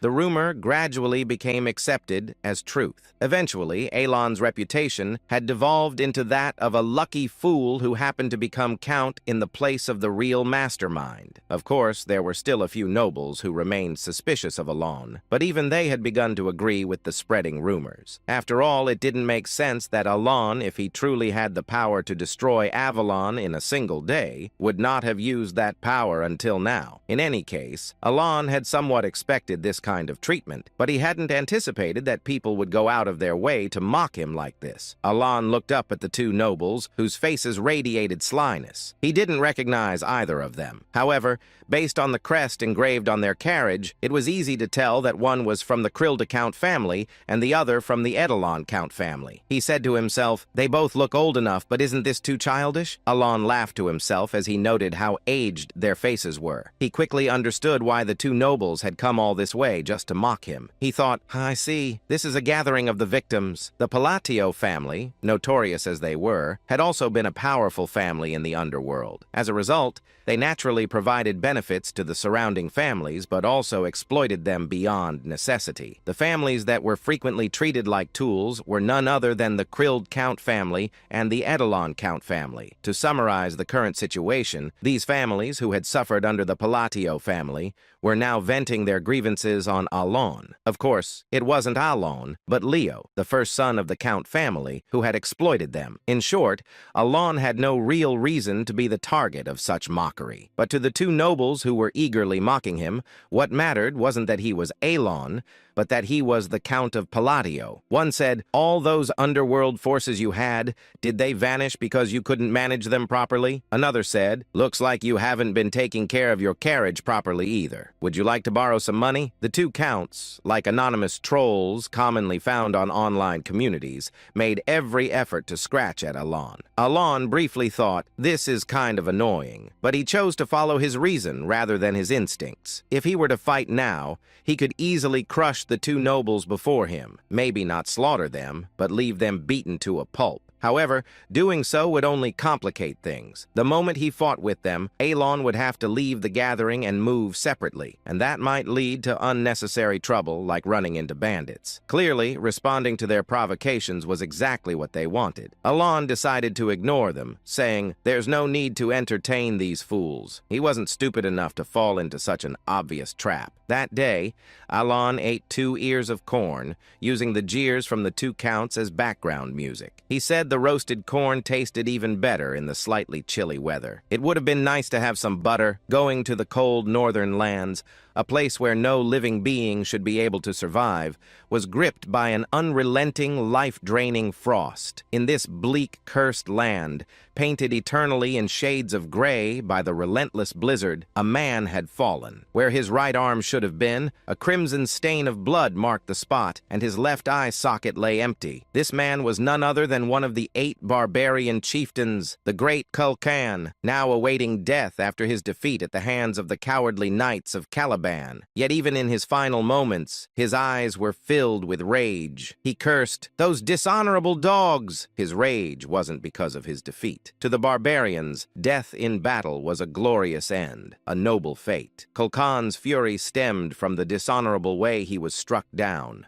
caught in an ambush, tricked by the knight's deceitful challenge to a duel. Blood spilled from Kulkan's mouth as his world grew dim. The gray landscape blurred, and his ears gradually stopped hearing the bitter winds. Despite his anger, his mind slowly began to sink into darkness. Just as everything was about to fade into nothingness, Kulkan whispered the name of the great god, Ultultus. At that very moment, time seemed to stop. The dim, fading vision cleared. The harsh northern wind blew in his ears once again, and his mind, slipping into unconsciousness, began to rise. A voice echoed, "Child of blood, call my name. Call upon the great name that you worshipped. Call upon my name, and I shall grant you what you desire." As if commanded by a divine force, Kulkan, entranced, murmured, "Great god Ulthultus, I dare to call upon your honorable name." And in that moment, the demon smiled and said, "Do that, and I shall grant your heart's desire." For the next few days, the uncomfortable coexistence continued.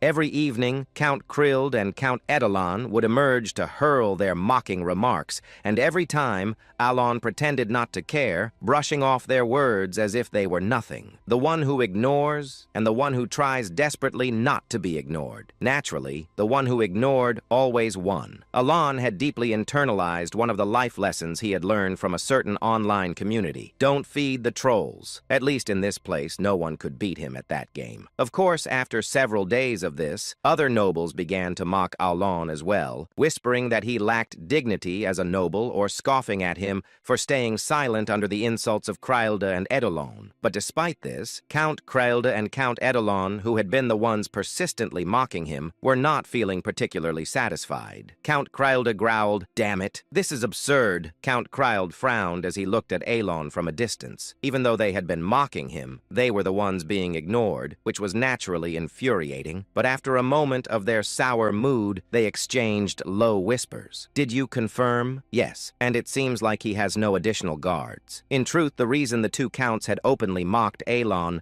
wasn't just to vent their frustrations, it was also to assess his security. They continued, "Even with an artifact to secretly check, there was nothing. It's just that foolish brat and that rogue knight sitting next to him. So the rumors are true after all. It seems certain. If he had any forces, he wouldn't be moving around alone. Then we can proceed with the plan." The reason the two counts had been investigating Alon was because they were planning to expand into the underworld. They were well aware that Alon had no interest in the underworld, and that as a result it had become overrun by various packs of scavengers. While the rumors about Alon were already widely accepted, the two counts, having been tormented by the Palladio family for so long, wanted to confirm the truth for themselves. They needed to be sure that Alon truly had no power left. After days of checking and confirming that Alon had no personal guards, a smile spread across their faces. They said, "The gods are smiling upon us." Indeed, who would have thought we'd get a chance to step into the underworld? While most nobles hesitated to enter the underworld, these two were different. Having once acted as lackeys for the Palladio Count family,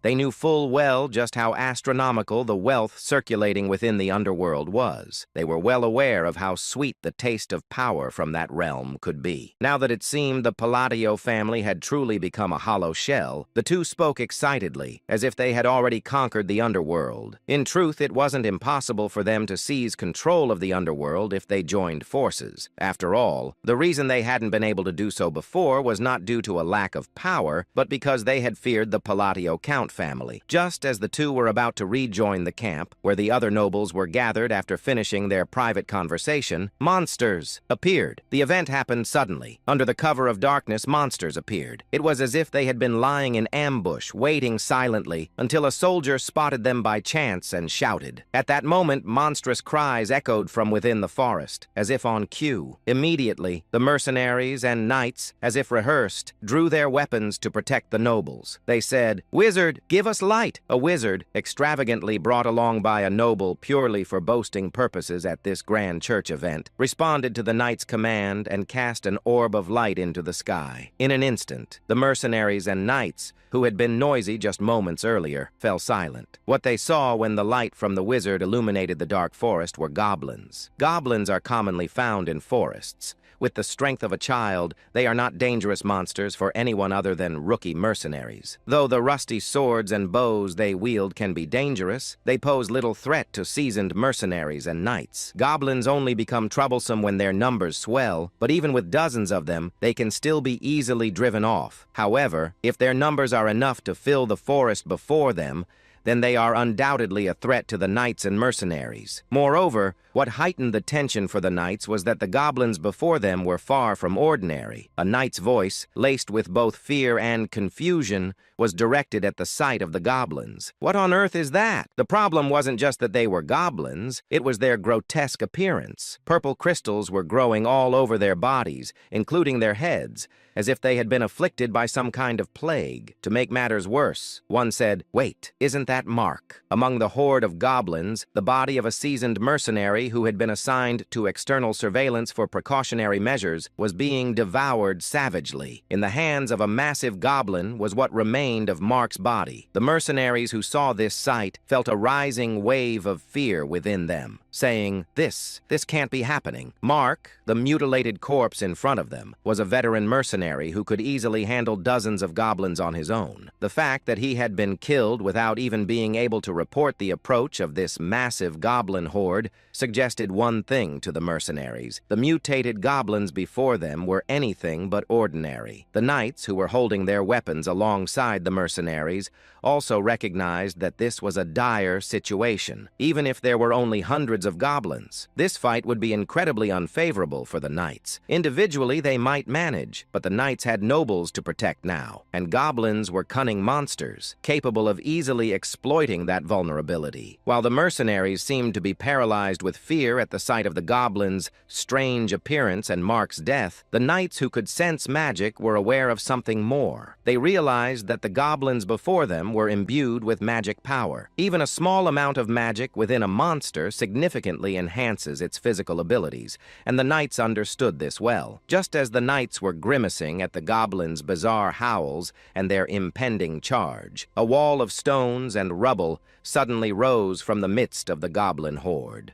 All eyes were instantly drawn to it. The wizard, who had cast the light spell, recognized that the wall was a rock wall, a third-tier spell. As the translucent barrier of a second-tier shield formed beyond the wall, the knight's expressions shifted from despair to confusion. The goblins' malicious stares were now entirely focused on the wall. A calm voice echoed through the air, "Enhance!" and then, "Compress!" With a loud cracking sound, the translucent sphere rapidly shrank, distorting the stone wall as it collapsed inward. In the ensuing silence, the sound of footsteps drew the attention of the knights and mercenaries to one direction. A man was approaching. Even in this life-threatening situation, he appeared completely unfazed, walking with an indifferent expression. The nobles and knights quickly realized that the man was Count Palatio. As soon as his lips moved again, the round shield transformed into a rough, rock-like shape, about the size of a soccer ball you might find by the roadside. And then, he said,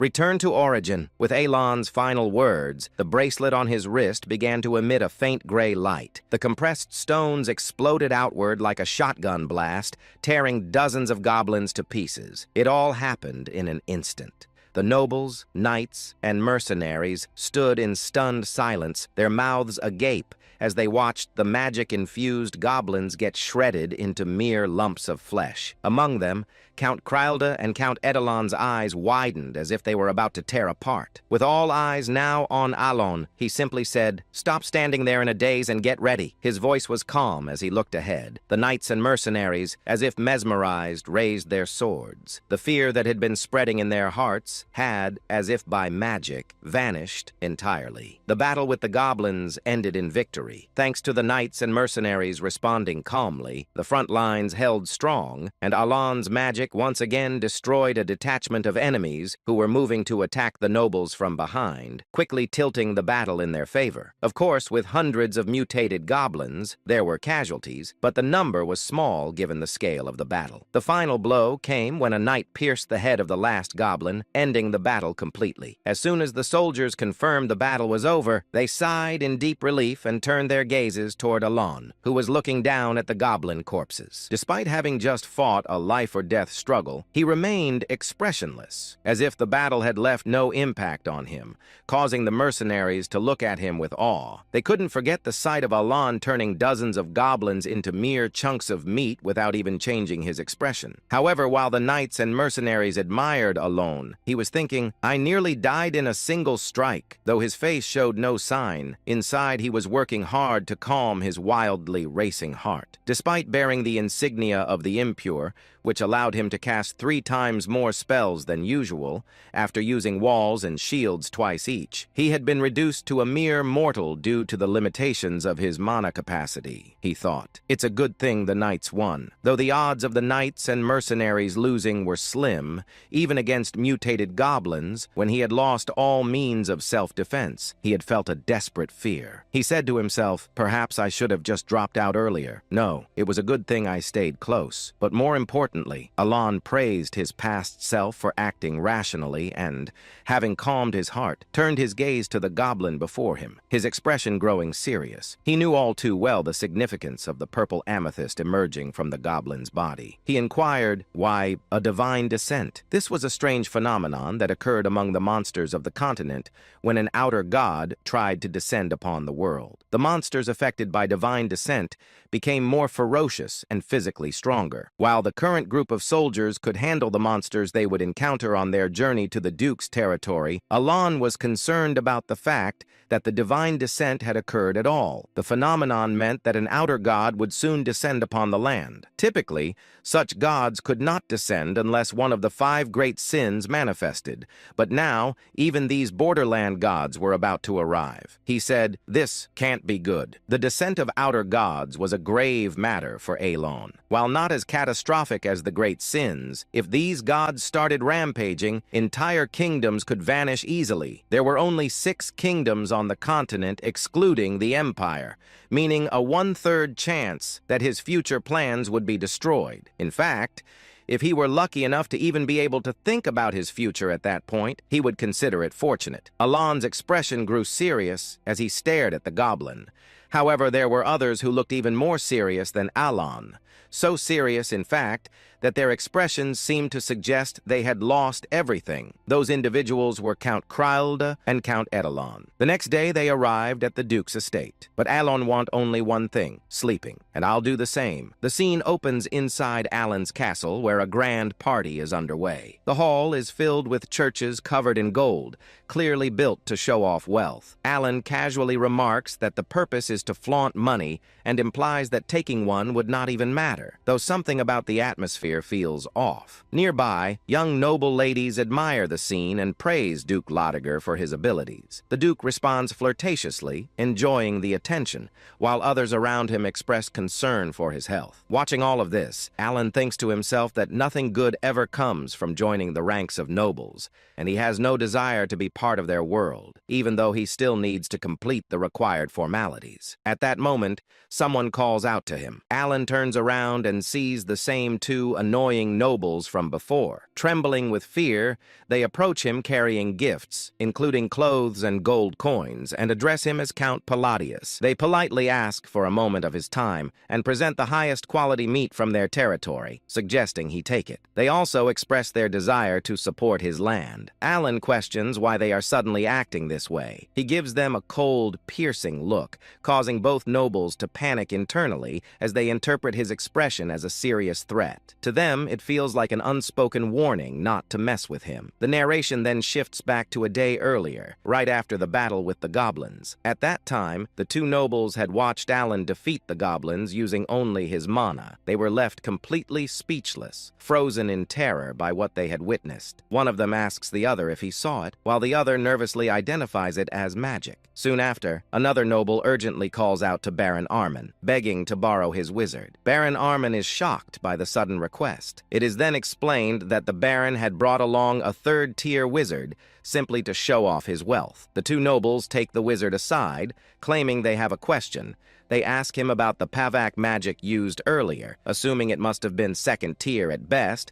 The wizard confirms it was not second tier at all, and explains that the spell was far beyond his own level. Hearing this, both nobles freeze in shock as they realize the magic must have been third tier or even higher. They conclude that Count Palladius must possess overwhelming power, even if it appeared to be by luck. To them, the situation feels like a complete mess, and the odds of survival seem almost non-existent. They recall rumors about Palacio being cold, cruel, and hiding his true nature. Convinced that he spared their lives only because of a bribe, they resign themselves to their fate and can do nothing but pray. The memory of Alan's death glare haunts them, and they cling to each other in fear, breaking down in tears. The story then returns to the present. Still shaking, the two nobles bow deeply before Alan and beg for mercy, ashamed of their earlier insolent behavior toward Count Palladius. They curse their own foolish pride and inflated dreams, realizing they had completely lost their minds. Overcome with fear and regret,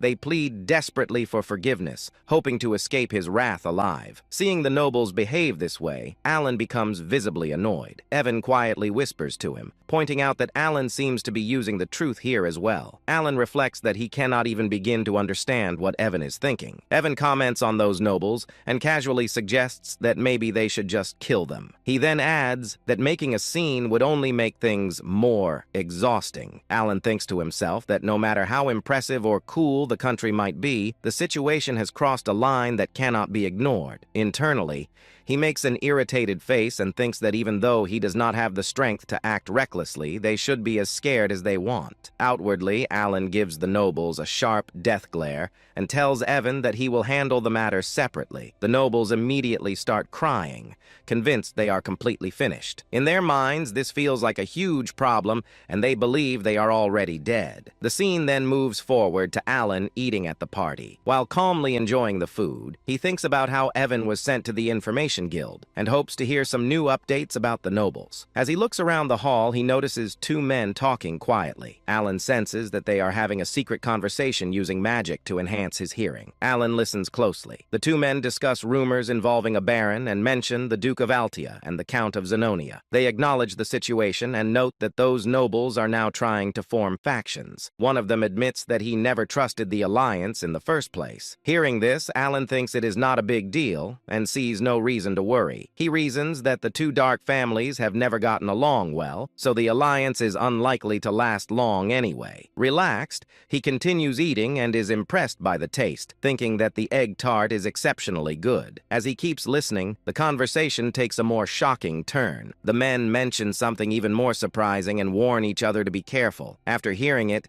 they reveal that the head of the faction is neither of the two nobles previously mentioned. When the name Palacio comes up, Alan is stunned. They continue stating clearly that the head of the faction is called Count Palladius. Alan is so shocked that the egg tart slips from his hand. Internally, he questions what they are even talking about. He recalls seeing the Duke of Alia only once when she was young and having met young Eye of Zenonia only a couple of times. He also remembers that the current Count of Zenonia has never even met him face to face. To him, the spread of such ridiculous rumors makes no sense. He judges the information as exaggerated exaggerated and largely false at first glance, concluding that this is just how rumors about nobles circulate. Just then, someone approaches him and addresses him as Count Palladius. Alan feels uneasy, wondering why so many people are suddenly talking to him today. The man introduces himself as Carmine, the third son of Duke Comian from the kingdom of Ashtalin, and greets him politely. Alan finds it dull, but notes internally that even nobles from allied countries attend the ambassador church. He responds politely, introducing himself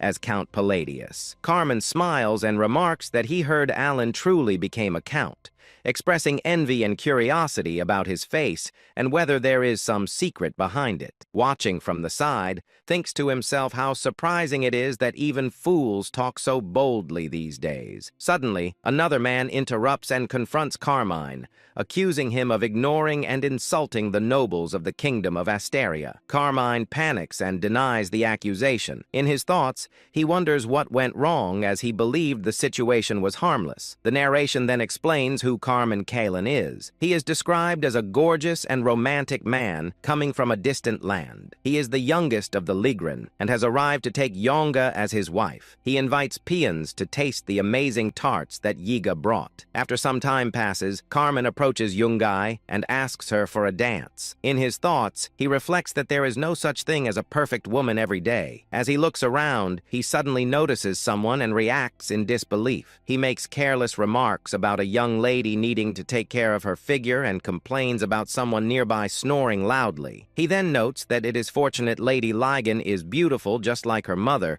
and thinks of it as his moment to appeal. Embarrassed and irritated, Young responds by suggesting they reconsider their marriage proposal. Carmine is shocked and calls out to her, but she leaves without looking back. For reasons unknown, the marriage proposal with the youngest daughter of the Lot family falls apart. Left behind, Carmine fumes internally, thinking about how much he suffered just to come here and how unbearably annoying the entire situation has become. Carmine's gaze slowly shifts toward Alan. He sticks his tongue out slightly and grins, noticing the same hair color and the cold impression. In his thoughts, he connects those features and concludes that the man must be Count Palladius. He recalls hearing rumors that the Count was nothing more than a lucky fool with no real connections. To him, someone like that feels like the perfect and easy stress reliever, and he quietly resolves to act tomorrow. The scene then returns to the present. Several nobles and dukes glare sharply at Carmine and reprimand him for losing his sense of respect. They remind him that the kingdom of Ashtalin has been a long-time ally. Carmine panics and hurriedly denies any disrespect,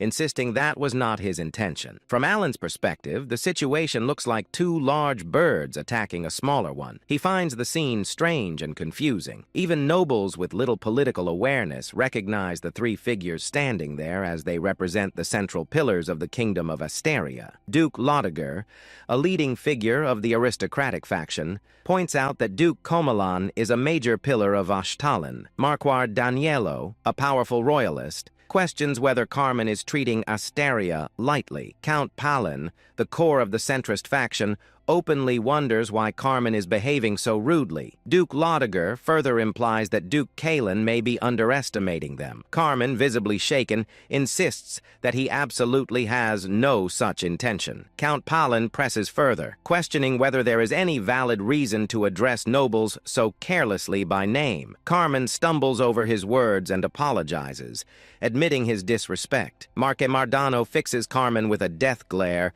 and criticizes him for forming an attitude based on ignorance. Carmine freezes, unable to figure out what to say next. Alan quietly observes the scene and thinks about how unlucky Carmine is for ending up as a shield in front of him at such a moment. He also realizes why the nobleman's spinning wheel had looked so familiar earlier. Eventually, Carmine bows deeply and apologizes to the three nobles. The Marquis responds coldly, implying that apologies alone do not erase consequences, and sarcastically questioning whether an apology could end military service. Carmine continues apologizing repeatedly while the Marquis presses the point again, reinforcing the severity of the situation. Watching this, Alan thinks about how traumatic the scene is and how it reminds him of unpleasant memories. Tearfully, Carmine leaves the area while muttering that he committed an offense so rude that he nearly lost his life. Duke Loiger then turns to Alan and checks on his condition. Alan assures him that he is fine, though internally he feels unsettled. He wonders why everyone is is acting this way toward him today and feels an unfamiliar sense of pressure and fear. Even as things calm down,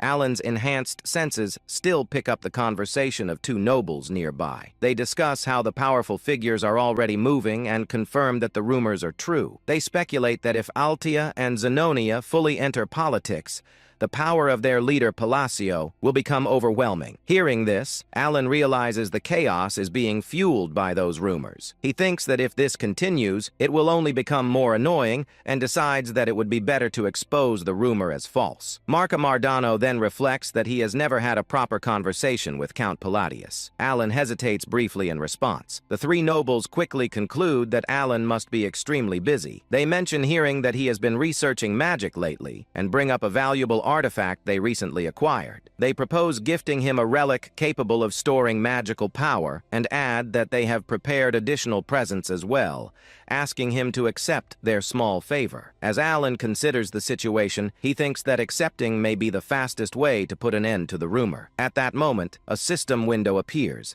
stating that Alan remained silent, unable to resist the flow of events. The notification then confirms the acquisition of 5 magic artifacts identified as magic recovery lines. At dawn, the scene shifts to the annex of the Duke of Liger, where a calm yet meaningful conversation unfolds. The Marquis speaks with Alita, and she seeks to understand what has transpired. He explains that the gift was fortunately well received. Among nobles, exchanging gifts is a common courtesy, but when the item is valuable, such as a relic, it carries deeper significance. Such offerings are not mere formalities. They represent intent. Those who wish to join a faction present precious gifts to the faction's leader as a sign of loyalty and alignment. Alita expresses her relief that permission was granted. The Marquis responds with light-hearted gratitude, attributing the outcome to the Duke of Altia's consideration. Alita then formally welcomes Mark Mardano, acknowledging the mutual understanding behind the exchange. It becomes clear that in essence these formalities all carry the same underlying meaning. Altia expressed her satisfaction that everyone shared the same objective. She then asked how things went for the others. Marque responded that it was a great honor, and it was clear that everyone accepted without hesitation. Marque reflected on the situation. Duke Altia, who rarely took action himself, had personally appeared and given his word, but only after carefully selecting the necessary cards. After that, they were made to go through a rite of passage that involved a sincere bribe. Even though rumors were spreading rapidly, this was clearly part of the current political flow. Realizing the importance of the moment, Mark decided that he had to seize this opportunity. Altia's expression darkened as she concluded that they could finally begin moving seriously, but only with a select few. The focus then shifted to Alan, who explained that on the 4th day of the banquet, spoils were somehow being added one by one. He assumed this was because he was being treated well due to the false rumor linking him to Altia and Zenonia. He decided to take the spoils for now, wondering if they would later be taken back, and internally planned it as a complete hit and run. At that moment, Evan appeared from behind and placed a hand on Alan's shoulder. Announcing his return, Alan reacted with a hiccup. Evan questioned why Alan looked so surprised and confirmed that he was back. Alan quickly brushed it off, explaining that he had simply been lost in thought for a moment. The scene then transitioned to a private conversation between Evan and Alan. After hearing Evan's information, Alan was left in shock upon learning that an outer god had descended in the north. Evan confirmed it and added that Caliban was currently in an uproar. According to ancient texts, scholars were speculating that the amethysts were connected to the outer gods. Alan then asked about the additional information he had requested. Evan revealed that the person Alan was searching for was located in a village north of Ashtan. Hearing this, Alan stated that they could stop by there on their way before firmly deciding that their destination was Caliban. Evan was visibly shocked by the sudden decision and wondered why Caliban was chosen. Suspecting that Alan was planning to head north, Alan stated that he would explain the details along the way and ordered Evan to prepare for immediate departure. Evan acknowledged and left to make preparations. After Evan departed, Alan let out a long sigh and reflected on the situation. He had truly hoped it would not come to this. Calamitous beings like the five great sins and the outer gods were beyond prediction. It was impossible to know which outer god would descend or when a divine descent would occur. That uncertainty was the reason he had tried to gather information and act as quickly as possible. Yet he had never expected events to unfold this fast. As fragments of data and probabilities crossed his mind,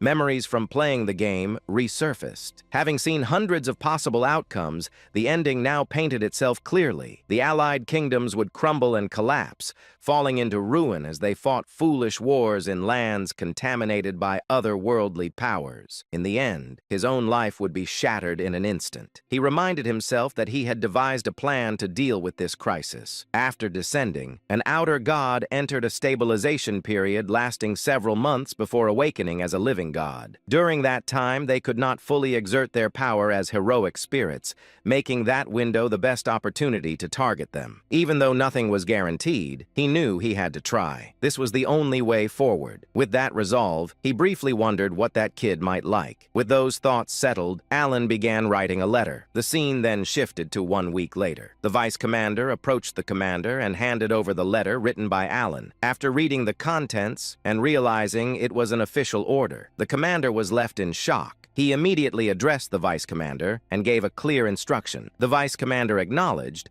and was told to inform everyone that the next northern schedule was being pushed back by 2 weeks. The scene then shifted to Patron, a village located north of the Ashtalan kingdom. As Alan spotted someone ahead, he reflected that he never expected to find him this easily, and the discovery felt unexpected. Standing before them was a bright, ill-looking child who warmly greeted them. Alan observed that the boy truly stood out. He immediately recognized him as the protagonist and playable character of the Liban roguelike turn-based APS Psychedelia. Seeing him in person made Alan quietly acknowledged that a protagonist was indeed a protagonist. The boy looked exactly like the illustration from the game. Alan noted that he was a boy and found him unusually beautiful, almost too striking in appearance. Alan asked whether the boy knew who he was. The child replied that he was simply happy to meet a new person and introduced himself as Eliban. Alan reflected that no matter how much this world differed from the game,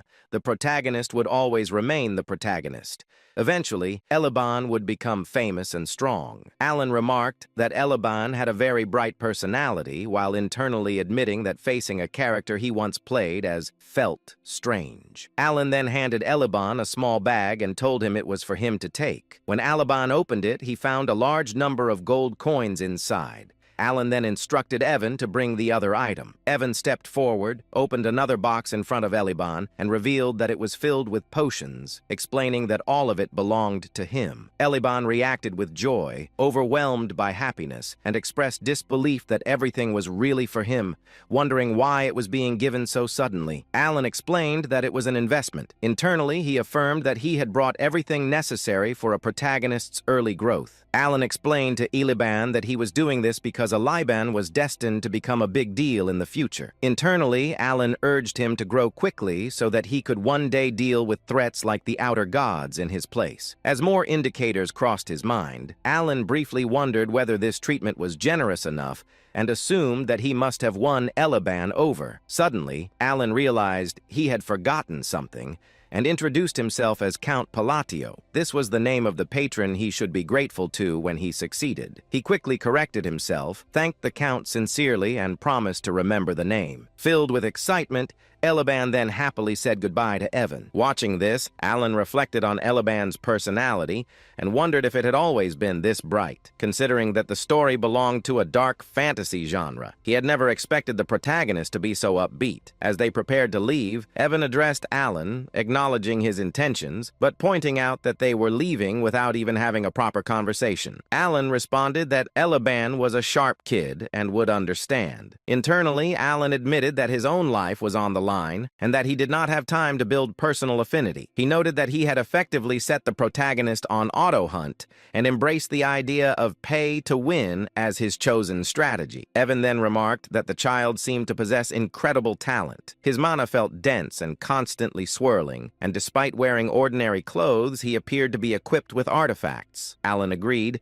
stating that he could feel the manner as well. Alan reflected further that in the original setting, Eliban was supposed to be ordinary before beginning his adventure. This change felt like another unexpected butterfly effect that differed from the game, especially since Elaban was the protagonist. Even so, Alan concluded that what mattered most was preserving his plan for an easy life. Alan addressed them with confidence, explaining that the stronger he became, the better the outcome would be, and that it would all be worth the investment. He reassured them that Aliban was one of the few kind-hearted people in that wretched, dark fantasy world, so there was nothing to worry about. A moment later, doubt crept in, and the idea of Aliban being kind-hearted suddenly felt questionable. Alan then brought up Evan while talking about Deus, stating that Deus would meet him. Internally, Alan reflected that he had never even visited before because he was scared, and he never imagined things would end up like this. Evan, filled with anxiety, wondered whether they would at least let him see them. Alan responded uncertainly, suggesting that it would probably happen, capturing the quiet grief of a young transmigrator. After that exchange,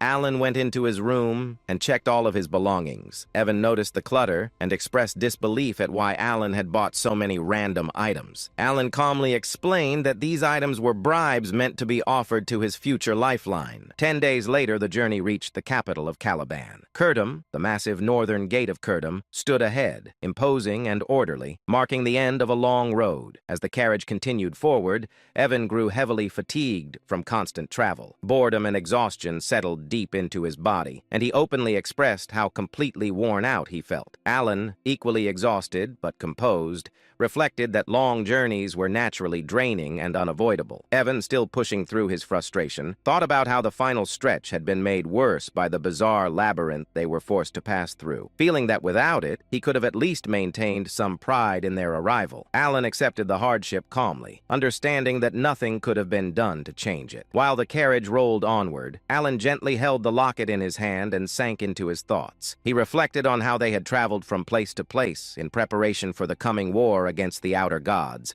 gathering strength and securing gifts along the way. His thoughts turned to Deus, wondering whether those efforts would be enough to please him. Within him stirred the heart of a father, one who wished to give without restraint or hesitation. As the capital gates drew closer, Evan noted that their turn for inspection was approaching. Soon after, Evan stepped down from the carriage and moved ahead for the capital inspection, the process to conclude with nothing more than simple identity verification. He assured Alan that he would return shortly. Alan, remaining relaxed, waved him off casually and encouraged him to take as much time as needed. Left alone, Alan sat back comfortably within the carriage. He allowed himself a brief moment of rest, closing his eyes and feeling relief that, at least in this city, things seemed to move quickly and efficiently. That calm did not last long. Evan soon returned with a tense expression and urgently addressed Alan, informing him that a minor issue had arisen. Alan sought clarification, and Evan explained that they had been asked to step aside. Although Alan's identity had already been verified, something else appeared to be causing concern. Responding without visible agitation, Alan stepped out of the carriage. At that moment, a knight approached from behind. The man wore a twisted, overconfident smile, raising an eyebrow as he closed the distance. He identified Alan directly, confirming whether he was Count Palladio. The knight introduced himself as Varain, declaring his status as the direct disciple of Master Knight Fiola. Known as the Fourth Sword, with a smug expression, Varain fixed his gaze upon Alan, his smirk heavy with provocation, as the tension at the northern gate quietly intensified. Annoyance flickered through Alan's thoughts as he fixated on the unfamiliar name, Fiola. He found himself questioning what that name even meant to him, realizing he did not know who Fiola was at all. Maintaining a cold and disinterested expression, Alan openly questioned the situation, noting that Varan had even brought knights along and demanding to know the meaning behind such a display. Varan calmly explained that a friend of his from the Asteria Kingdom had sent word,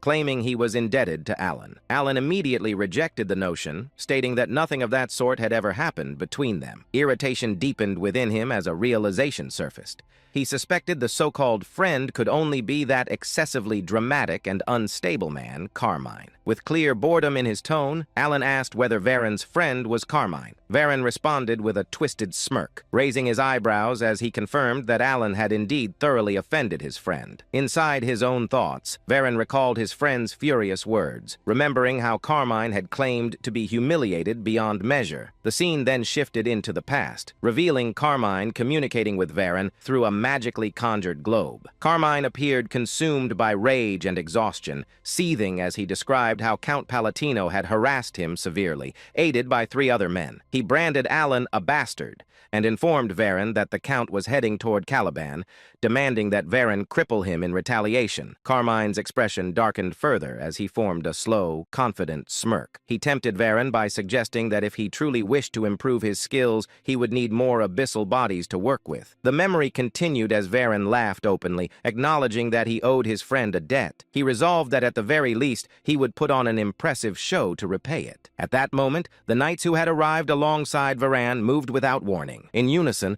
they drew their swords and swiftly surrounded Evan and Alan, steel flashing under the light near the northern gate. Confusion crossed both of their faces as the situation escalated abruptly. Evan reacted on instinct, pulling out his own sword and taking a guarded stance beside Alan. Irritation surged through Alan's mind as he assessed the scene. He reflected bitterly that the brat had picked a fight on his own, fled afterward, and now this mess had followed him here. He recognized it clearly as revenge taken through a friend, finding the behavior pitiful and rat-like in its cowardice. Varen then drew his own sword. He stepped forward and pointed the blade directly at Alan's chest. His lips curling into a smug smirk, he made his demand clear, insisting that if every valuable item inside the carriage were handed over, he might consider showing leniency. He regarded this act as nothing more than the favor he had been asked to fulfill. Pride filled Varen's thoughts as he maintained his confident grin. He believed there was nothing for him to lose in this situation.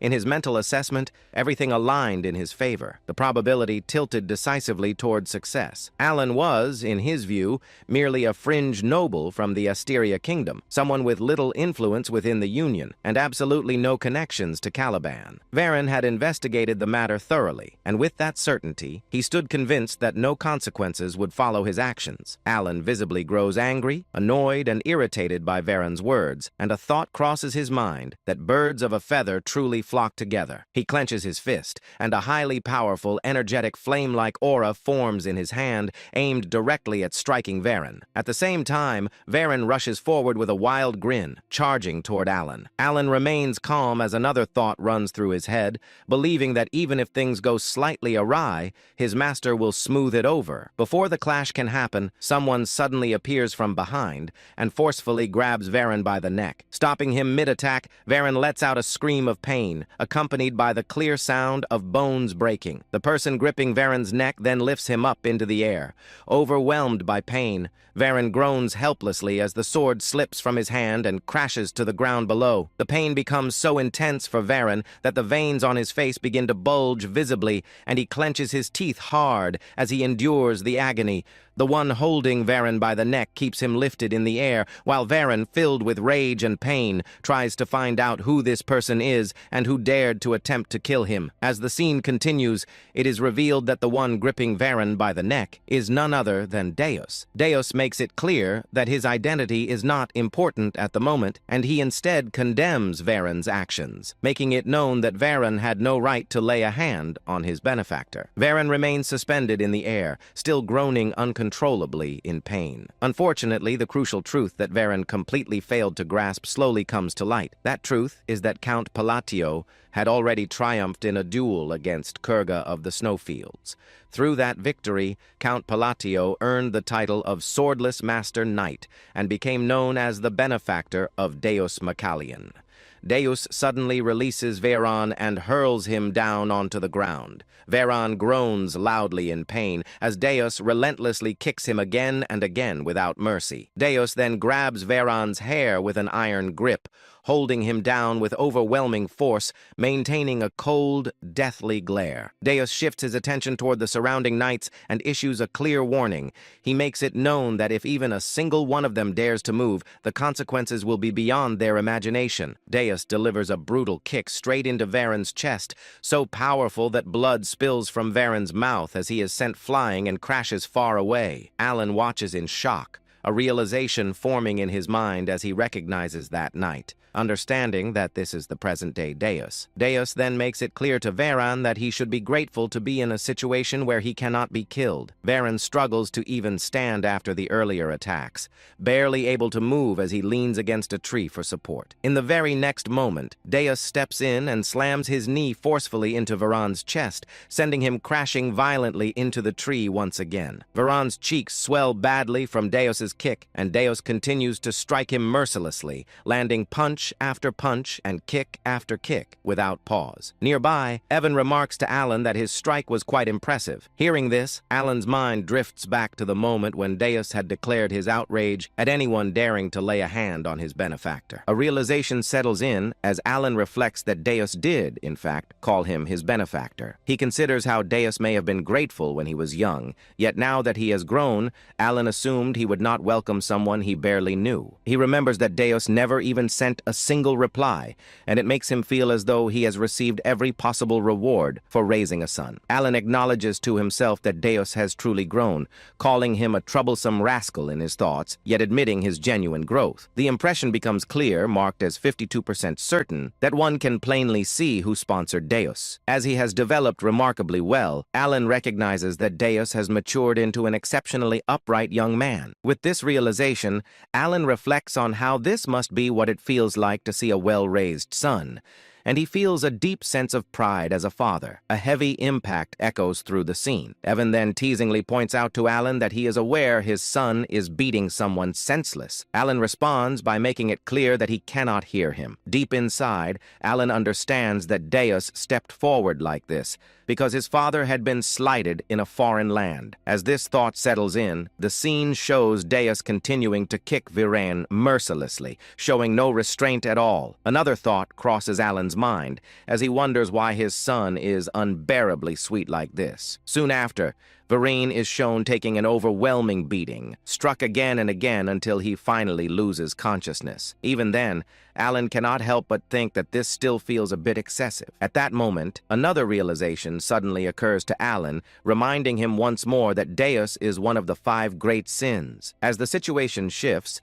Deus is seen turning and walking toward Alan. He then stops in front of him, bows respectfully, and wears a confident smile as he states that he will escort him. Hearing this, the remaining knights are left completely shocked by what they witness. The scene opens in a frozen, icy land where a brutal war has taken place. Dead bodies lie scattered across the battlefield, their frozen forms covering the ground. Some of the corpses are engulfed in flames as the opposing side burns them without mercy. In the midst of this aftermath stands Delman, the wielder of Caliburn's 3rd sword and the commander of the Crimson Flame. Overcome with triumph, he raises his sword high, celebrating the outcome of the battle. Delman shouted, "One of the 8 chieftains, the Great Khan, along with his entire tribe, has been wiped out. The Red Flame Knights have emerged victorious on the kingdom's land." Hearing this declaration, all the Crimson Flame Knights erupt in joy. They cheer loudly, jumping and celebrating their hard-earned victory. After allowing the celebration to settle, Delman said, "Return to the outpost and begin preparations." The knights responded in unison, "Yes, Captain." As they begin to move, Delman's expression hardens. In his mind, he reflects on his achievements, believing that after accomplishing something so significant, he should no longer be pushed around by the newly appointed Master Knight. His anger deepens as he clenches his teeth. Delman thought, "Even if that man used underhanded methods unknown to others, I know the truth." Caliban and the barbarians had shared a long-standing conflict, a war governed by mutual honor and unspoken rules. But this time, everything was different. K.L. Khan had been tricked. He was lured out alone and eliminated by an undercover force. Delman remembered how the Great Khan's knights were slaughtered and how unfair the entire operation truly was. By exploiting the momentum of the battle, the tribe was completely annihilated. Delman muttered, "That bastard!" He remembered how that same man sent him a victory report, claiming the defeat of the Kurga of the Snowfield. It had all happened because Delman demanded a decisive result from the expedition. Khan's body had vanished during the chaos of the battle. Even if he had survived, the poison would have ensured his death. Eventually, Delman convinced himself there was nothing left to do except return to Caliban and report the mission's success. A smirk formed on his face as he stepped forward, but suddenly stopped. In the distance, he noticed a lone man standing still near the forward base. Confusion flashed across Delman's face. The man slowly turned toward him. The man said, "Delman." Filled with rage, Delman gritted his teeth and swung his sword. Flames burst from the blade as fire erupted into the air. A strange unease crawled up Delman's spine. Delman thought, Clank should already be dead. As he looked closer, an overwhelming aura began to rise from Clank's body. Within Clank's shadow, Delman perceived the shape of a demon forming. Clank said, "You defiled a sacred duel, a duel meant to be fought with honor." Terror radiated from his presence. Even superhumans capable of ending hundreds of lives could be devoured by this being. Cold sweat poured down Delman's face. Delman realized this is not Clank. Driven by desperation, Delman launched another attack. Flames exploded violently from his sword.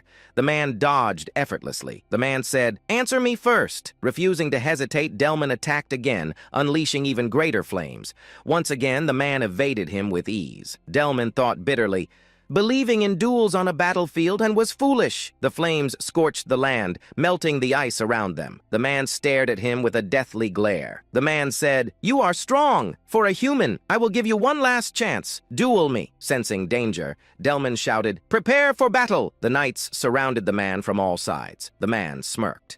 Demonic mana gathered in both his hands. The man said, "A mortal without honor does not deserve an honorable death. There will be no duel between me and a barbarian like you." From his hands, poisonous mana erupted and spread into the fallen knights' bodies. The toxin infected every corpse. The knights began screaming in unbearable pain. Their eyes turned blood red as their bodies collapsed. Several knights cried, "Kill us! Please, end it!" As their screams faded, the man stepped forward. He slashed Delman's throat with his bare hand. Immediately after, he struck the ice, triggering a massive explosion. The remaining knights were blasted into the air and slammed violently into the ground. Blood spread across the sky like a grim mist. The man then delivered a devastating punch.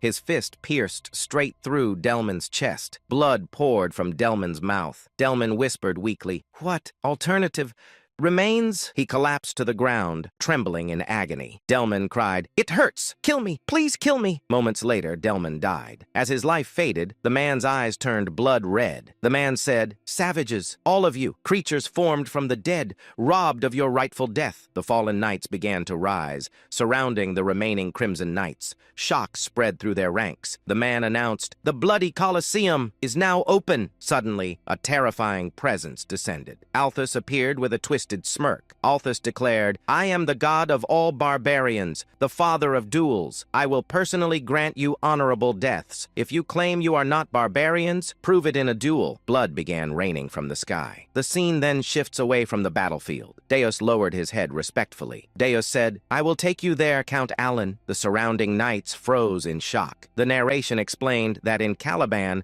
the prestige of the swordless Duke Deus Massilian stood as high as the sky itself. He once defeated the second prince and never showed courtesy to anyone except the king. Alan observed him carefully. The knights thought, what kind of man is Count Palladius to receive such respect? The surrounding knights stared at Alan in disbelief. One knight whispered, "Who is he?" Deus summoned a luxurious carriage. Deus said, "Please sit inside." Alan felt burdened by the excessive attention. Evan quietly said, "Go ahead, Alan. I will follow behind." Soon, Alan arrived at Deus's mansion. Stepping out of the carriage, he saw an enormous, brightly lit structure resembling a massive crab-like fortress. Inside, silence filled the mansion. Alan thought, "Coming here is technically a success. I obtained Kim Dong Dong, but something feels wrong." After thinking carefully, Alan decided to be honest. Alan said, "I would like to speak with you for a moment. I came here with a purpose. I have a favor to ask." Deus looked shocked. Deus said, "You came to ask something from me? Please explain." Alan nodded. Alan said, "I will explain everything clearly." Deus responded immediately. Deus said, "Helping you would be my honor." Inside, he realized this was not an order, but a request. Deus then said, "Let us sit and speak properly." They sat at a tea table. Silence filled the room. Alan thought, "Isn't the owner supposed to sit at the head of the table?" Despite the awkwardness, he felt strangely comfortable. After a long pause, Alan spoke again. Alan said, "I have two requests. I know they may not be easy to accept." He continued, "I must travel north, and I would like you to travel with me." Deus smiled slightly. Deus said, "I would gladly accompany you." Alan felt uncertain. Then Deus revealed something unexpected. Deus said, "I was already planning an expedition to the north." Relief appeared on Alan's face. But then Alan spoke again. Alan said, "The second request involves the royal treasury of Caliban." The atmosphere grew heavy. Alan said, "I want to borrow an artifact. He looked directly at Deus. Alan said, "The ring of the madman." Outside the estate,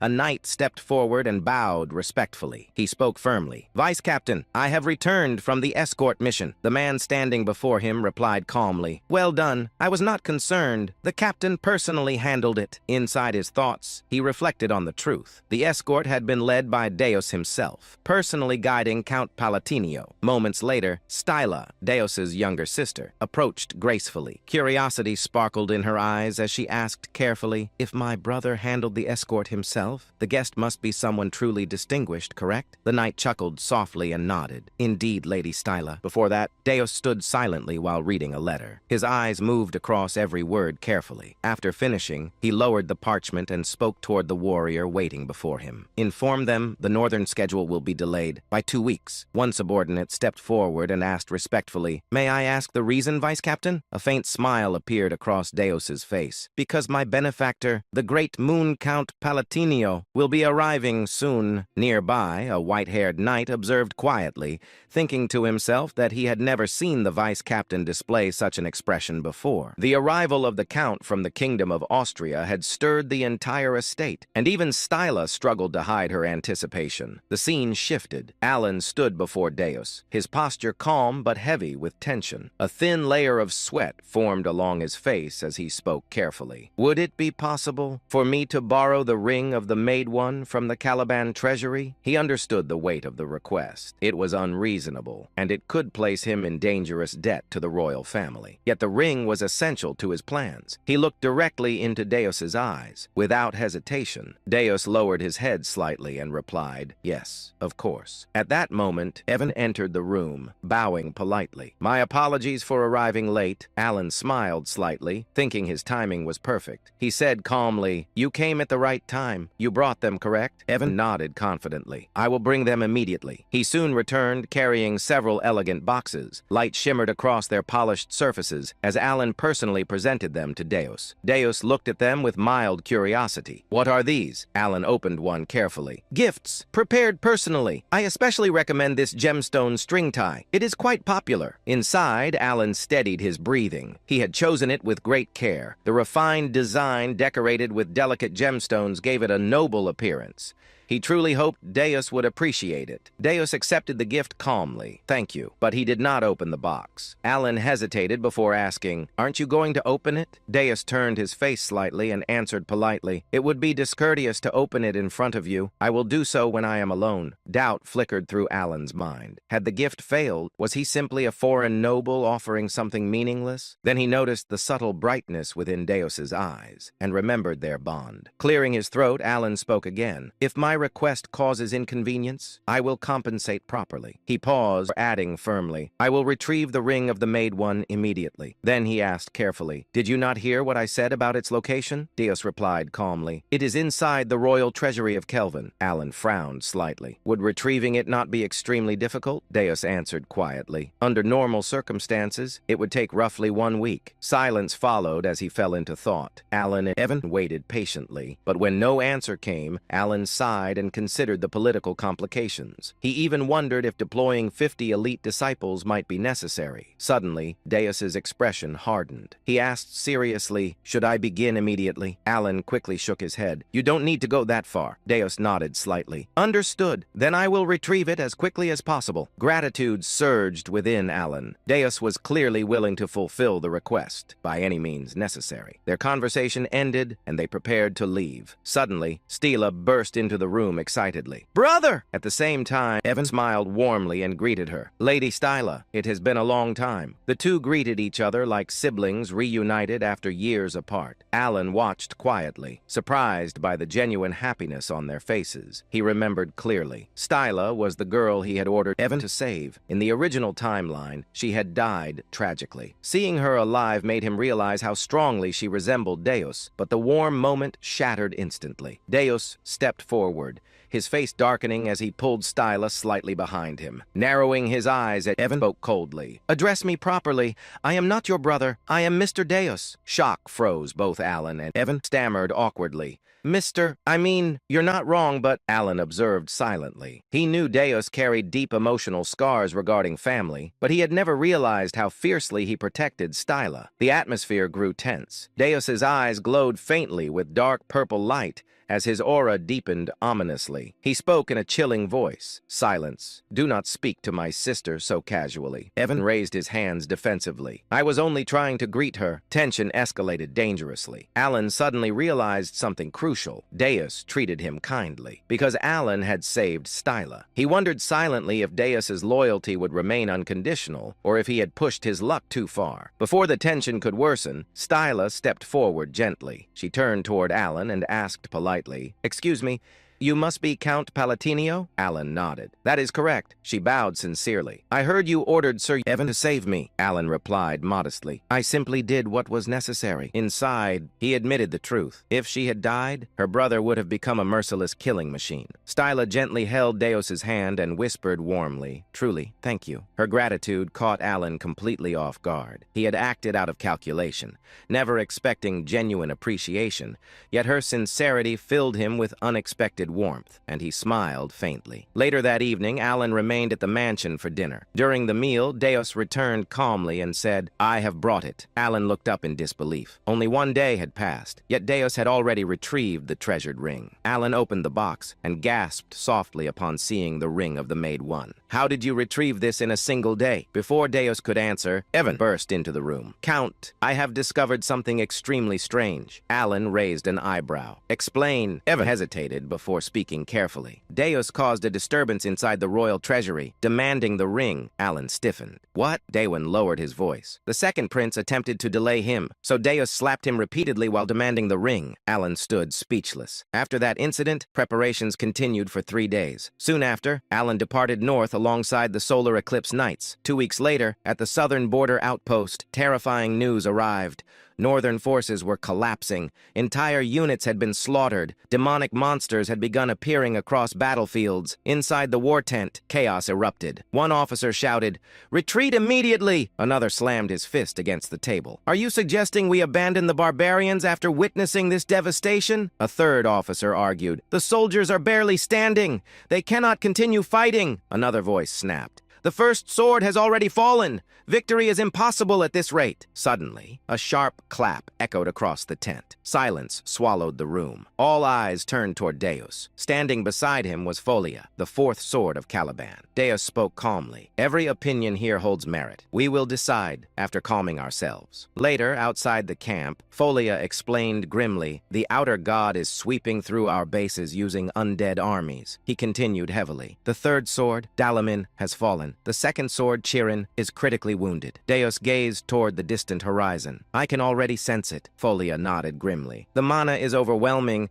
distorted, and filled with a strange red aura. Only warriors who reached the realm of 3 opened eyes could perceive such terrifying corruption." Folia frowned. "That aura keeps drawing my attention. Perhaps retreat truly is our best option." Suddenly, Deus narrowed his eyes. "Smoke. What is that?" Across the camp, Alan sat calmly roasting a sweet potato over a small flame. Deus stared in disbelief. "That is a sweet potato." Alan looked oddly relaxed, as if war meant nothing. Voices suddenly erupted behind them. A young woman shouted sharply at 2 soldiers, "I told you the treatment is complete. I am here to investigate the barbarian ritual." One soldier pleaded, "Saving lives should come first." She cut him off coldly. "All you can do now is watch over him." Deus looked up suddenly and whispered, "The wise master of the blue magic tower. She has arrived." The woman snapped irritably, but suddenly froze. Her eyes locked onto Alan. Deus raised an eyebrow, confused by her sudden silence, but then he realized she wasn't looking at him. She was staring at someone behind him. Pania's trembling voice broke the tense air, and she whispered,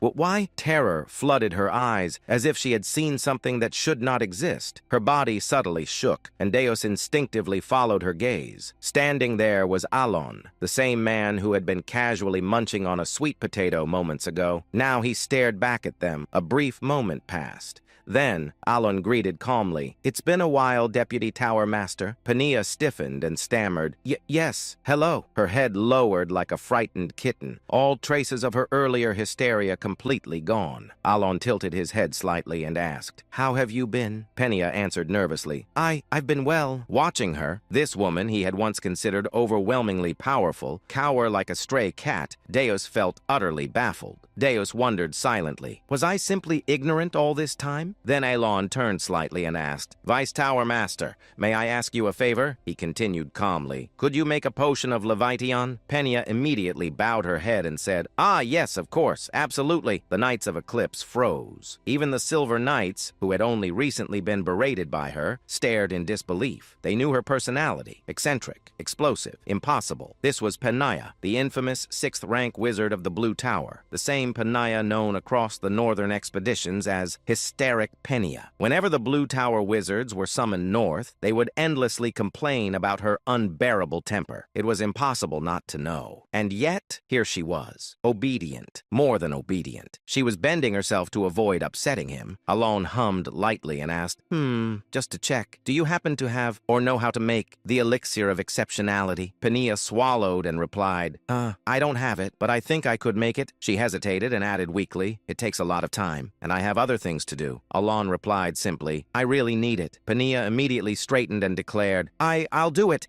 "I promise I will." The knights could not believe what they were witnessing. The Vice Tower Master of the Blue Tower, following orders like this? Even the Blue Tower wizards stared as if witnessing the end of the world. One muttered in disbelief, "What the hell?" Another whispered, "What is this? Am I seeing things?" Someone added shakily, "Has the Vice Tower Master completely lost it?" One wizard said in shock, "She refused to make that last time because it was too difficult, and spent weeks complaining." Another asked, "Am I seeing this wrong? Did someone cast an illusion spell?" Then Alon calmly asked, "How much payment will you need?" He added casually, "However, if it's a bit expensive, the payment might be delayed. The finances haven't been great lately." Penia waved her hands rapidly and blurted, Just give me 1 gold coin." Alon blinked and asked, "1 gold coin? Isn't that too cheap?" Penia nodded quickly and insisted, "No, it's fine. Yes, it's totally fine." Alon smiled faintly and replied, "Well then, I won't refuse such a generous offer." The knights and wizards stared blankly. 2 potions that normally cost hundreds of gold coins. For one, they slowly turned their heads toward Alon. Their eyes were filled with admiration. They would have given him a hat if they had the chance. Trying to escape the overwhelming pressure of the situation,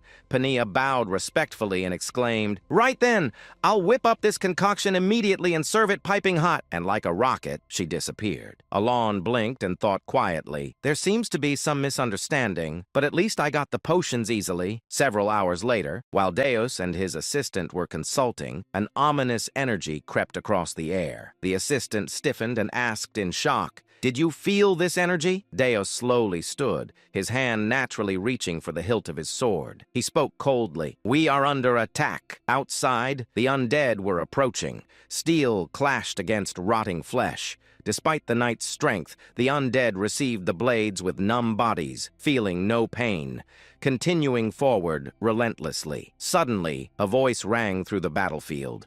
Penia raised her staff and declared, "Ice Shard!" Hundreds of undead advancing toward the soldiers froze instantly, cracked and shattered, a magnificent display of magic. But even more than Penia, the true symbols of hope were the 2 master knights, Fiola and Deus. Of the 2, Deus's presence was overwhelming. In an instant, hundreds of undead around him halted, as if time itself had frozen. Then, with a single horizontal sweep of his sword, every frozen undead body was cleanly cut in half. One strike, hundreds of corpses, hope ignited in the soldiers' eyes. But then, a deafening explosion tore through the battlefield. The outer god descended. For a moment, even the undead halted. Ashen dust filled the air. As it cleared, a massive figure stood revealed. Though dressed as a barbarian, he had long transcended humanity. Massive, blue-skinned, monstrous. Then, a voice echoed. Ultaltus declared, "Barbarian, do not defile the sins of those who do not know honor." The undead rose again. The tide had changed. Before anyone could react, Fiola vanished and reappeared directly before the outer god. As one of the fastest master knights of Caliban, blessed with divine speed, he struck before Ultultus could respond. His blade pierced the giant's heart, but only the tip entered. Ultultus looked down and uttered, His contemptuous gaze shifted toward Fiola. He spoke coldly, "Barbarians know no honor." The air cracked. He continued, "Those who do not uphold honor abandon their very existence. Furthermore, they forsake the nobility of the soul." Fiola's body collapsed. His head separated cleanly from his neck. Yet, Ultultus continued, "There is no honorable death for those who disregard all value." Fiola's headless corpse twitched and rose again. Horror spread. Everyone understood. This battle was lost. Fear consumed the soldiers. Despair gripped the knights and wizards, even Penia, even Deus. They had sensed it earlier. The being before them was far beyond their expectations. While despair swallowed the battlefield, one man began walking forward, step by step, neither hurried nor slow. He spoke calmly, "O mighty god of duels, Ultultus," in accordance with the great oath of Calgunius. His face remained calm, as if he had seen this scene countless times. Then he declared, "I, Alon Palatio, in the name of the great oath." The Count of Palatio stepped forward and finished. "Demand a duel of Babylonia." With a smooth swirl of his wrist, Alon raised his arm. A bracelet glowing deep gray illuminated the battlefield, and he stood face to face with a god. The giant's expressionless eyes locked onto Alon. Alon's emotionless gaze met them without hesitation. Then a low hiss escaped the giant's lips. Ultultus let out a slow breath, and then a smile crept across his face. Ultultus burst into thunderous laughter and roared, "Ha ha ha ha ha ha!" The laughter shook the entire battlefield. The ground trembled violently. The force of it was so overwhelming that even the undead, who had been chanting despair, fell silent. Ultultus raised his voice with delight and declared, "Good, very good, O noble one." His laughter was not mockery. It was sincere, joyful, ecstatic. The atmosphere around him shifted, from contempt to joy, from joy to something close to divine ecstasy. Then he proclaimed loudly, "I, Ultultus, will accept your duel under the Great Pact." At his declaration, the undead moved in perfect unison. They began forming a massive circle around Ultultus and Alon. Blood flowed from their bodies and soaked into the ground, marking a boundary. And thus, a blood-red Colosseum was formed, an arena of ash, decorated in slaughter. Ultultus raised his voice once more and proclaimed, "Under the Great Pact, until the duel is over, no one may interfere with this sacred battle." The moment the words were spoken, the bodies of the undead exploded. A crimson wall rose around the arena. Ultultus smiled thickly. It was pure delight. In contrast, Alon's face remained utterly expressionless, but beneath that mask, he trembled. He whispered under his breath, "I want to go home." Behind the calm facade, terror gripped him desperately. No matter how many times he reminded himself, he had come to the north for this, to kill the outer god Ultultus. He had prepared everything. From the moment he heard of the god's awakening, everything, all that remained was execution. And yet, the pressure emanating from Ultultus far exceeded anything he had imagined. Alon steadied himself and muttered inwardly, "Stay calm." Even after consuming the elixir of exceptionality, meant to stabilize his mental state, his heart pounded violently in his chest. This wasn't just instinctive pressure. Something was wrong, he thought sharply. Why has the manifestation process advanced so much already? All outer gods required time after descending, time to adapt to reality, time to become a wise god. Ultultus should have been no different, and yet his manifestation had progressed far faster than expected. The closer a god came to becoming a wise god, the stronger it became. Ultultus tilted his head slightly and asked curiously, but more curious still, "O noble one who bloomed amid savagery, why do you know of our pact, though you are not of this era?" Alon swallowed dryly. He had no luxury to answer. His thoughts spiraled. "Can I do this?" Doubt flooded his mind. Ultultus was far stronger than anticipated. Even with potions stabilizing his mind, his resolve trembled.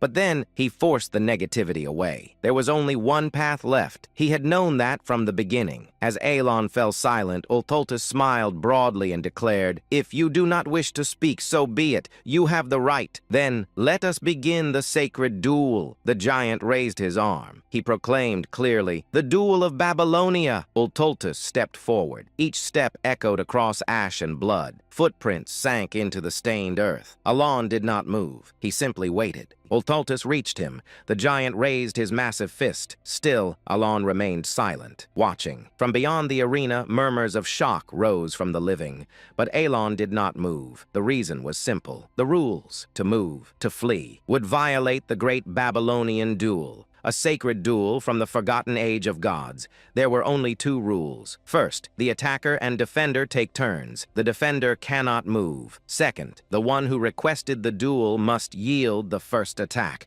A turn-based battle. If Elon stepped even once, the meaning would be lost. Worse, he would lose the only chance to kill this god. Without the duel's restrictions, he could never defeat a being capable of killing master knights with a single strike. This duel was his only weapon. Elon whispered softly, "Fixation." A sphere manifested before him. He continued, "Condensation." The sphere compressed and focused toward his left arm. He spoke again, "Reinforcement." Deep light began radiating from his arm. Finally, he completed the gesture and declared, "Intensification." Ultultus smiled widely. He pulled his fist back, like a ballista. Muscles tightened. Force condensed. Then he swung. The impact roared. Everything was swept away. The ground burst open as if its shell had shattered. The air exploded violently. For a brief moment, the world became a vacuum. Then, a delayed, ear-splitting explosion followed. Gray dust scattered in all directions. A distant voice whispered in disbelief, "This is unbelievable." Where the fist had struck, nothing remained. A massive cone-shaped crater carved into the earth. The gray sky cracked open. A purple sunset poured over the battlefield, overwhelming power. As the living stared in awe and despair, Pania gasped in shock and cried out, The Count, he's still alive!" Dea stared forward in disbelief. Count Palladio, drenched in blood, was standing, barely. His right arm hung limply. Blood poured from his wounds. His body trembled at the brink of death. Yet he stood and held the potion prepared by the Vice Tower Master, recalling that it was described as a redemption potion capable of soothing unbearable pain. He observed that when used at the precise moment, it worked flawlessly and allowed him to remain standing. He poured the golden liquid over himself as warm light enveloped his body and restored his strength gradually. He assessed that it would not restore him completely, but would allow him to move. His gaze turned cold as he declared that he had fulfilled the conditions to enter the state of stillness. He raised his hand as a ring appeared upon his finger. Golden radiance burst forth from it, illuminating the crimson mist as he activated Binding Summon and announced that the long-awaited hour had arrived. He muttered to himself, "Finally, it's my time to attack. I had been waiting for it." Alan explained that to fight Ultra Lulis, it was recommended to read the rules of the duel before beginning. He continued, "In order to limit the movements of the Outer God with these rules, I voluntarily accepted his challenge and requested a sacred duel of Babylon," he explained. "Thanks to the reincarnation pendant that prevented death and a healing potion, I managed to barely survive his attack." He continued that to activate the Ring of Radiance, one had to be on the verge of death. There it was. The constraint had been activated. Alan approached Ultus and said, "Since it's a sacred duel, no defense or counterattack is permitted," he continued. "In the game, I just tanked the first hit. Plus, the reinforcement effects weren't limited by turns, but by real time. Here, it's different. There's no time limit." He began invoking his magic and said, "First constraint. When magic is used on snowy terrain, I can twist the rules of this world just a little." A red eye appeared above his head, then a blue one, and he activated diffraction. Magic began to manifest in front of his hand. He continued, "Second constraint. When magic is used at the gates of death, I can twist the rules of this world a little more." He activated Primeral Point. His lightning magic took the shape of a spear, and with condensation, he hurled it at Ultus. He added extinction to his magic, and it began to take on a dark aura. He explained, "Third constraint. When fighting against a god, I can twist the rules of this world even further." He activated Silent Front, and his magic grew even stronger. Then came the fourth constraint. When magic is used against the great god of duels, Ultus, the magic intensifies further. Ultus waited with his arms wide, and the spell hit him full on, creating a massive explosion. Alan explained, "I can twist the rules of this world one more time." He said, "For this to work, he has to be wiped out in a single hit," and all fell silent. A silence so profound that even the smallest breath felt forbidden. Only the faint sound of crumbling gravel and dust filled the space, as the living gazed upon Alan with varied expressions. The soldier's eyes were filled with awe. The knight's eyes were filled with hope. However, Alan, the one receiving these gazes of awe and hope, merely maintained a blank expression. To be more precise, "Please, please, please," he had been praying fervently. He sincerely wished that with this strike, the outer god would be annihilated. But Alan realized that his prayer had not reached the heavens. A giant stood there, arms raised triumphantly, facing the sunset with an expression of joy.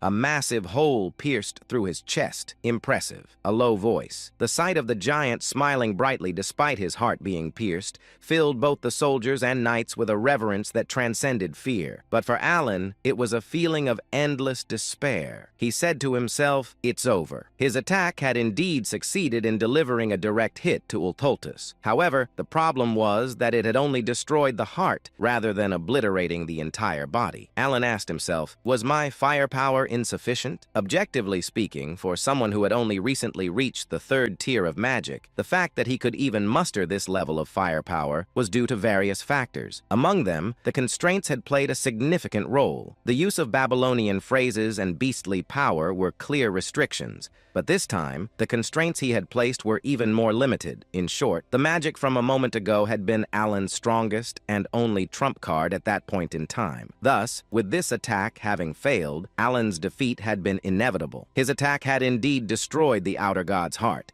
But destroying just the heart would not make the outer god vanish. As if to prove this, Ultultus stood proudly in the same spot, still smiling broadly. His body was covered in burn marks, and there was a gaping hole in his chest. But that majestic smile remained as he said, "Ah, I see. So you were still holding on to your will." Muttering words that only Alan could hear, the giant spoke in cryptic tones, causing Alan to drop the hands that had been clasped together in a seal. Even at that moment, the effects of the highest grade potion continued to restore his body. Though his body was still uncomfortable, it had recovered enough for him to move around, but that meant little. Alan, who had exhausted all the magic in his bracelet due to the recent spell, no longer had the strength to continue fighting. Because of this, his expressionless face concealed a gloomy mood as he raised his gaze with some doubt at Ultultus's next words. At that moment he saw it. Ultultus's body was slowly beginning to disappear. Reflecting the light of the setting sun, the giant started vanishing from his feet upwards,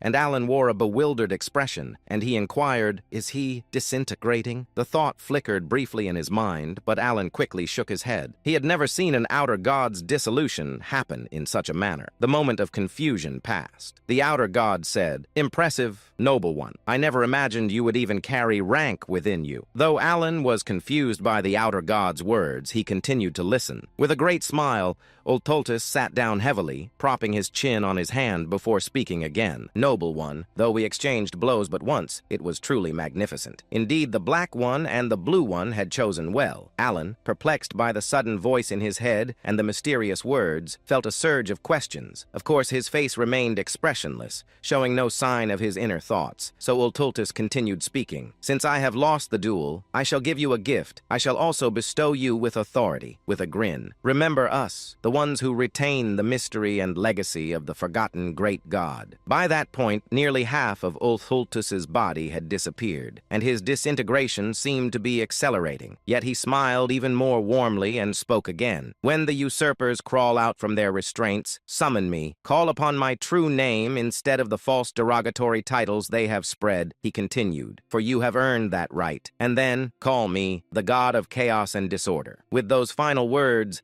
the outer god vanished completely, leaving behind only a lingering smile filled with expectation. Alan, having witnessed the outer god's complete disappearance, stared blankly at the accessory left behind. Bathed in the light of the setting sun, he expressionlessly gazed at the spot where the outer god had vanished. After the giant vanished, the once bitterly cold land, which had been filled with the voices of the dead, became silent, with only the sharp wind filling the void. The restless undead, unable to die, had finally found peace, and the living began to gather and sort the remains of the fallen. About a day later, having accomplished their mission of capturing the outer god, the expedition began to move once again, heading back to Caliban. The scene shifted to Alan's carriage. Penia was with him. Alan said, "All right, next question." But she interrupted him and immediately said, "Yes, you're a rank 2 mage." He corrected her. "Rank 3. She immediately replied, "You're right. Rank 3. Where was my head at?" Then Alan asked, "What do you know about the blue things and black things?" She shook her head in distress and replied, "I don't know anything. I've never seen a black thing or a blue thing. That's the truth. I swear I'm telling the truth." Her quick response left Alan speechless, wondering if she had even thought about it. Realizing he wouldn't get any useful information from her, he nodded. She dashed out of the carriage, thanking and greeting him as she left. Seeing her behavior, Alan thought to himself, "I didn't even tell her she could leave yet." Then he said, "If people keep thanking me for such trivial things, I'm going to start believing I'm some dark criminal." He began to ponder the fight and thought to himself, "But why did he disappear even though my attack failed?" His words left me with more questions than answers. Beside him lay the belt Ultus had given him. Alan looked at it and said, "I've seen this in the game. It's true." But the bracelet was explained. Belt of the Forgotten, reward obtained by defeating Ultus, doubles damage dealt and damage taken. There was an inscription inside it that read, "O you who have inherited his will, let your steps lead you to Kahala, the city of ancient gods." Alan said, "It's the first time I've seen this." He wondered, will I be able to discover something in Kahala? At that moment, someone knocked on the door. It was Deus. Surprised, Alan asked, "What is it?" Deus said that the mage had dared to leave without seeing him off properly and asked, "Do you want me to kill her?" Alan stopped him and said, "That isn't necessary." He thought to himself, "Isn't this getting a bit out of hand now?" At the same time, Penia felt a shiver run through her body and wondered if anyone was speaking ill of her. In truth, she had almost gotten her head chopped off. 2 weeks later in Kidram, the capital of Caliban, Deus headed to the castle to deliver his report, thus concluding the expedition to the north. He also took the opportunity to return the Ring of Radiance. Alan, without hesitation, prepared to leave once again. For him, there was no longer any reason to stay in Caliban after the outer god had been eradicated. He thought with a satisfied expression as he glanced at the carriage. "I've received plenty of gifts." The carriage was loaded with numerous gifts, courtesy of the quick-witted king of Caliban, who sought to strengthen their friendship. Alan, gazing contentedly at the slightly excessive gifts, soon spoke to Deus. "Well, see you next time." As he turned to leave, suddenly Deus asked a question. "May I ask you something?" Alan, who had been about to turn away, paused. "What is it?" Having spent about a month with Deus, from the northern expedition to their return to the capital, Alan had never heard such a direct question from him before. Usually, Deus only expressed his deepening respect without much inquiry. Alan patiently waited for him to speak. After a moment of silence, Deus finally asked, "Can I become stronger too?" Alan was briefly taken aback by the unexpected question, especially since Deus was already quite strong. He pondered what could have prompted such a question, then reached a conclusion. Perhaps it was because the magic I used in battle against the outer god had left a strong impression, increasing his respect for me. After concluding his thoughts, Alan spoke. "Of course, you can become stronger," Deus inquired. "Really?" Alan replied. "Yes, as long as you put in the effort, you can achieve anything you desire." Alan wasn't lying. In fact, Deus, like the rest of the 5 sins, already had extraordinary innate abilities even before the descent of the gods. In Deus's case, even without using his unique abilities, he could become a sword master with sheer skill. Given that he had reached that level in just 1 year, it was only a matter of time before he became even stronger. Reflecting on these facts made Alan feel a tinge of envy for the sheer talent standing before him. He added, "So don't worry, then I'll be on my way." But suddenly Deus asked, "Wait, may I ask you one more thing? Why do you always ask instead of command?" Alan, momentarily confused by the question,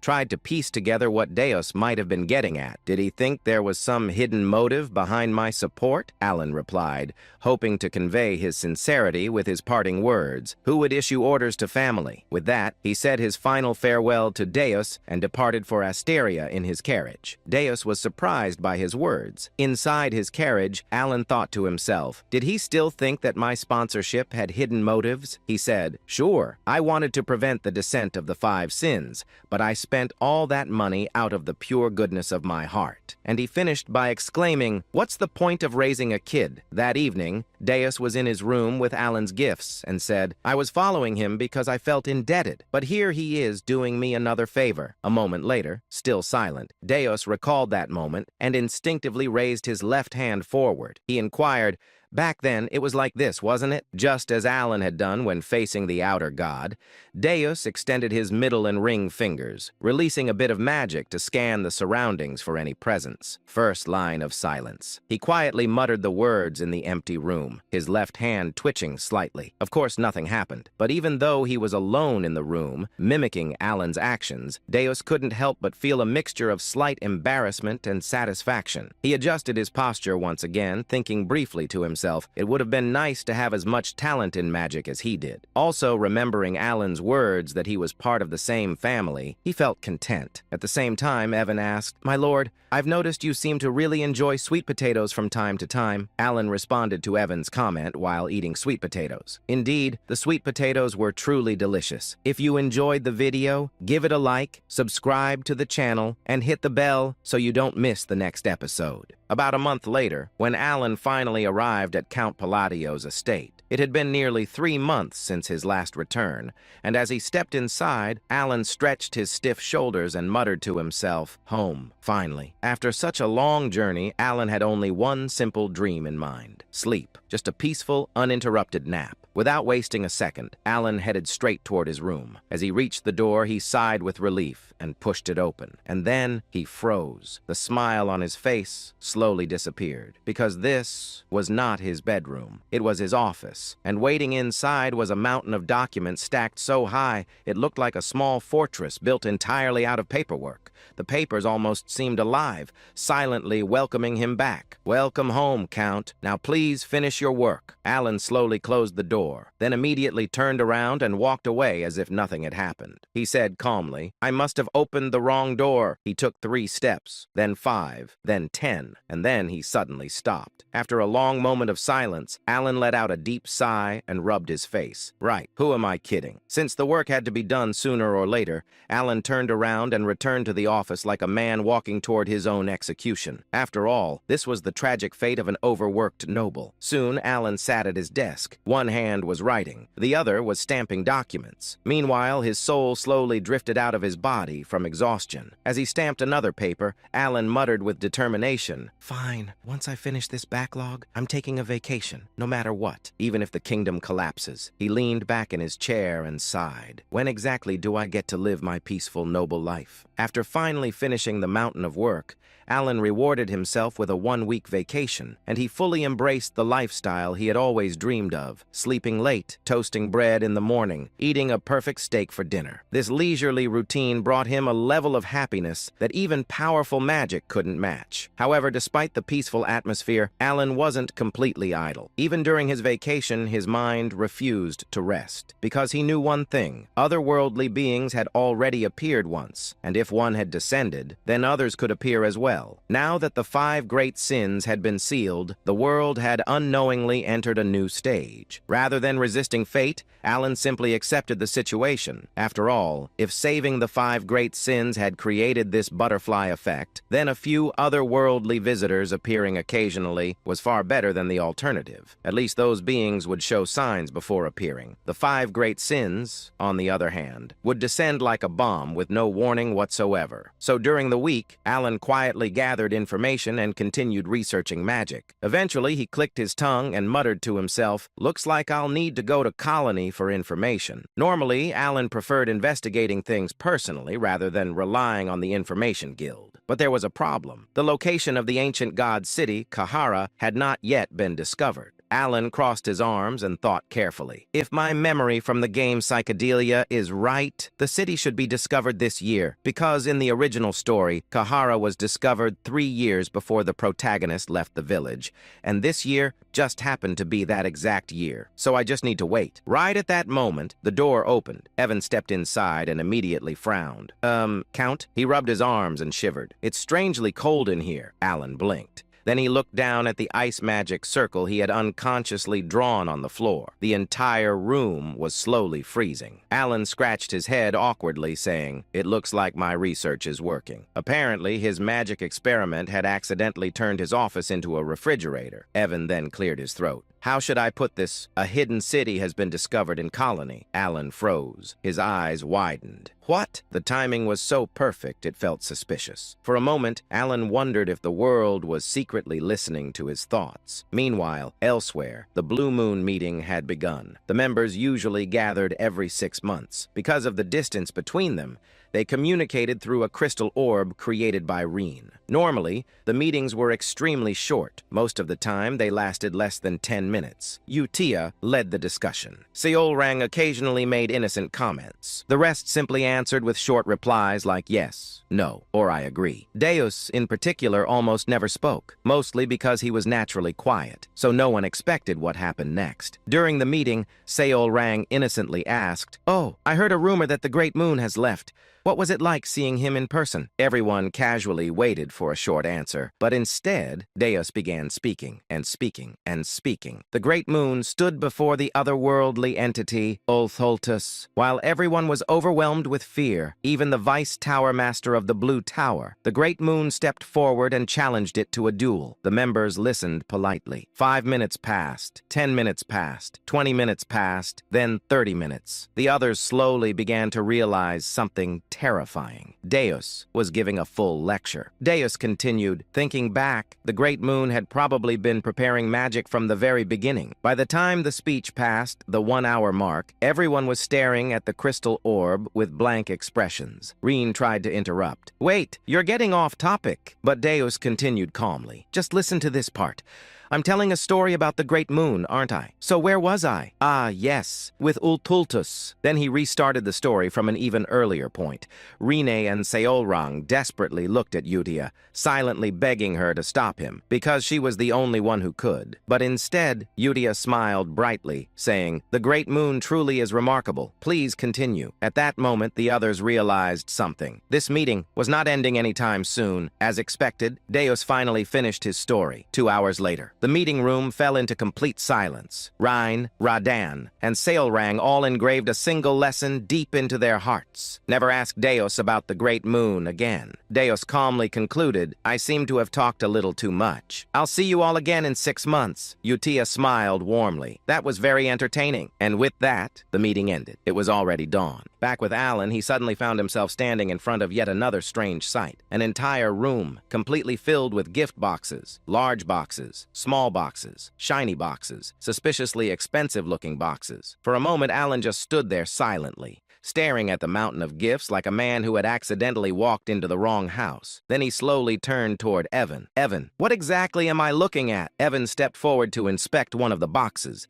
As soon as he opened it, his eyes widened in shock, saying, "My lord, this artifact came from the deep floors of the Aberranth." He carefully lifted the item and added in disbelief, "To be honest, we could probably buy a mansion with just this one." Alan blinked. Then he picked up a golden cup from another box. It was ridiculously expensive. In his other hand were several letters that had been delivered along with the gifts. He began reading the names and immediately frowned. He said, "I don't know any of these nobles." The letters were extremely polite and full of praise. Some even sounded suspiciously respectful. Alan slowly nodded to himself. "Ah, I see. The rumors must have spread." Even so, he couldn't hide his amazement. All of this, just because he had one connection with a master knight. He leaned back and let out a small whistle. Amazing. Despite his confusion, something deep inside Alan suddenly awakened. His small business slave mentality. After thinking for a moment, Alan came to a very reasonable conclusion. If people give you things, you should accept them. He folded the letters neatly and smiled. "To the generous nobles who sent these gifts, thank you." Then he looked at the overflowing boxes and laughed. "Let's just put everything inside the secret chest." A week later, Evan returned with even more gifts. He placed the new boxes down and sighed. "My lord, it doesn't seem like they're going to stop." Alan stared at the growing pile with wide eyes. Then he nodded slowly. He leaned back proudly and thought, "So this is what happens when you know a master knight." He crossed his arms and thought, "Deus must be doing well. Looks like that kid is finally being a good son." He generously decided to forgive Deus for never writing back. What Alan didn't know was that these gifts were actually bribes from nobles hoping he would let them join his faction. But in Alan's mind, they were simply friendly presents, a month later, the gifts were still arriving. At this point, Alan started feeling slightly embarrassed. Looking at a ridiculously luxurious jewel box, he sighed. Maybe I should return the more outrageous ones. At the beginning of summer, as the gifts finally started slowing down, the Grand Assembly began in Teria, the capital of the Asteria Kingdom. Unfortunately for Alan, he was late, which resulted in a very unusual sight. Count Alan Palladio, walking quickly. Evan, followed behind him, said, "See you later." Alan is desperate not to draw attention for being late to his first Grand Assembly. Evan notices his speed and is surprised, assuming his master must be in a real hurry. He also notices that several other nobles have started following behind the Count.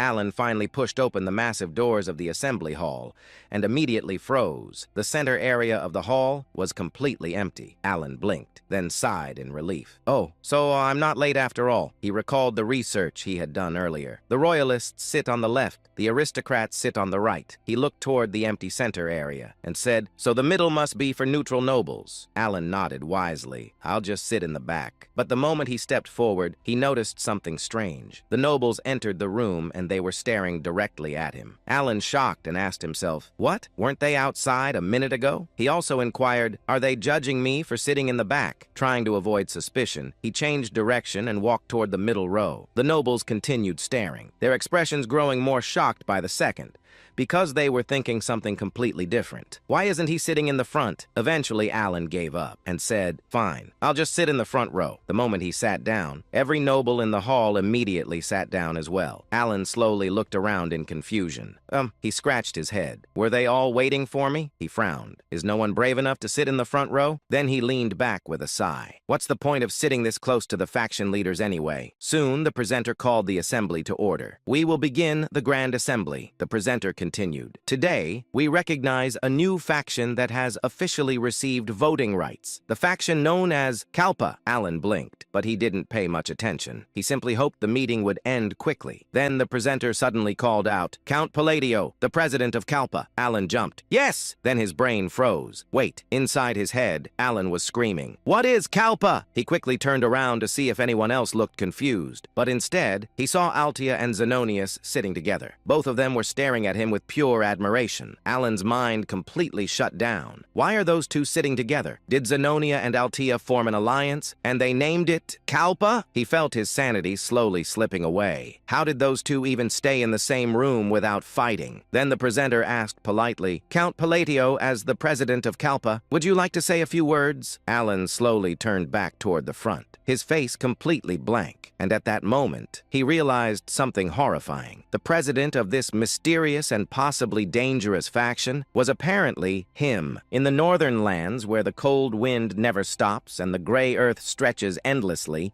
lay the place where a terrifying battle had recently taken place. A battle between an outer god and the Count of Asteria. Now the battlefield had turned into something else entirely, a land of countless graves. These graves belonged to the unfortunate souls the expedition had been unable to recover. Standing silently among the graves was a mysterious figure. He wore a black sacred robe, and several ominous black accessories dangled from his waist and hands, clinking softly whenever he moved. His face was hidden beneath a deep hood, but it was clear that he was carefully observing the surroundings. At first, he twisted his mouth slightly, as if he couldn't quite understand what he was looking at, but after glancing around a few more times, a faint smile slowly appeared on his lips. The hooded figure said with amusement, "Interesting." His voice sounded strangely cheerful for such a depressing landscape. Even stranger, the voice echoed in layered tones, making it impossible to tell whether the speaker was a man or a woman. Slowly scanning the battlefield, his gaze eventually stopped at a single spot on the ground. It was the exact place where the outer god had vanished. The same place where, during a rightful duel, Alan had landed the final blow. The hooded figure stared at the spot for a moment. Then the hooded figure muttered curiously, "Let's see how far this will go." After a brief pause, the hooded figure added playfully, "Shall we watch?" With those mysterious words, he turned around without hesitation, as if he had already seen everything he needed to see. Meanwhile, inside the Grand Council Hall, Alan suddenly had a strange thought. Inside his mind, Alan thought with disbelief. I accidentally became the leader of a group formed by a shadowy alliance. It sounded suspiciously like the title of a cheap web novel. Just then, the moderator spoke. The moderator asked politely, "Do you have anything to say?" Alan blinked. Inside his mind, Alan screamed silently, "Wait, me? Leader? Shadowy alliance? What kind of nonsense is this?" But before Alan could say anything, the moderator continued. The moderator said calmly,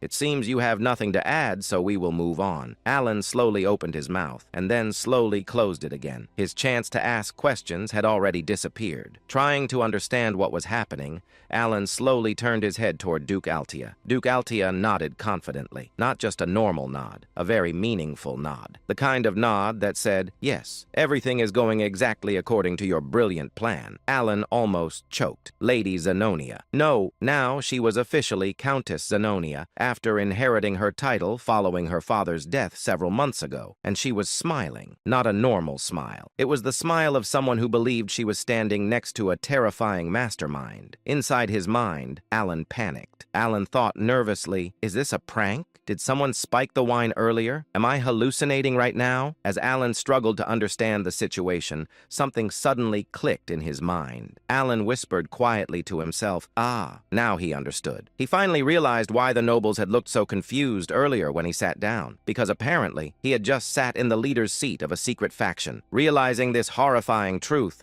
Alan felt the world spin. He grabbed his head and shut his eyes tightly. After the Grand Council meeting ended, Alan somehow found himself being guided to a banquet celebrating the birth of the Kalfa faction. He didn't remember agreeing to attend. He didn't even remember standing up, but somehow he was already there. Then Countess Zenonia spoke. Countess Zenonia said with satisfaction, "How about this? I think it's perfect now." From Alan's perspective, absolutely nothing about this situation was perfect. He had no idea what she was talking about. Then Duke Altia added another comment. Duke Altia said thoughtfully, "It seems everything has been arranged exactly the way Count Palatio intended." Alan felt like someone had thrown 50 question marks directly into his brain. Inside his mind, Alan shouted silently, "What are you talking about? Who arranged what? When did I do that?" But on the outside, Alan maintained a calm, dignified, noble expression. Because panicking in front of two possible psychopath masterminds felt like a bad survival strategy. Alan glanced between Duke Altia and Countess Zenonia. Both of them were looking at him with clear expectation. They were waiting for him to speak. Inside his mind, Alan slowly reached a horrifying conclusion. Alan thought nervously, do I have a split personality? Did my other personality secretly create this faction while I was sleeping? Because honestly, that explanation was starting to sound more believable than the current situation. After all, Alan wasn't even close to these two. He had only met Duke Altia once several years ago, and their conversation had been extremely unpleasant. It was during the time when Loria begged for help,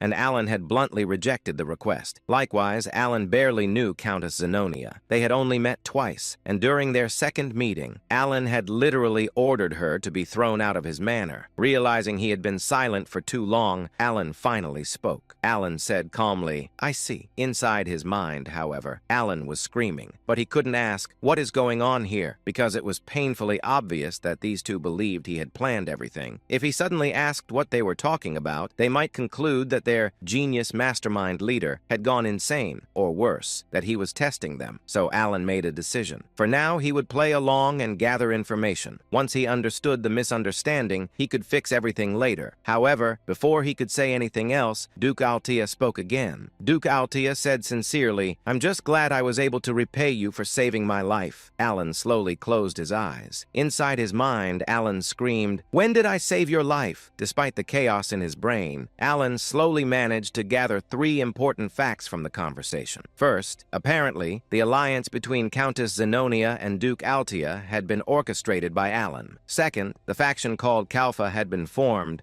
because of a letter Alan had sent to Countess Zenonia. And third, all the gifts Alan had been receiving recently were actually from nobles who wanted to join the faction. Those gifts were part of the process of asking permission from the faction leader, which unfortunately was Alan. As Duke Altia and Countess Zenonia continued talking enthusiastically about his brilliant plans, Alan slowly pieced everything together. Though doing so felt like solving a puzzle while his brain was actively melting. Keeping a neutral expression while feeling disbelief inside, Alan stared at the two nobles in front of him. Even though he had begun to understand part of the situation, there was still far too much he didn't understand. No, to be more precise, there were countless things he wanted to question. Inside his mind, Alan thought, if I'm not secretly some kind of Jekyll and Hyde split personality, then I definitely never ordered Countess Zenonia to do anything. I never told them to form an alliance. I swear I didn't. Then Alan thought again. All I did was send a letter saying I disliked the other nobles. So how did it turn into this? Alan's head spun as he looked at Duke Altia and Countess Zenonia,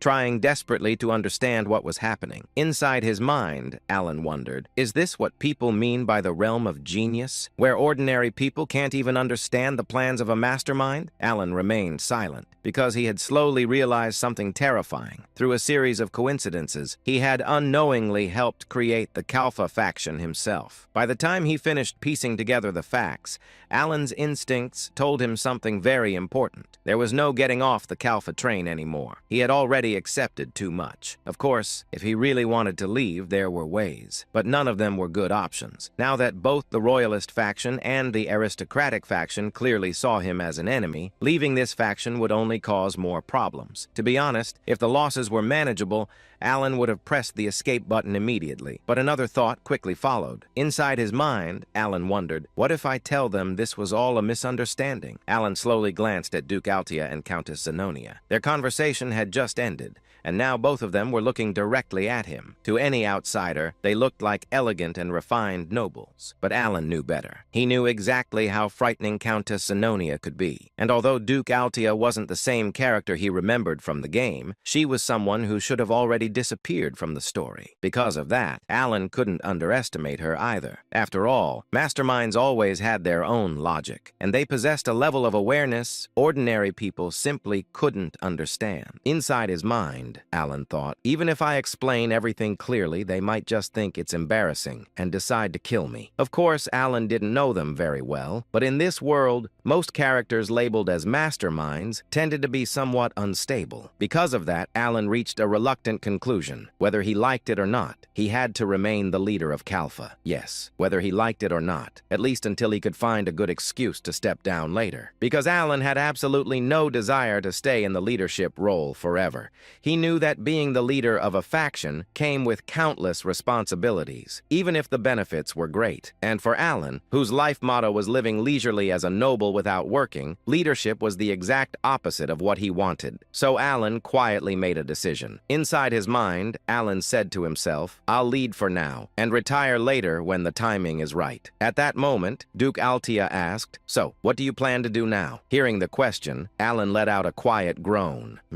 Alan murmured thoughtfully. Since he couldn't reveal the truth, Alan rolled his eyes slightly and tried to buy himself some time. After a short pause, Alan said, for now, let's start by cleaning up the underworld. Confused, Countess Zenonia asked, clean up? Calmly, Alan replied, yes, that way it will be easier for us to operate. Of course, Alan had absolutely no idea how anything would become easier, but since he couldn't even remember half the topics discussed at the assembly earlier that day, bringing up politics would have been a terrible idea. So this vague statement was the best he could manage. It was clumsy, but for Alan, it was the best he could do. After that, Alan stood up and said, well then, I have some matters to attend to, so I'll take my leave. Before either of them could ask another question, Alan immediately turned around and began walking away. His steps gradually became faster, because he knew that if they asked even one more question, he had no answers. Soon, Alan left the hall and hurried through the empty corridor. Eventually, he almost ran to his carriage, worried that someone might stop him. Seeing him arrive so quickly, Evan asked, Count? Without hesitation, Alan said, let's head straight to the colony. Alan had already decided to leave that very day. Inside his mind, Alan thought, the letter should have arrived by now. I hope I can get some help there, like I did with Dios. Soon, Alan's carriage began moving through the night. It was a midsummer evening. Meanwhile, back at the banquet hall, thinking about Alan's words, Countess Zenonia murmured, clean up the underworld.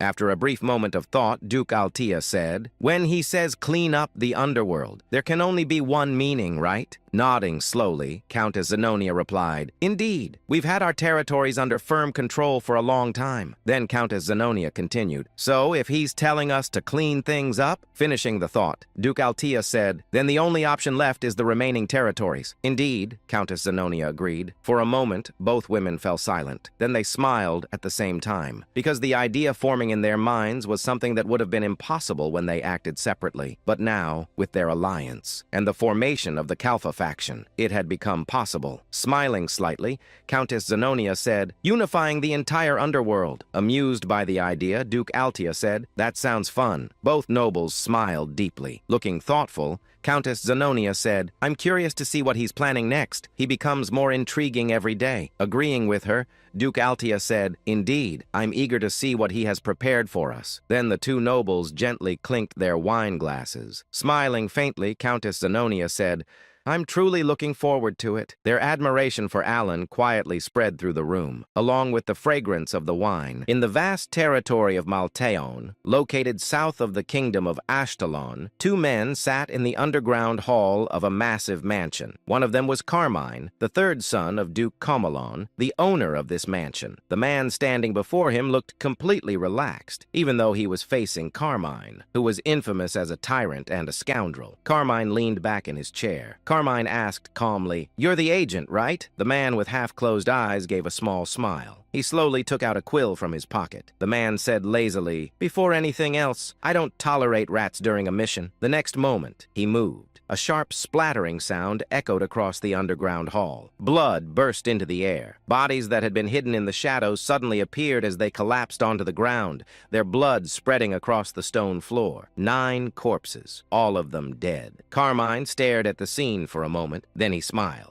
Carmine said with satisfaction, "You really are strong, just as I expected." Without hesitation, he leaned forward. Carmine said directly, "I want you to kill a noble, Count Palladio of the Asteria Kingdom." Then he smirked. Carmine said confidently, "You wouldn't refuse a request from me, the tyrant of Ashtalon, would you?" The agent chuckled. The agent said casually, "As long as the payment is correct, there are no failures." Then he tilted his head. The agent added with a faint grin, "Though I'm curious if you can actually afford my fee, Carmine." Carmine simply smiled. Slowly, he pulled something out from inside his coat and placed it on the table. Carmine said proudly, "How about 4 of these?" What he revealed was a black cube, a cube so dark it seemed to swallow even the surrounding light. It looked like a fragment of the abyss itself. Interest immediately flashed in the agent's eyes. The agent narrowed his eyes. Then his eyes widened slightly. The agent whispered in surprise, "That's an abyssal core." The abyssal substance, a rare item distributed in extremely small quantities by Duke Comelon on the black market. Unlike abyssal jade,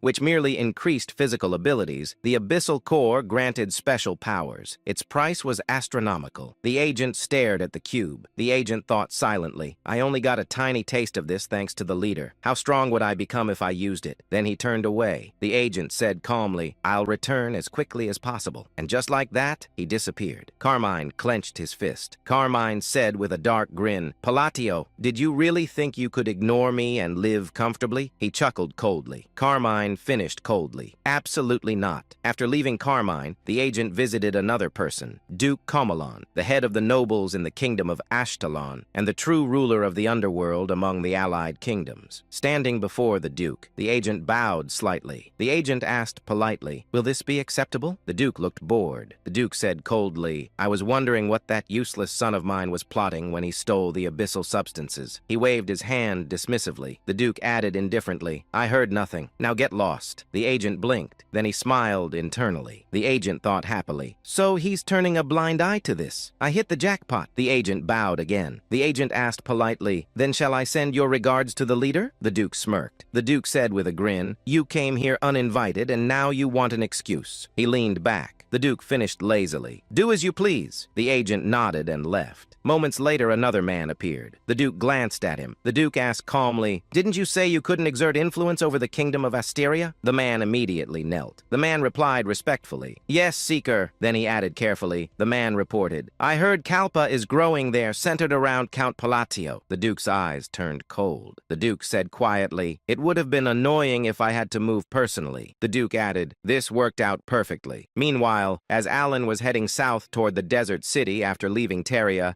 Someone else was watching the same road. High above the path, the agent observed a distant carriage. The agent narrowed his eyes. The agent said quietly, "Found you, Count Palladio." Inside that carriage was his target. While watching it approach, the agent took out his quill again. The agent thought to himself, "The abyssal core is tempting, but something still bothers me." In truth, killing Count Palladio would be easy. With a single stroke of his quill, the man's life would end. Yet he hesitated. The agent sighed. The agent muttered, "The rules say not to make troublesome enemies if possible." Count Palladio himself wasn't the problem, but someone connected to him was. Someone in Caliban. Deus. The agent frowned slightly. The agent thought, he'll definitely take action. The agents weren't afraid of Deus. Each agent possessed power comparable to a swordmaster, but unnecessary enemies were always troublesome.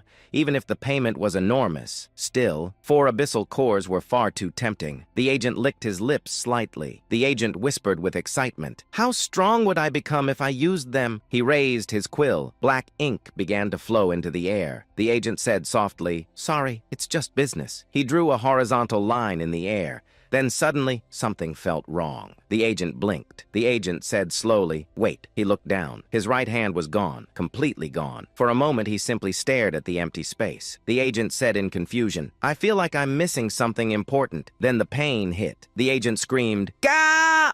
Before he could even finish screaming, another impact struck him. His body flew through the air and crashed violently into a tree. When he lifted his head, he froze. Standing there was a boy, black hair, blue eyes, young, too young. The agent stared in disbelief.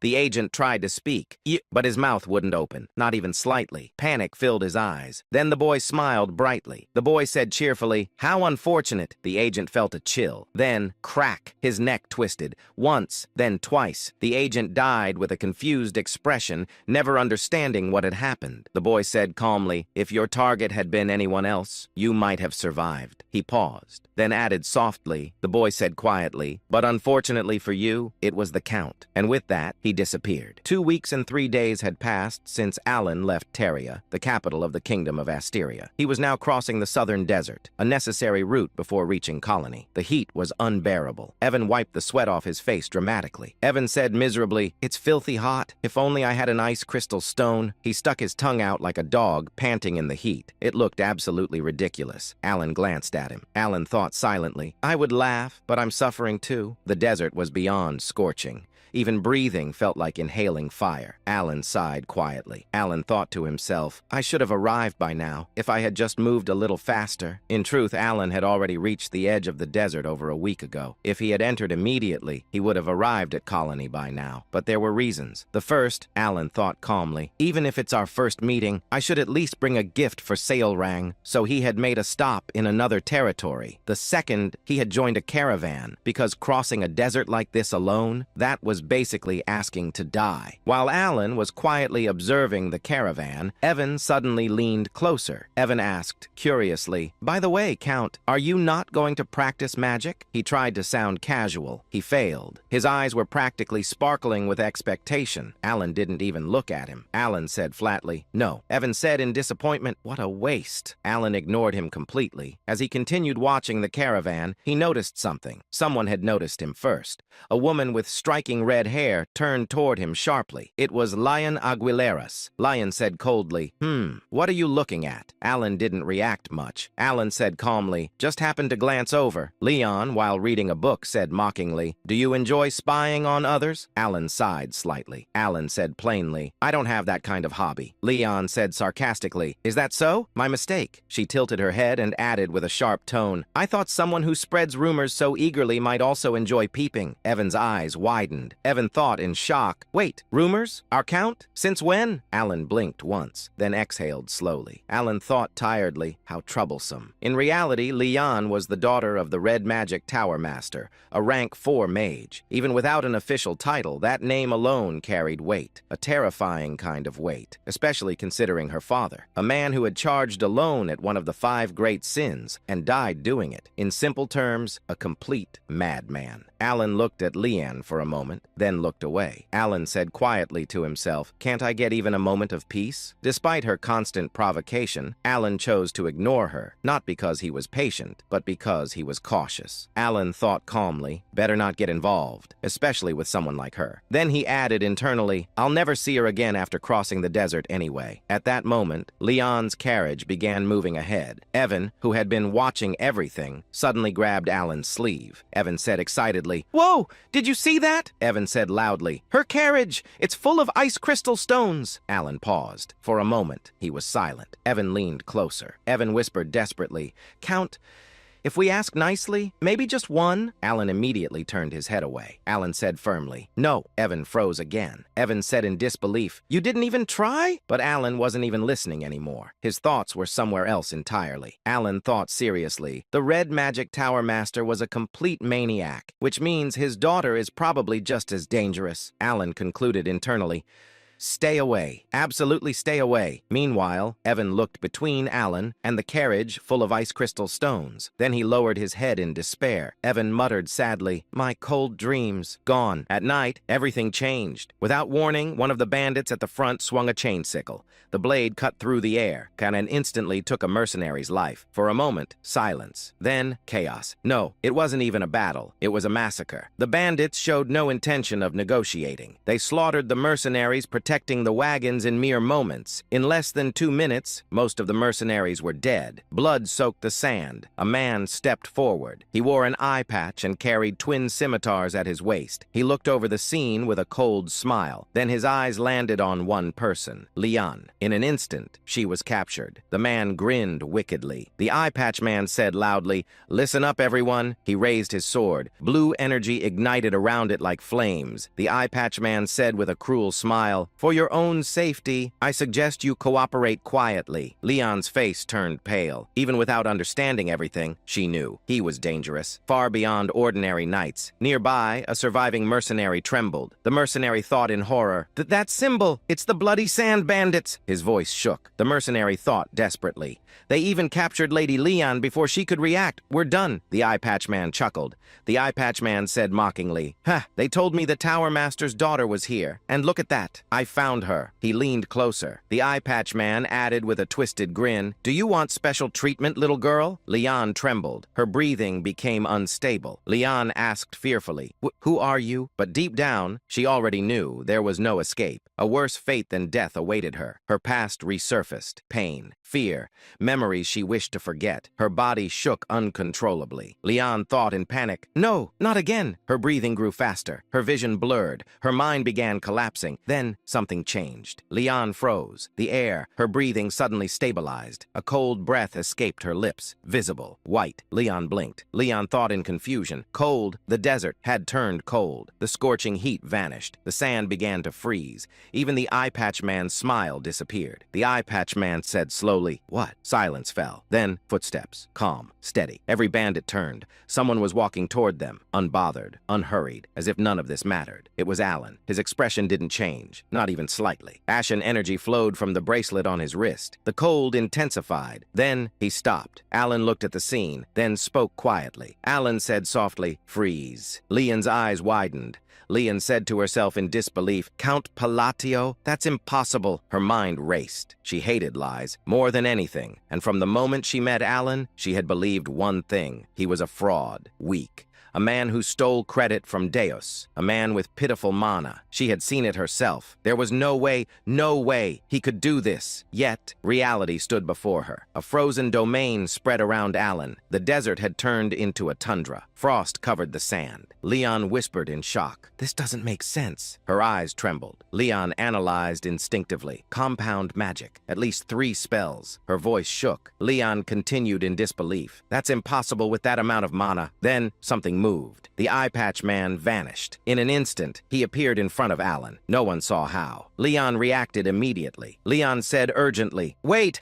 She began casting. Too late. The eye patch man raised his twin scimitars. He smirked. The eye patch man said confidently, "You're dead!" Alan didn't move. Alan said calmly, "Freeze." Silence. The eye patch man stopped, completely. His body, frozen, mid-swing. An ice statue. Leon froze. Leon thought blankly, "What?" Alan raised raised his hand slightly. Alan said quietly, shatter. Crack, crash. The ice exploded. The bandit leader shattered into pieces. Gone. Just like that. A white breath escaped Alan's lips. He lowered his hand, then looked at the remaining bandits. No emotion, no hesitation. Alan said coldly, I'll give you one chance. The bandits trembled. Alan finished simply, get lost. Silence. Then panic. The bandits ran. All of them. Not even daring to look back. Later, everything changed. Completely. The mercenaries who survived gathered around Alan. This time, with respect. No, with admiration. One mercenary stepped forward. The mercenary said eagerly, Ah, Count Palatio, this is a special wine from Gur. It's said to be incredible. Another rushed in. Another mercenary said quickly, And this is premium ham.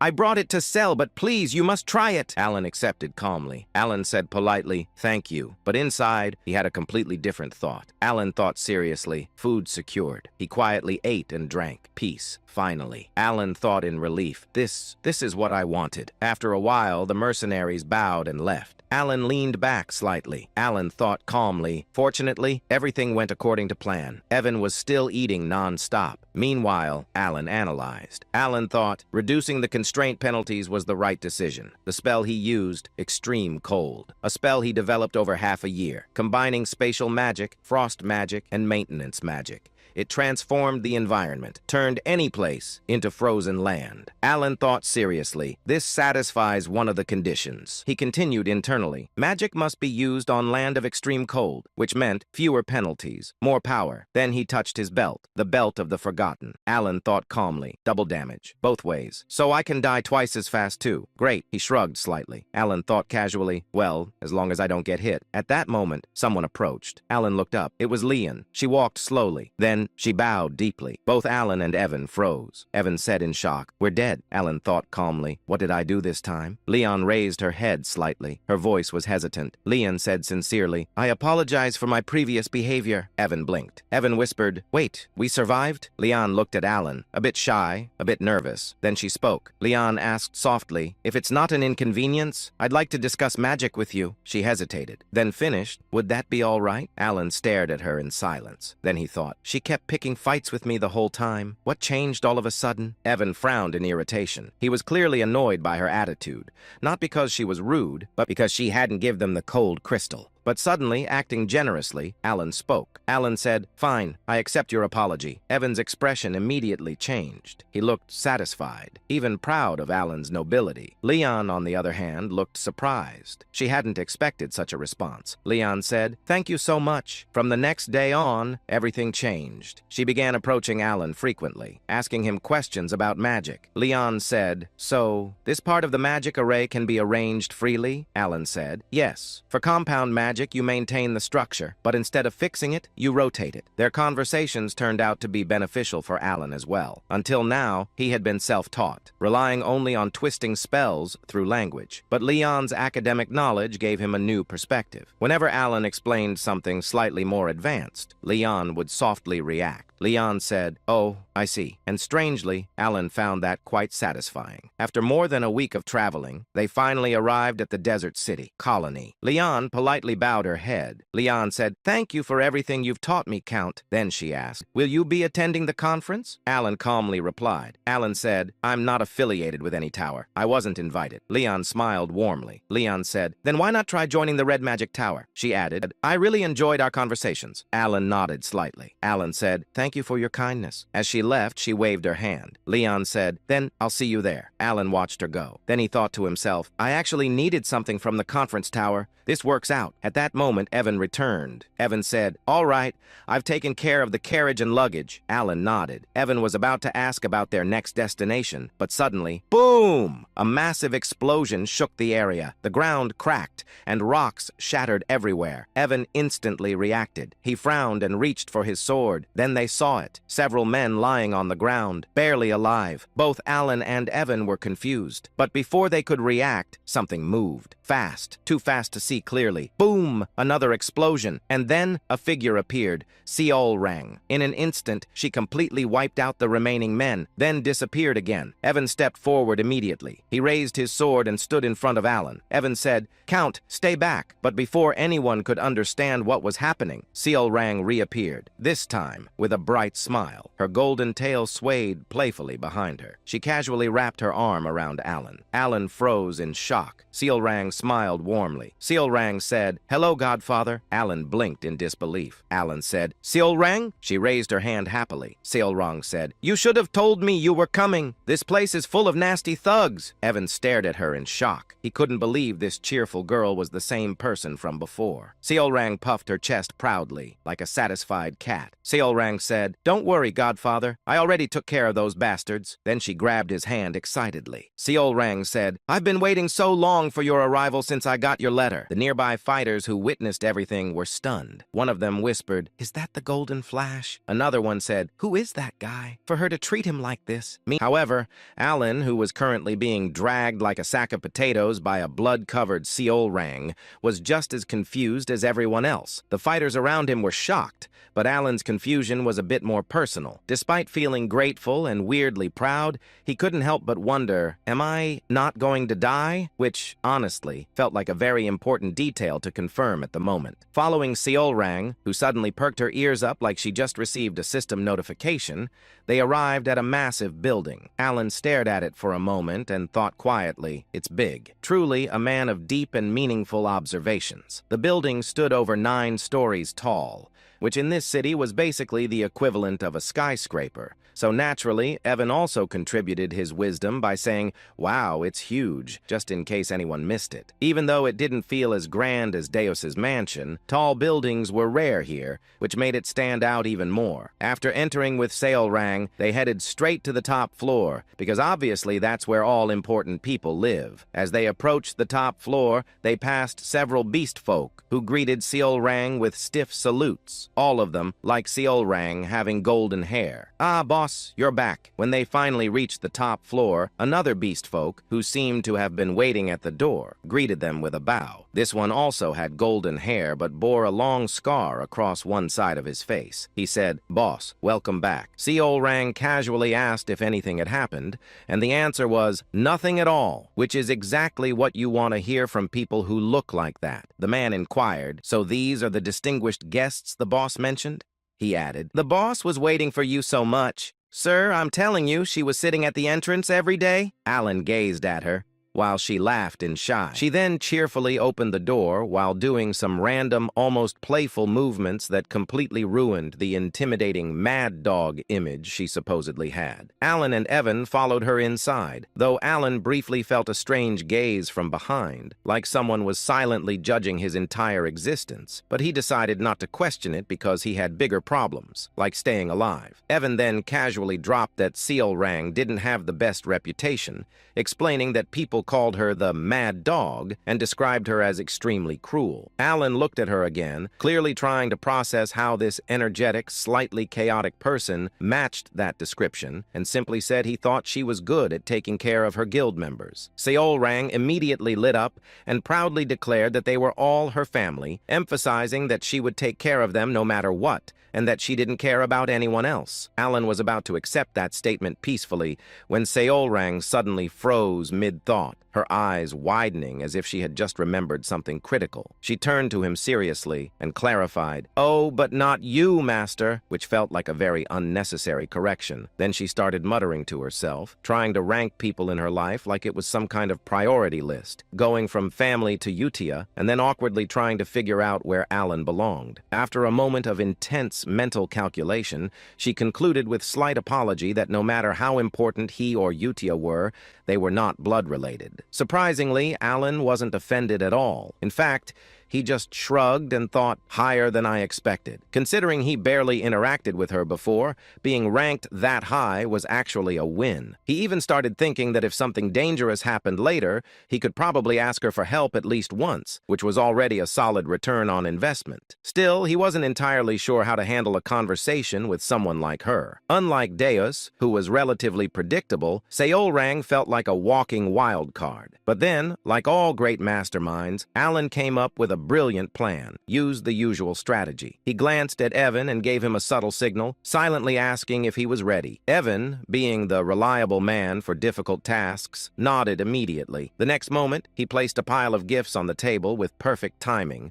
then sighed in relief like he had just completed a life-threatening mission. Seolrang's reaction was instant. Her eyes sparkled as she excitedly reacted to the gifts, and just like that, the conversation mode switched to easy difficulty. From that point on, everything went much smoother than Alan expected. In fact, it was even easier than talking to Deus, which left him slightly confused. At one point, she enthusiastically agreed to something he said, only for Alan to pause and question whether she had actually listened. She confidently said yes and told him to speak casually with her, which did not answer the question at all. She was so full of energy that she couldn't even sit still properly. Alan watched this with a blank expression and tried to bring the discussion back to something reasonable, mentioning that she must have a lot to think about since she was running a guild. She immediately dismissed the concern, saying it was fine and reminding him that even if they weren't family, he was still her master, which apparently solved everything. Alan nodded awkwardly, but deep down he felt a sense of pride.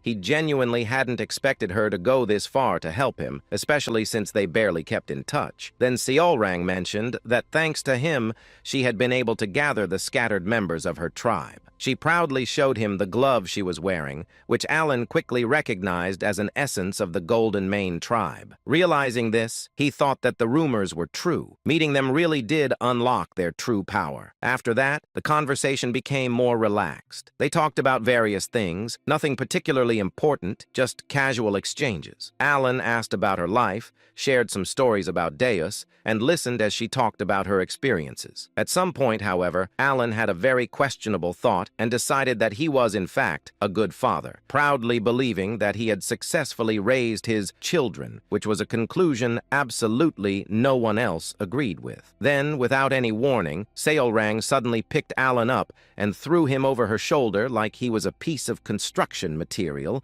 saying to him, "Master, you must be tired from coming all this way, so please get some rest. I'll show you to my room." Surprisingly, Alan didn't resist at all. Instead, he looked completely satisfied. For someone like him, who valued comfort above all else, this situation was nothing short of perfect. After all, it was basically a free ride. After that, she casually asked how the desert was, and honestly, she didn't even wait for a deep answer before basically answering it herself. There's nothing but sand. No fun at all. Evan, trying to sound a bit more professional about it, added that the desert was actually quite dangerous, which immediately caught Seolrang's attention. She tilted her head in confusion, clearly not seeing how endless sand could be a threat, so Evan simply explained that they were attacked. The moment the word attack came out, Seolrang's cheerful expression froze for a split second, while Alan calmly confirmed it, explaining that they had been ambushed by the Blood Sand bandits in broad daylight, which was unusual since those guys normally preferred nighttime. Seolrang reacted with mild curiosity,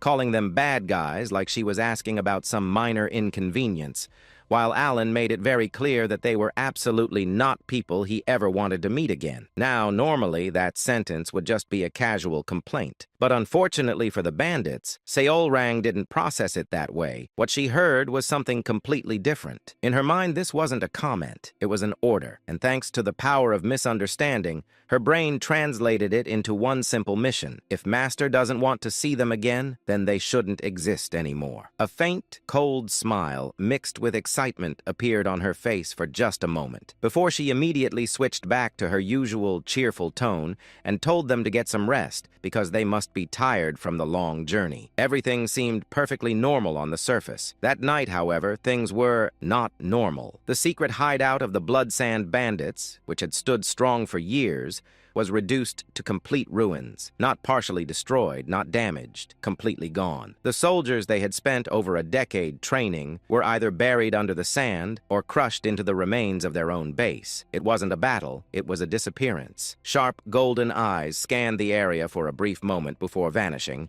and in the next instant, a flash of golden lightning tore through the darkness. Sailrang reappeared, holding two severed heads, one in each hand. The expressions on those faces were still frozen in anticipation, as if they hadn't even realized they were already dead. Without the slightest bit of interest, she casually threw the heads away like trash. Meanwhile, Draco stood there, completely unable to process what had just happened.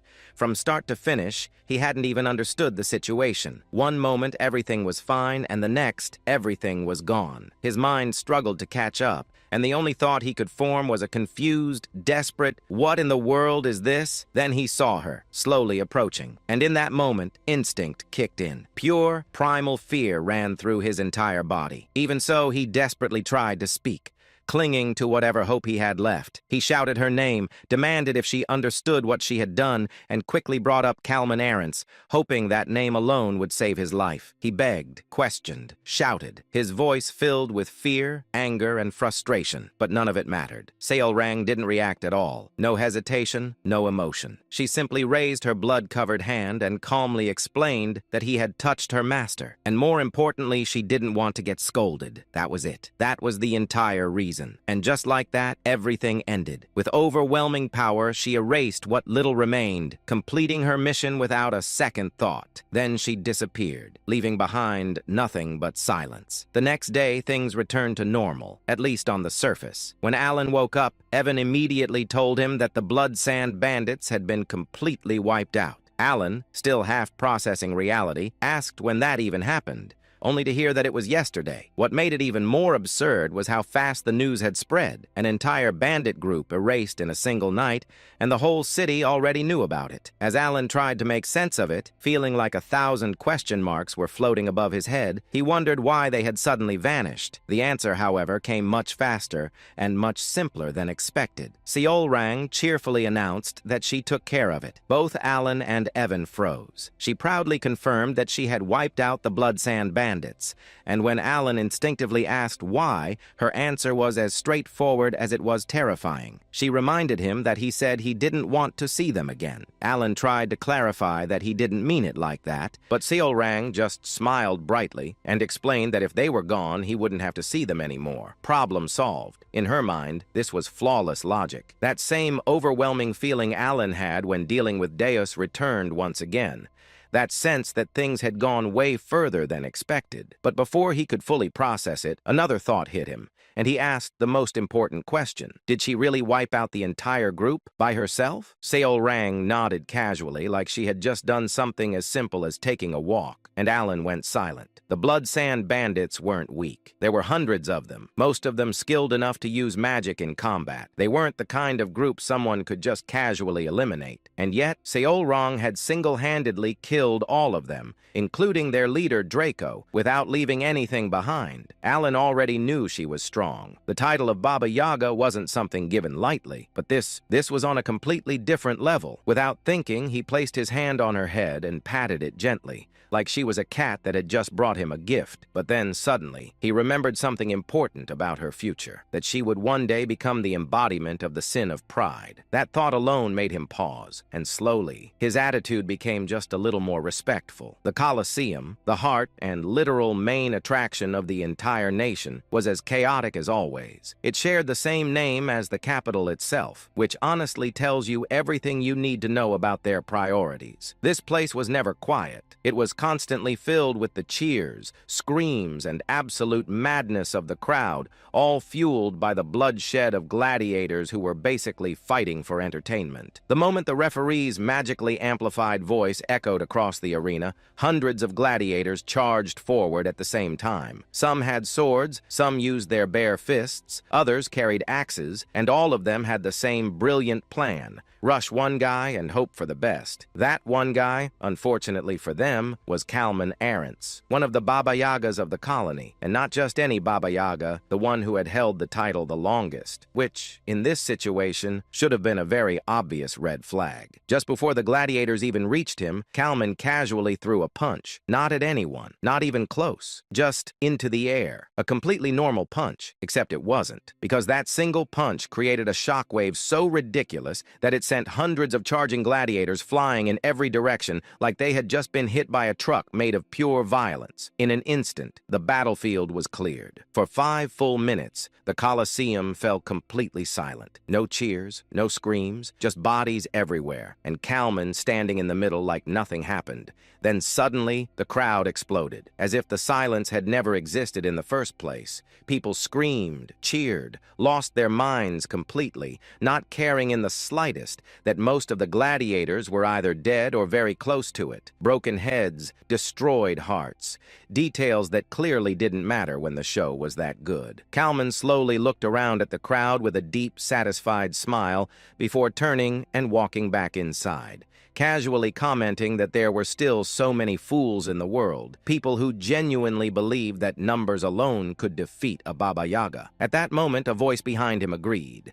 Kalman turned and found Raug standing there with a grin that already looked suspicious. Without wasting time, Raug dropped the real topic, asking if Kalman knew who wiped out the Blood Sand Bandits. Then he answered it himself. It was Seol Rang. Kalman paused for a moment, but instead of anger, his reaction was surprisingly calm, almost like he had expected it. Just a quiet acceptance like, yeah, that sounds about right. Raug, slightly confused, asked if that guy wasn't supposed to be Kalman's brother. Kalman immediately shut that down with a smile, casually admitting that it was just a rumor he made up. Apparently, he only kept the guy around because he brought in some extra money, and either way, he was planning to kill him eventually. You know, normal family relationships. When Kalman asked about the plan, Raug revealed a black cube in his hand, the abyssal core, something that could elevate the worthy. Kalman's smile twisted immediately. With that, he said, he could finally crush the head of that arrogant beastkin who had been running around the colony like it was her personal playground. When would it happen? In 2 days, at the ruins. Quick, efficient, straight to the point. Raug even added that once Seol Rang was gone,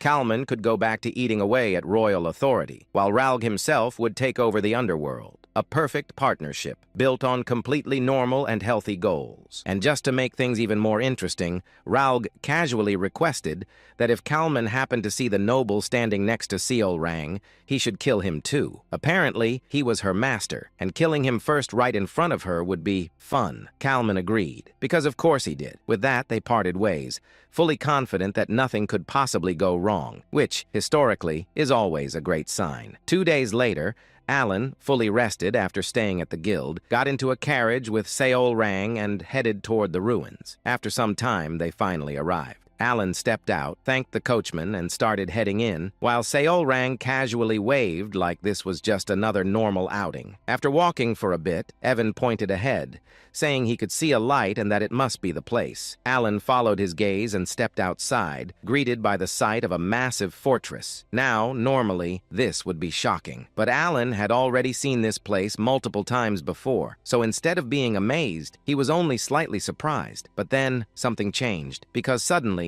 he heard a voice that no one else could hear. "You've finally come, magician." That alone was enough to make things weird. Naturally, Evan tried to follow him, but Alan stopped him at the entrance and went in alone. Not because he wanted to be dramatic, but because the voice specifically told him to come alone to the central tower of Kahara, which is never suspicious at all. Even though Alan had been to this place many times before, this was the first time something like this had happened. Still, he instinctively felt that this was connected to the mysterious entity he had encountered before, so he didn't hesitate. He moved forward, reached the center, climbed the tower, and finally came face to face with something.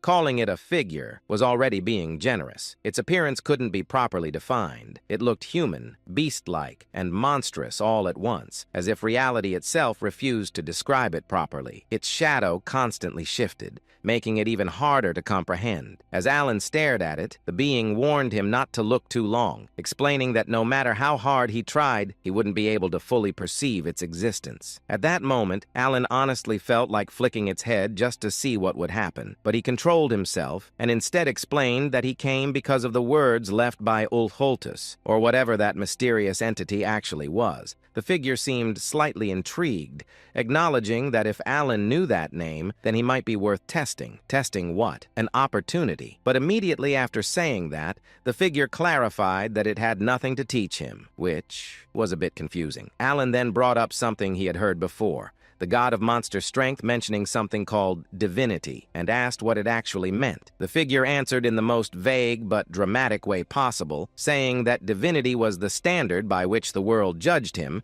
and casually added that an outer god would soon descend, so he should deal with it. You know, just a small task. After that, the figure said that once Alan handled it, he would meet the conditions to speak with him again. Then, as if suddenly interested, it decided to share something useful. According to it, magic wasn't just random power. It was a system of laws assigned to the world by a mage. It broke it down into 3 parts: incantation, logic, and manifestation. First comes the incantation, then comes the logic. And through that logic, the power is manifested. That is magic. Alan was genuinely shocked at this explanation, especially at the mention of logic, something he had never heard of before. The figure immediately pointed that out, basically saying of course he wouldn't know. Then, with a grin, it moved closer to him, and finally said it would teach him one piece of proper magic, which, considering everything that just happened, definitely wasn't going to be normal. Meanwhile, while Alan was busy having philosophical conversations with a mysterious cosmic entity about logic and magic, outside, things had already escalated straight into a full-on massacre. Members of Seal Rang's guild were being ambushed by bandits, and what started as a fight quickly turned into something much worse. One of her kin, who had been talking just moments ago, collapsed right in front of her in the most tragic and unfair way possible. No dramatic last words, no heroic moment, just gone. Seol Rang froze. For a brief second, her mind couldn't process it. Then she slowly turned back, her fist clenching so tightly it almost looked like she was about to crush the air itself. Electricity sparked around her hand, reacting to her emotions, like her anger had finally found a physical form. And then she saw Kalman, rushing straight toward Ralga, who was leading the fight against the attackers. That was all she needed. Seol Rang moved instantly, intercepting him and blocking his punch head-on. The moment their fists collided, a terrifying shockwave exploded outward, strong enough to distort the air itself.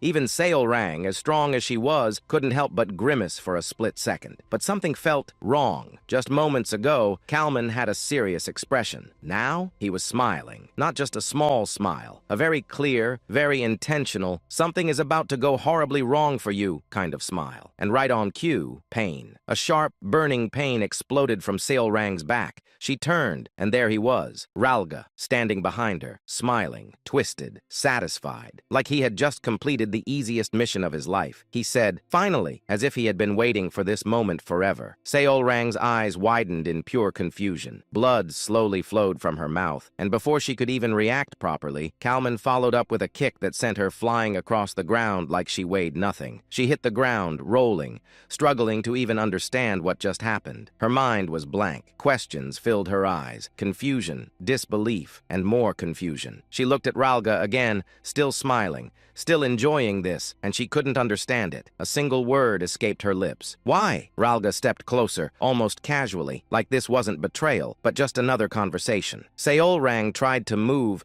but her body refused to respond. That's when he explained it. The blade he used was coated with poison from Kamanesis. She wouldn't be able to move for at least an hour. In other words, she was completely helpless. Ralga crouched in front of her, dropping his usual calm attitude entirely, replacing it with pure mockery. He reminded her of her own question, as if it amused him. Why? Simple. He wanted something, and then he proved it. He pulled off the gauntlet from her hand, the essence of the Golden Mane tribe, and held it up right in front of her face, shaking it slightly like he was showing off a prize he just stole. Seol Rang blinked slowly, still trying to process everything. She asked, "You betrayed me for that?" And the scary part? She wasn't even angry yet. Ralga actually looked confused for a second, then laughed. Not because it was funny, but because he genuinely couldn't believe she still didn't get it. He explained it bluntly. The guild she created, the so-called family, none of that existed the way she thought it did. did. The clans didn't stay because of loyalty or bonds or shared history. They stayed because of power, because of that gauntlet, because of what she could give them. And just to make sure the message really hit, he tapped her face with the gauntlet like she was being scolded for being naive. Seolrang's expression slowly darkened. Deep down, she knew. She always knew there was truth in that. She knew that the reason she managed to gather the Golden Mane tribe so quickly was because of the power she held. But even then, she believed that over time, things had changed, that the 2 years they spent together meant something real. She believed she had rebuilt her family. No, she trusted that she had. So when she said, "That can't be," it wasn't denial, it was desperation. Ralga, of course, wasn't interested in comforting her. He snapped his fingers. And then, one by one, the members of the Golden Mane tribe gathered behind him, every single one. The same people she greeted just 2 days ago, the same ones who spoke with her earlier, all of them, standing behind Ralga without a single injury. While the mercenaries had clearly been fighting, they hadn't even been touched. That's when it clicked. For the first time, Seolrang laughed, but it wasn't her usual bright, warm smile. It was cold, sharp, almost empty. Ralga looked satisfied. He admitted that her special attitude had always disgusted him, that watching her act like she was something meaningful while using power she didn't earn was unbearable. Then he asked her how it felt, waking up from the dream. Seolrang didn't answer directly. Instead, she asked if the others were also traitors. Ralga was clearly enjoying this. He was about to answer, probably with something even more cruel, but Kalman cut him off, because apparently emotional damage time was over. It was time to finish the job. Kalman stepped forward, transforming his arm into a blade, raising it without hesitation. He pointed out that it would be troublesome if she somehow recovered, so it was better to end it now. Simple logic, efficient, deadly. He prepared to strike, and at that exact moment, something strange happened. A small question appeared on Seolrang's face. Not fear, not anger, confusion. And she wasn't the only one. Ralga, who had been enjoying every second of this, also suddenly looked confused, because the situation had changed. Very suddenly, very violently, a large hole had appeared in Kalman's body. Just moments ago, he was standing there, confident, victorious, ready to kill. Now, there was a hole straight through him, and in that instant, everyone saw it. In the distance, from the forgotten city of the god Kahara, a man silently emerged. No dramatic entrance, no loud announcement, just walking. And yet, with every single step he took, the ground beneath him froze over, frost spreading like the world itself was reacting to his presence. A grayish-white magic flowed from the bracelet on his left wrist, wrapping around his body like a thin layer of ice, giving him the look of someone who didn't just control cold, but owned it. His steps were steady, calm, unstoppable. Even though there was a Baba Yaga, a traitor, and a whole group of enemies waiting ahead, his expression didn't change at all. No anger, no fear, not even mild interest, just pure indifference, which somehow made it worse. One by one, the people standing there started to tense up. The same Ralga who had been confidently mocking Seolrang just moments ago suddenly looked a lot less comfortable. The others weren't any better, because they had all seen it. They saw what happened to Kalman, a Baba Yaga, a monster among monsters. And yet, his body was pierced in an instant like it meant absolutely nothing. So now, seeing the man responsible casually walking toward them like he had just gone for a morning stroll, yeah, that wasn't reassuring. Finally, Alan reached Seolrang. She was still on the ground, a sword lodged in her back, her body barely responding. When he looked down at her, her eyes were empty, not just sad, completely hollow, mixed with despair and a dangerous amount of rage. Dark energy was leaking out of her like she was about to break completely. Seeing that, Alan didn't waste time. He immediately pulled out a potion from his waist, the highest grade one he had, something he had received months ago when gifts were practically raining on him. Basically, the kind of item you don't use unless things are really bad, which they clearly were. He crouched down, forced the potion into her mouth, and calmly told her to drink. Then he added something else, something simple, something very important. He told her that the only ones who betrayed her were those people in front of her, so she didn't need to worry. Now, was that 100% true? Not really. Did Alan know the full situation? Also no. But did he say it with confidence? Absolutely. Because right now, facts were optional. Survival was not. Seolrang, still shaken, asked if that was really true, and Alan, without hesitation, said yes. A perfect, clean lie.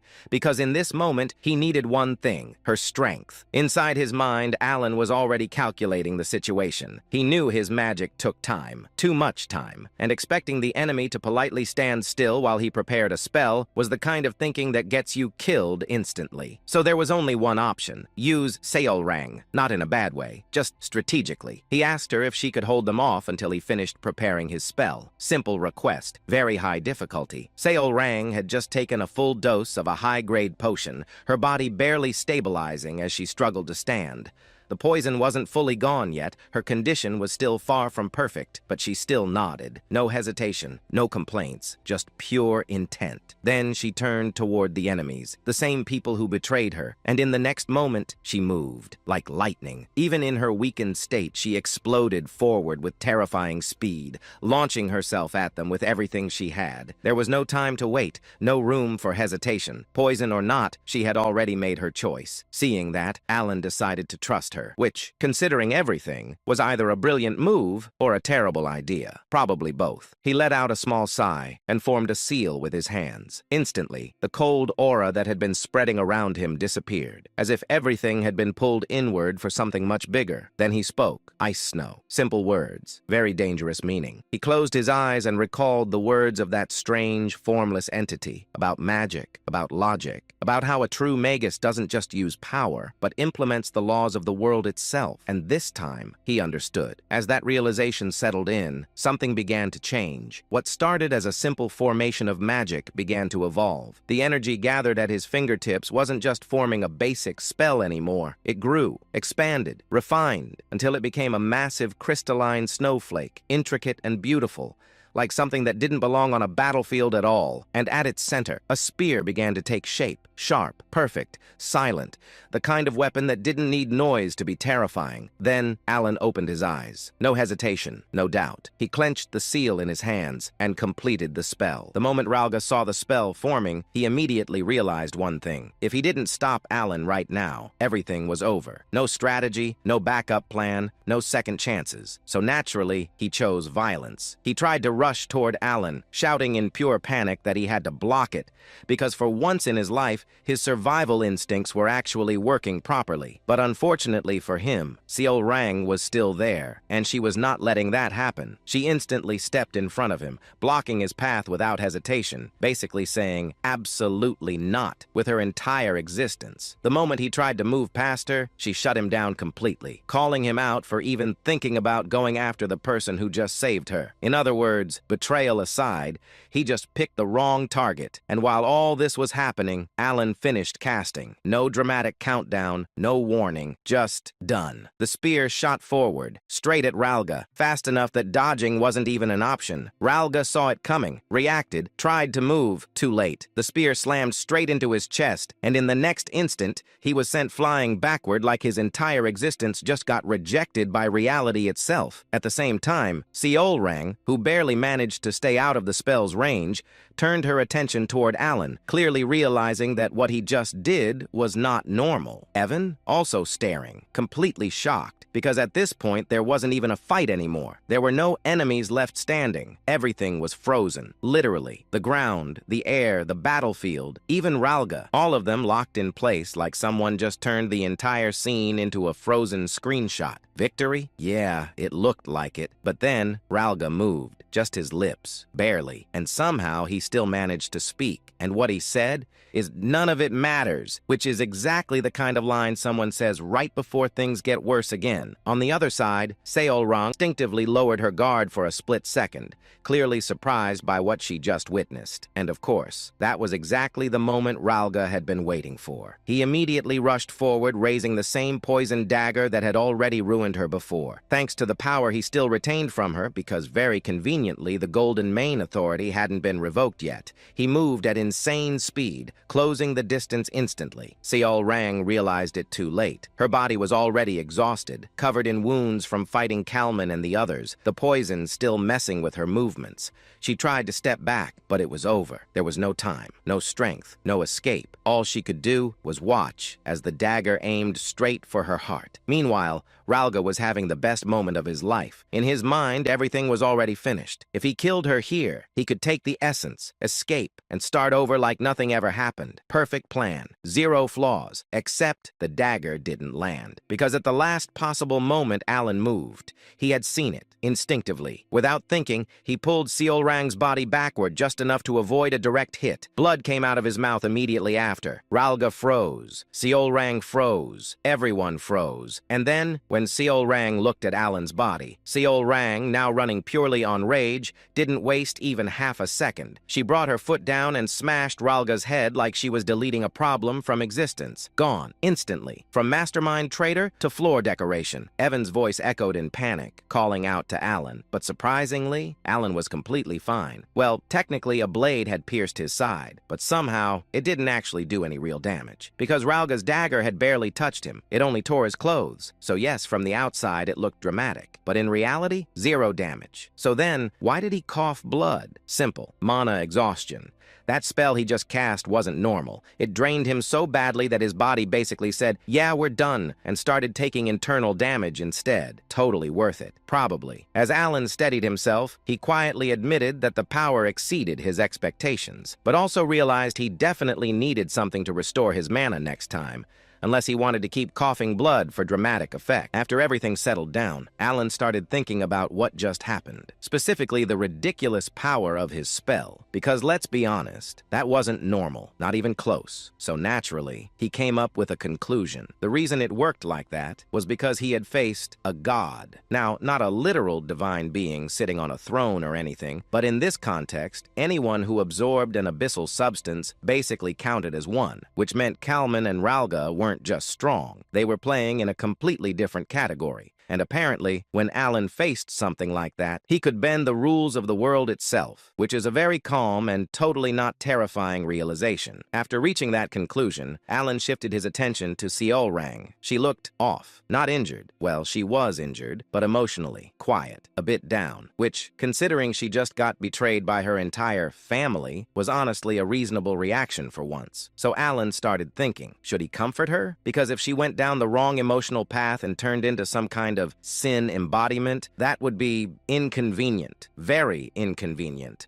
But before he could say anything, Seolrang spoke first. She asked why he didn't dodge. Because in the end, the attack wasn't even meant for her. It was aimed at him. All of this happened because of her. For a moment, Alan thought of the most honest answer possible. It's not that he didn't dodge. He couldn't. Simple, accurate, very embarrassing. So obviously, he did not say that. Instead, he chose a much better option. A lie. A smooth one. He told her it was because he trusted her. Now that sounded good. Very heroic. Very intentional. Very not what actually happened. Seolrang paused, clearly processing that answer, repeating it back, like she was trying to confirm if she heard it correctly. He nodded, doubling down, even adding that she said it was possible, so he believed in her. Meanwhile, inside his head, the truth was completely different. Because in reality, it was less "I trust you" and more please stop him or I'm dead." But hey, same result, different wording. Then she asked the question, why did he save her? Alan paused. Because honestly, he didn't have a complicated answer. In his mind, it was simple. Saving someone you know, someone you've been with, someone important, that's just normal, right? He didn't even expect the dagger to reach him in the first place. So after a brief hesitation, he just said the truth. Do I need a reason? You don't need a reason to save family. And the moment those words came out, he realized he messed up. Because Seolrang took the concept of family very seriously. Very seriously. She looked at him and quietly pointed out that he wasn't actually family. Family was tied by blood, which, fair, logical, accurate. But then she added something else. She wanted to become family with him. Before Alan could even process that properly, she suddenly moved closer, grabbed his shoulders, her eyes shining like she just discovered the meaning of life, and said the most unexpected thing possible. Let's get married. Alan's brain shut down completely. Evan almost died on the spot from shock. Meanwhile, Seolrang's tail was wagging like this was the happiest moment of her life. Fast forward a bit, 5 days later. The news that Kalman and Ralga, both Baba Yagas, had targeted Seolrang's life spread rapidly throughout the entire colony. Despite being ambushed by Ralga and Kalman, Seolrang not only survived, but also dealt with them, returning to immense public support. Seolrang was even beginning to be called the first Baba Yaga by the public, overtaking Kalman,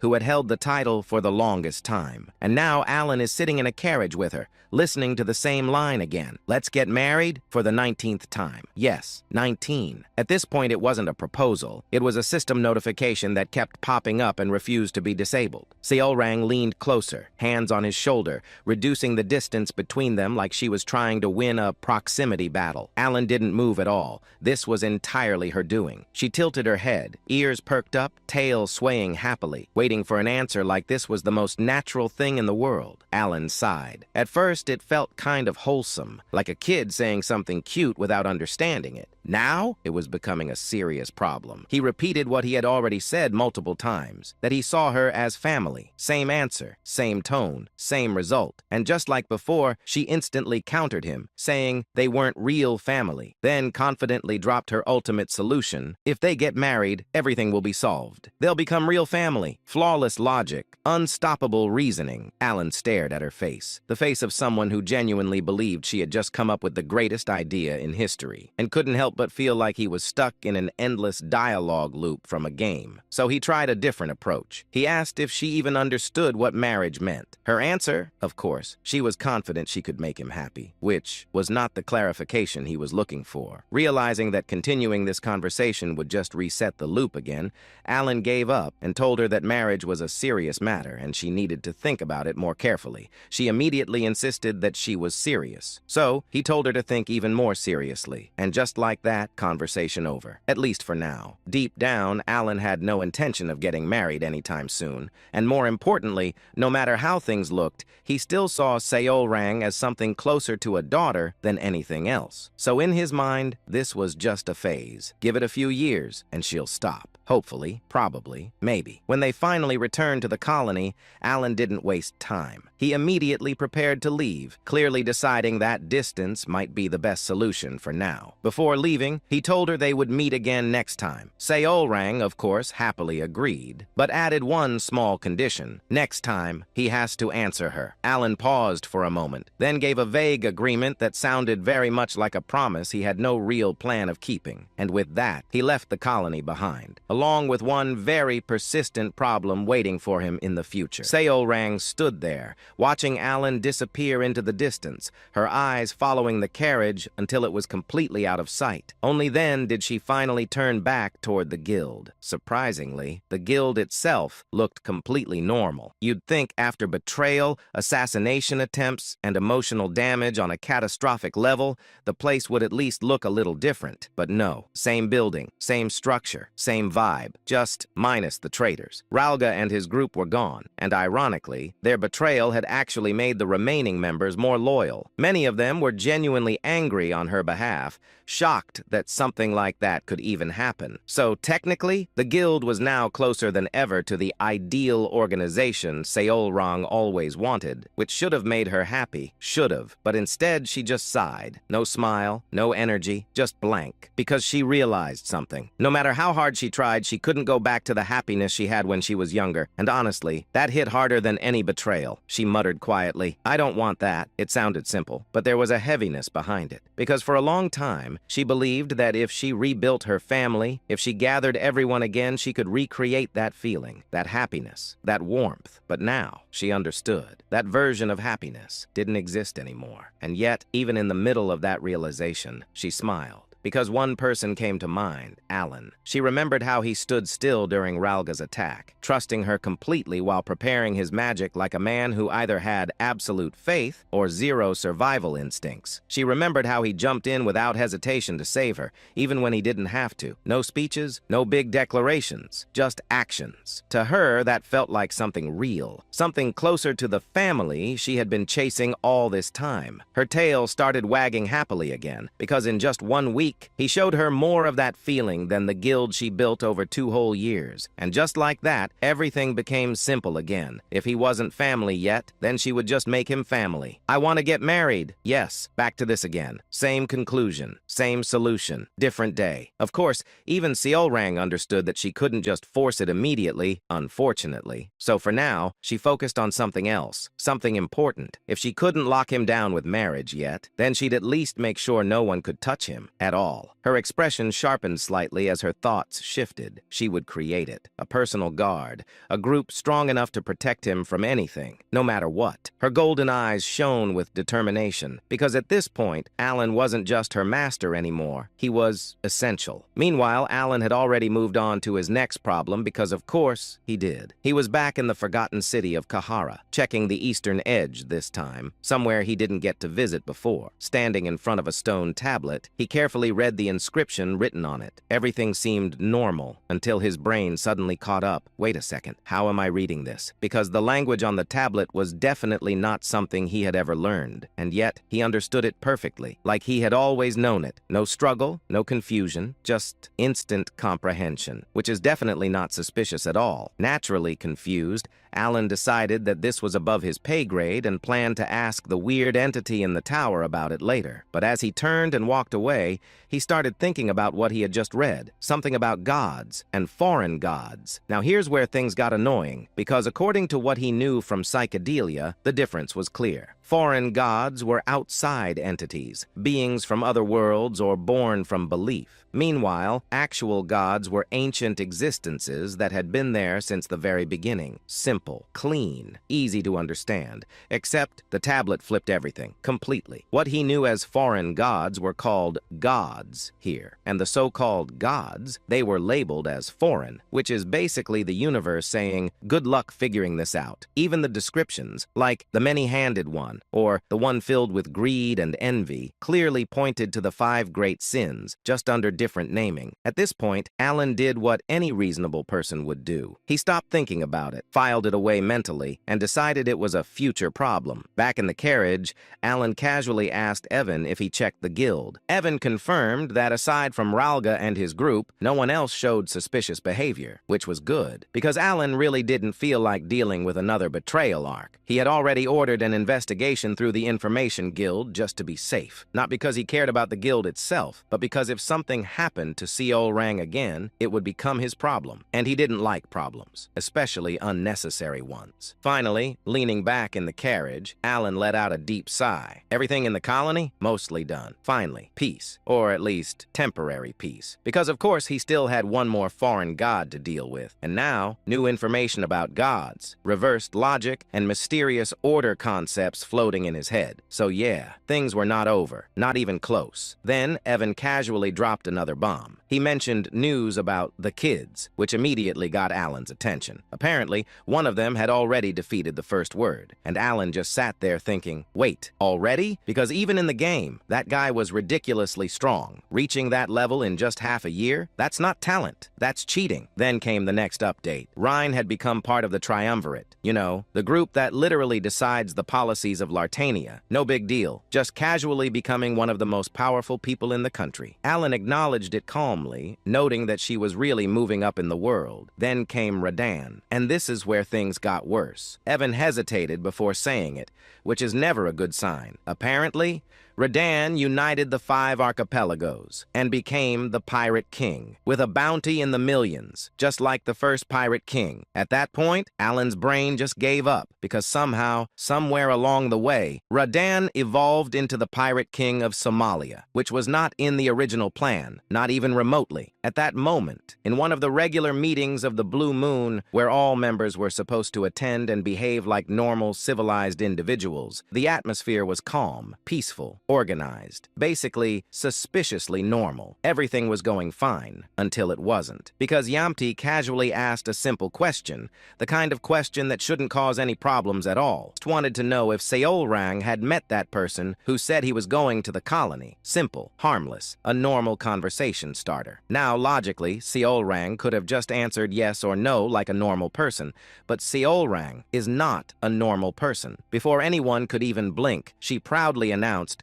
She was going to marry the great moon. Silence. Complete silence. Not the calm kind. The, did we all just hear that correctly? Kind. Everyone froze. Brains stopped working. No one spoke, because no one knew where to even start. And then, Utia reacted. Her face hardened instantly. The temperature in the room dropped, not because of magic, but because everyone suddenly felt like they were about to witness something dangerous. The other members held their breath. No one moved. No one dared to interrupt. And then Utia exploded. "What are you talking about?" Not confusion, not curiosity, pure anger, because somewhere in that sentence, a war had just been declared. Everyone at the meeting knew the exact moment Utia's expression shifted. It was subtle, too subtle, which made it worse. Her smile froze. Her eyes softened. Her voice dropped half a tone, and just like that, everyone collectively panicked. She's holding back. She's definitely holding back. She's about to explode. Even though this was just a magical meeting projection, their survival instincts kicked in immediately, because when Utia got quiet, things got loud later. But surely, this would pass, right? Seol Rang raised her hand confidently and declared, "I mean it! I'm going to marry the great moon!" Silence fell. Utia closed her eyes, trying to maintain control, then opened them and asked calmly, "Seol Rang, do you understand what you're saying right now?" Seol Rang nodded proudly and said, "Of course I do. We're going to become a family. I'm confident I'll do well." Radan whispered nervously, "She sounds like she's applying for a job." Ryan whispered back, "No, worse. She thinks she already got accepted." Utia closed her eyes again, taking a longer breath this time, then smiled faintly and said, "Even if you're confident, that's impossible, because we are the shadows of the great moon." Seol Rang blinked in confusion and said, "Can't we get married and still be shadows?" A visible crack formed in Utia's smile. Utia spoke slowly, holding back her irritation. "Listen carefully, Seol Rang. We are shadows. Shadows do not stand beside their master." Seol Rang nodded in fear, as if she understood. Everyone held their breath. But then Seol Rang added confidently, "Anyway, the most important thing is what the great moon thinks." The others stared at her in shock. Utia narrowed her eyes and asked coldly, "Do you really think that person will choose you?" Seol Rang puffed her chest and said proudly, "Master said I'm not too bad." Utia froze and asked in disbelief, "What did you just say?" What actually happened? The great moon had said that just to comfort Seol Rang when she was whining. What Seol Rang understood, approval for marriage. Deos quickly stepped in and asked, "What exactly happened between you and that person, Seol Rang?" Seol Rang lit up and said excitedly, "Ah, let me explain!" And just like that, the meeting derailed. Seol Rang began explaining everything in excessive detail. Time passed. A lot of time. Eventually, Seol Rang finished and said proudly, "And then he said I'm not too bad." Deos nodded seriously and said, "I see." Seol Rang leaned forward eagerly and asked, "So, isn't that amazing?" Deos stroked his chin and said smoothly, "Indeed. Hearing this reminds me of the great moon's majesty in the north half a year ago." Ryan and Radan snapped their heads toward him. He changed the subject. Deos continued dramatically, "I still remember it. That figure, standing against the sunset." Seol Rang immediately leaned in and said excitedly, "Oh, I know exactly what you mean." Reen and Radan's faces darkened. 2 hours later, Deos finished his story and said, "Humph, that was quite a lengthy tale." Reen almost cried in relief. Radan nearly applauded. Then, Utia suddenly said firmly, "Anyway, you can't marry that person." Seol Rang immediately replied, "I can." Utia raised her voice and said, "You can't." Seol Rang shouted back, "I can." Utia snapped, "You can't." Radan sighed and said quietly, "We learned something today." Ryan nodded and said, "Yes. First, you can't ask Deos anything regarding the great moon. Second, Utia is surprisingly childish when it comes to the great moon. Third, Seol Rang completely misunderstood everything. Elsewhere, Asteria Kingdom capital, back alley. The dim alley reeked of cheap alcohol and damp stone. Marquis Philboyd swirled the liquor in his cup, his gaze sharp beneath the flickering lantern light. Then he spoke, voice low but firm. "So you're saying we should form an alliance to bring down the Cal faction?" He paused, eyes narrowing. That pack of maniacs? Across from him, Duke Rimgrave remained relaxed, a faint, confident smile resting on his lips. Marquis Philboyd leaned forward slightly, his tone turning colder. "Their presence unsettles both sides. I agree they must be dealt with. Do you have a plan?" Duke Rimgrave's smile deepened. He said calmly, "We'll involve the Holy Kingdom of Rosario, and we'll use a reformation letter." The words lingered in the air. a reformation letter, a decree reserved for the highest ranks of Rosario. Only cardinals, or those above them, could issue such a judgment. It was a weapon disguised as faith, sent when heresy was suspected, and to write one required the agreement of at least 2 cardinals. Marquis Filboid's lips curled into a slow smile. He murmured, a flawless pretext. Then his eyes gleamed. "And your demands?" Duke Rimgrave said smoothly. "If 2 cardinals are required, then I'll be taking half of the bribe." For a moment, silence. Then, clink. Their cups collided. Marquis Filboid chuckled darkly, saying, "Then I suppose I must respond in kind." Duke Rimgrave said, "I've already discussed matters with the cardinals. This will proceed quickly. Let us leave the rest to them, and enjoy the night." Elsewhere, Sergius, one of Rosario's 8 cardinals, had held his seat for over 20 years. A man of indulgence, a man of excess, a man utterly unworthy of the title he bore. He waited. Then the door opened. Sergius stood, a grin spreading across his face as he turned. He began casually, "Though there are 8 beneath the saint and the pope, we are rather busy." His eyes settled on her. "I believe this is only our second meeting." He inclined his head slightly. "A pleasure, Cardinal Utia." Utia Bludia smiled faintly. She replied calmly, "Indeed, it is." There was no warmth in her voice,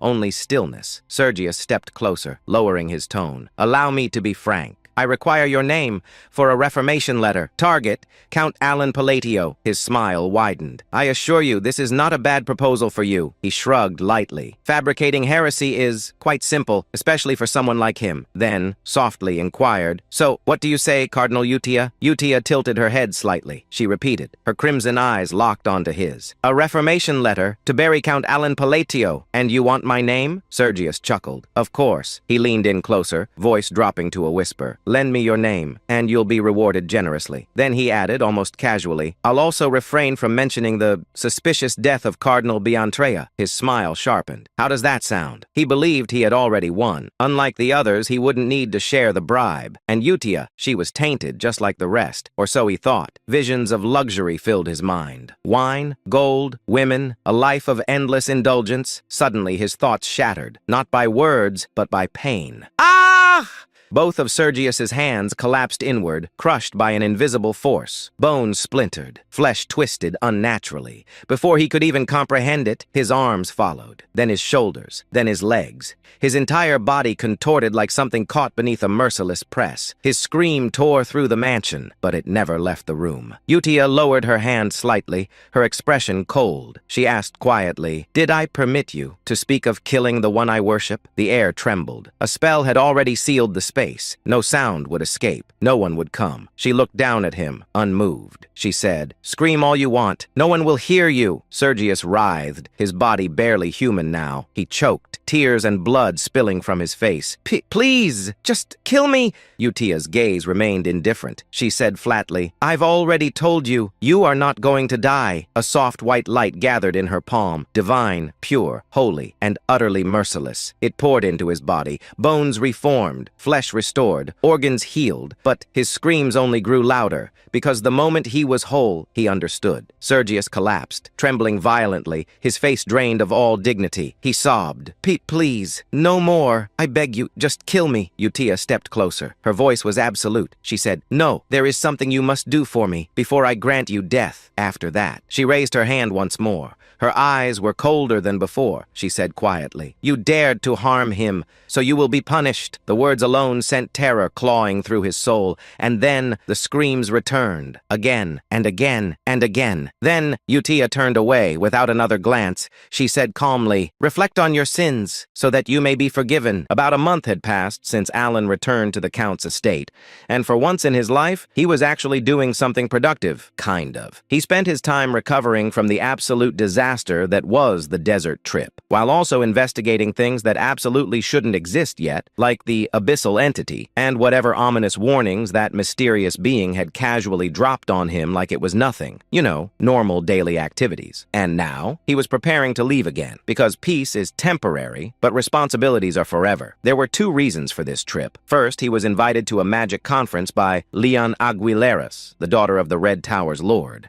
And second, even worse, a social gathering, which for Alan was basically emotional damage before the actual mission even started. Naturally, his first thought was very clear. here. I really don't want to go. And honestly, who could blame him? But unfortunately, reality kicked in. As the head of Kalfa, he had to maintain appearances. He had a reputation now, a position, responsibilities. Disgusting. Still, it's not like he was forcing himself completely. Well, actually, he was. At least until something magical happened. No, not real magic. Better. Money. Because everything changed the moment he received a single letter. A completely normal, non-magical letter. But inside, pure happiness. It confirmed that he was now the official leader of a faction, along with the details of his regular payments. And when he saw the amount, his soul healed instantly. We're talking about numbers so big, they made him understand why powerful leaders refused to step down for years. This wasn't power, this was motivation. At that moment, Alan reached enlightenment, saying to himself, at this rate, I could go through hell every day and still keep going. Evan, of course, noticed something was wrong. He asked why Alan was still carrying that same letter around even after 2 weeks. Alan's answer, it warms my heart. And just like that, everything made sense. Before the letter, Alan was questioning life. Why am I doing this? Why do I have to suffer like this? What's the point? After the letter, he became a completely different person. Active, responsible, motivated. A man reborn. He even started thinking things like, with great power comes great responsibility, which is a very suspicious sentence coming from someone whose real motivation is money. As Evan carried their bags, Alan stood there, still holding the letter like it was a sacred artifact,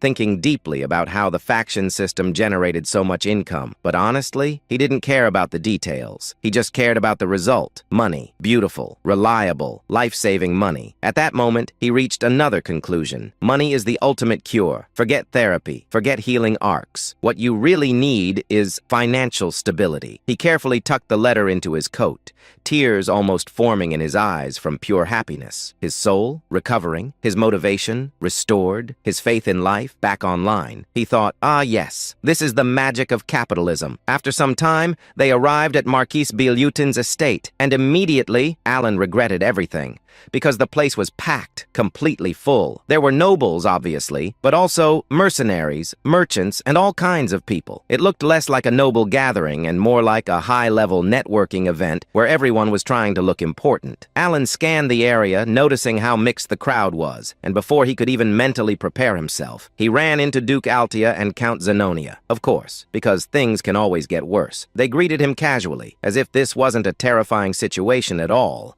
asking how he was doing like normal people. Alan responded politely, but internally, he was on edge, because even though he knew they were technically on the same side, there were still misunderstandings between them. And those misunderstandings, very dangerous. Because from Alan's perspective, if they ever figured out the truth, things would go very, very wrong. So after exchanging the bare minimum of politeness, Alan immediately escaped, straight to the snacks, because food doesn't ask questions. While grabbing food, he quietly begged the universe, "All right, greetings done. Please leave me alone now." Unfortunately, the universe said no, because Evan suddenly appeared with important news, which is never good. While Alan continued eating like this was a casual moment, Evan leaned in and whispered that the leader of the Royalists had received a letter of reformation and was sent to the Holy Kingdom. Alan processed that and casually responded that it was fortunate he never crossed paths with that guy, which is true, because his life was already complicated enough. Then suddenly, everything changed. Count Zenonia noticed someone approaching and asked what they wanted. Alan turned to look, and what he saw was unexpected. Marquis Filboid, a major political figure, leader of the aristocratic faction, a man who should never look weak. And yet, his lips were trembling, his body shaking. He walked straight up to Alan and said something no one expected. "I have lost." Then he bowed deeply and begged, "Please, spare me." Silence. Total silence. The entire room froze. Nobles stopped moving. Even Duke Altea and Count Zenonia were shocked, because this wasn't normal. In politics, especially among nobles, dignity is everything. Bowing like that, it wasn't just respect, it was submission, complete surrender. It meant giving up everything. And yet, there he was, a man of power, shaking, begging, in front of Alan. Count Zenonia slowly turned her gaze toward Alan, expecting some kind of reaction, surprise, confusion, anything. But instead, Alan's face was completely calm. No reaction, no shock, nothing, as if he already expected this. And that was even more terrifying. A small smile appeared on Count Zenonia's face, because at that moment she reached a conclusion. His power was far beyond what they imagined. And the scariest part? He was completely calm, like this outcome was always part of the plan. Meanwhile, Alon stared at Marquis Filboid, completely bewildered, as the man lowered his head. Silence filled the hall. Alon wasn't staying silent on purpose. His brain had simply stopped working. He was still holding food in his mouth, unchewed, unmoved, frozen. Alon thought blankly. Did I do something? He slowly blinked, then shook his head internally. He thought again. No, impossible.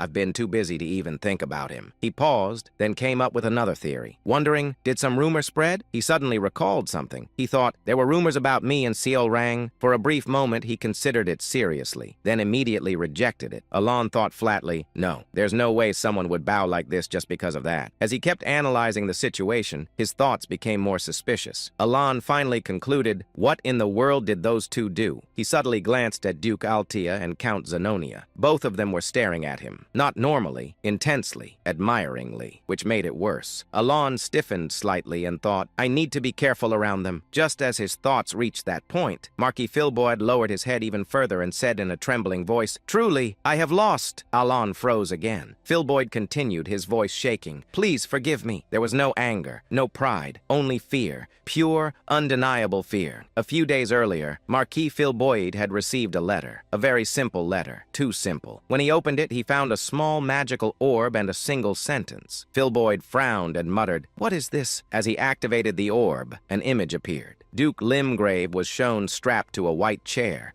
his body trembling violently. Duke Limgrave cried out in panic, I really don't know anything. I'm sorry, I'm so sorry. You have to read the sacred letter.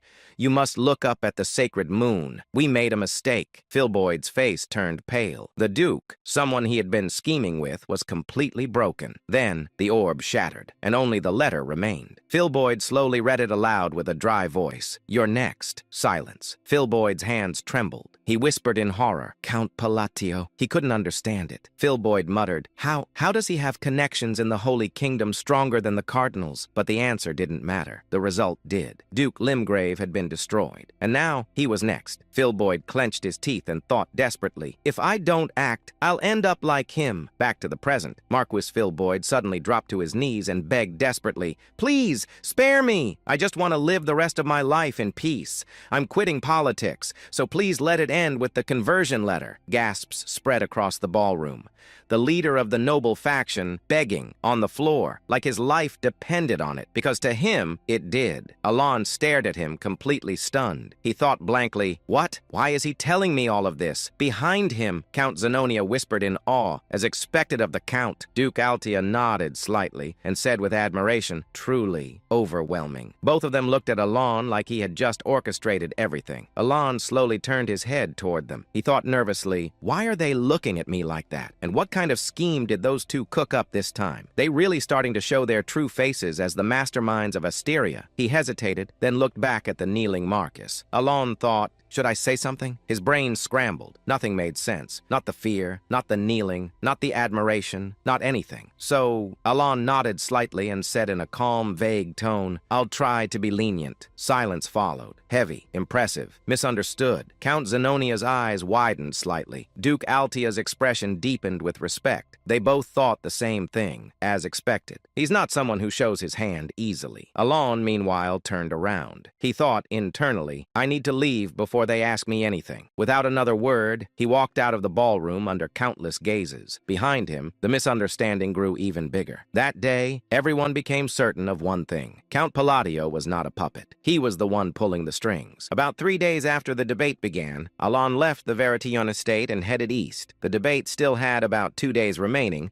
but he departed early. Alon's purpose was clear, to attend the Magic Society. On the 5th day of the journey toward Bluegill, Evan looked at Aelon and said, said, Marquis Philboy finally received a conversion letter. Alon paused slightly, then said, he was dragged off in the end, huh? Evan looked surprised and asked, huh? Wasn't that your doing, Count? Alon frowned and pointed at himself, saying, me? Do you really think I had the time for that while I was with you the whole time? Evan was shocked and said, what? But still? He then recalled something. Evan said, that day, you said you'd try to be lenient. Alon froze for a moment, then looked at him and asked, is that how you understood it? Inside, Alon felt confused. Alon thought, I just wanted to get myself out of that awkward situation. That's all. The narrative introduced Lartania, the city of the labyrinth, a place filled with endless opportunities and home to the 5 great guilds. Inside the Iron Blood Guild, one guild member said, there are rumors that someone defeated 1,000 enemies alone. A younger member asked, 1,000? Is that even possible? A senior member replied, guild leaders themselves are practically superhuman. Don't underestimate them. Aldrich laughed confidently and said, 1,000 enemies? Don't be ridiculous. Aldrich continued, I only accepted this mission because of the massive down payment. Another member said, but floors that are multiples of 5 are supposed to be safe zones. Aldrich shrugged and replied, that's what makes it unusual, but I've explored over 50 floors. There's nothing to worry about. As they reached the 20th floor, a girl pointed ahead and said, what's that? The group looked forward. One member mocked, it's just a goblin. Another laughed and said,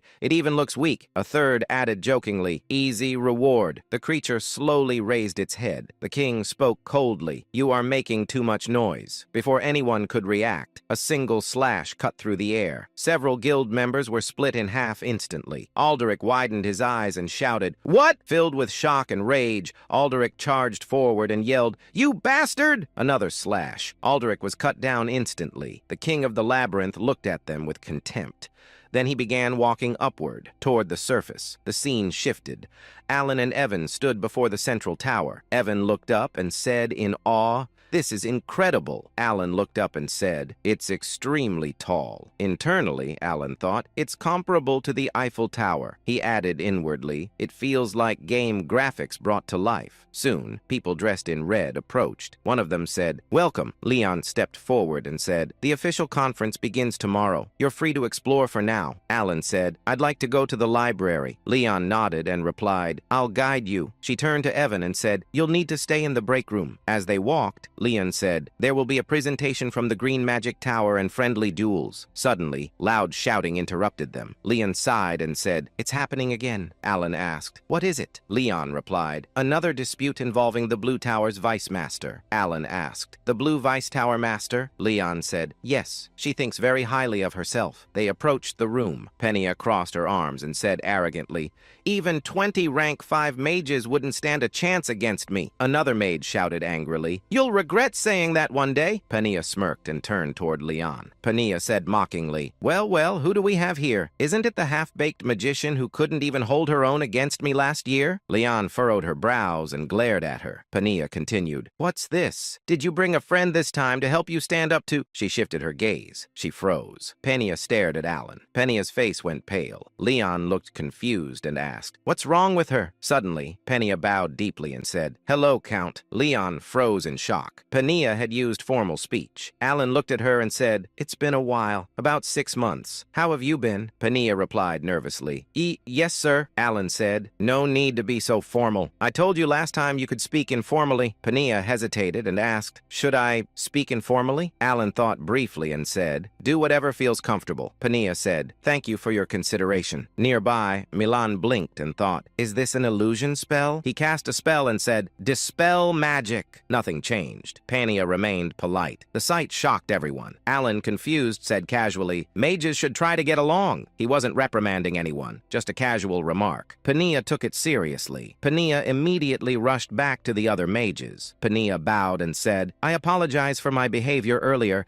Let's get along. The other mages stood frozen. Penia returned to Alan. Alan said, well, I'll see you later. Penia bowed again and said, yes. Then she fled instantly using a lightning step. The remaining mages stood in shock. Alan watched her leave and said quietly, "She seems stiffer than last time." Alan thought, what exactly is going through her head? He noticed everyone staring at him. Alan thought, did I do something wrong? As they continued walking, Leon said, "That crazy woman only behaves politely when you're around." Alan asked, "Are you calling Penia a crazy woman?" Alan thought, "I know. She's an arrogant genius. Still, impressive." Soon, Baruch approached. Baruch smiled and said, "Oh, isn't this our dear little Leon?" Baruch added, "Did you come to see me?" Leon replied coldly, "Certainly not." Baruch looked at Alan and asked, "Who's this?" Leon said firmly, "He's Count Palatio. Don't be rude. Leave." Baruch glanced at Alan dismissively and said, "Ah, the one from the rumors. Pleasure to meet you. I am Baruch, son of the Purple Tower Master." Alan nodded and said, "Nice to meet you." Alan thought, "I've never seen him before." Baruch placed his hand on Leon's shoulder and said, "You'll warm up to me eventually." Then he left. Leon said, "Don't bother with him. He's rank 4.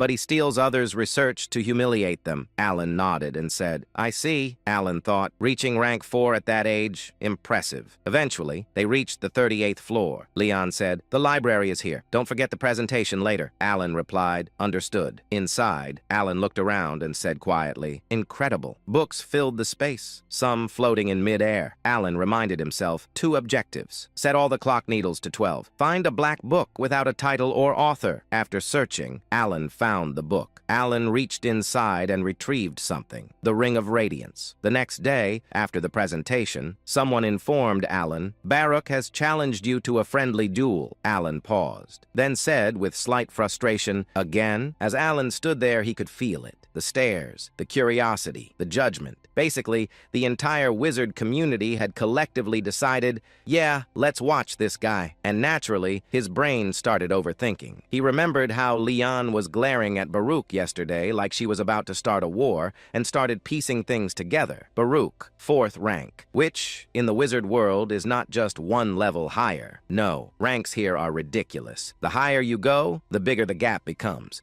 So the difference between rank 3 and rank 4, that's not a step, that's a cliff. And yet Baruch reached that level at his age, which meant one thing: genius. Annoying, confident, probably unbearable genius. And right on cue, Baruch opened his mouth and immediately chose violence. He casually threw out a line implying that the great wizard, who supposedly helped defeat an outer god, might actually be fake, which was basically the wizard version of saying, "I think you're a fraud. Prove me wrong." Even the surrounding wizards were like, "Bro, chill." But Alan, he understood instantly. This wasn't random. This was a setup, a provocation. And honestly, that was enough. Because Alan had a very simple philosophy. If someone provokes you for no reason, give them a reason. He wasn't about to ignore it, especially not from someone who, in his mind, didn't look that hard to beat. So instead of backing down, he put on his magic-enhanced glove, looked at him, and said, "I accept." And just like that, we got ourselves a duel. Meanwhile, Baruch was feeling amazing. Everything was going exactly according to plan. From the beginning, provoking Alan wasn't about anger, it was marketing. He wanted attention. More specifically, he wanted useful attention. Being the son of the Violet Tower Master already gave him influence, but that wasn't enough. He wanted to stand out. And what better way than to challenge the guy surrounded by crazy rumors? A walking headline. Baruch smirked, thinking about all the stories going around about Alan,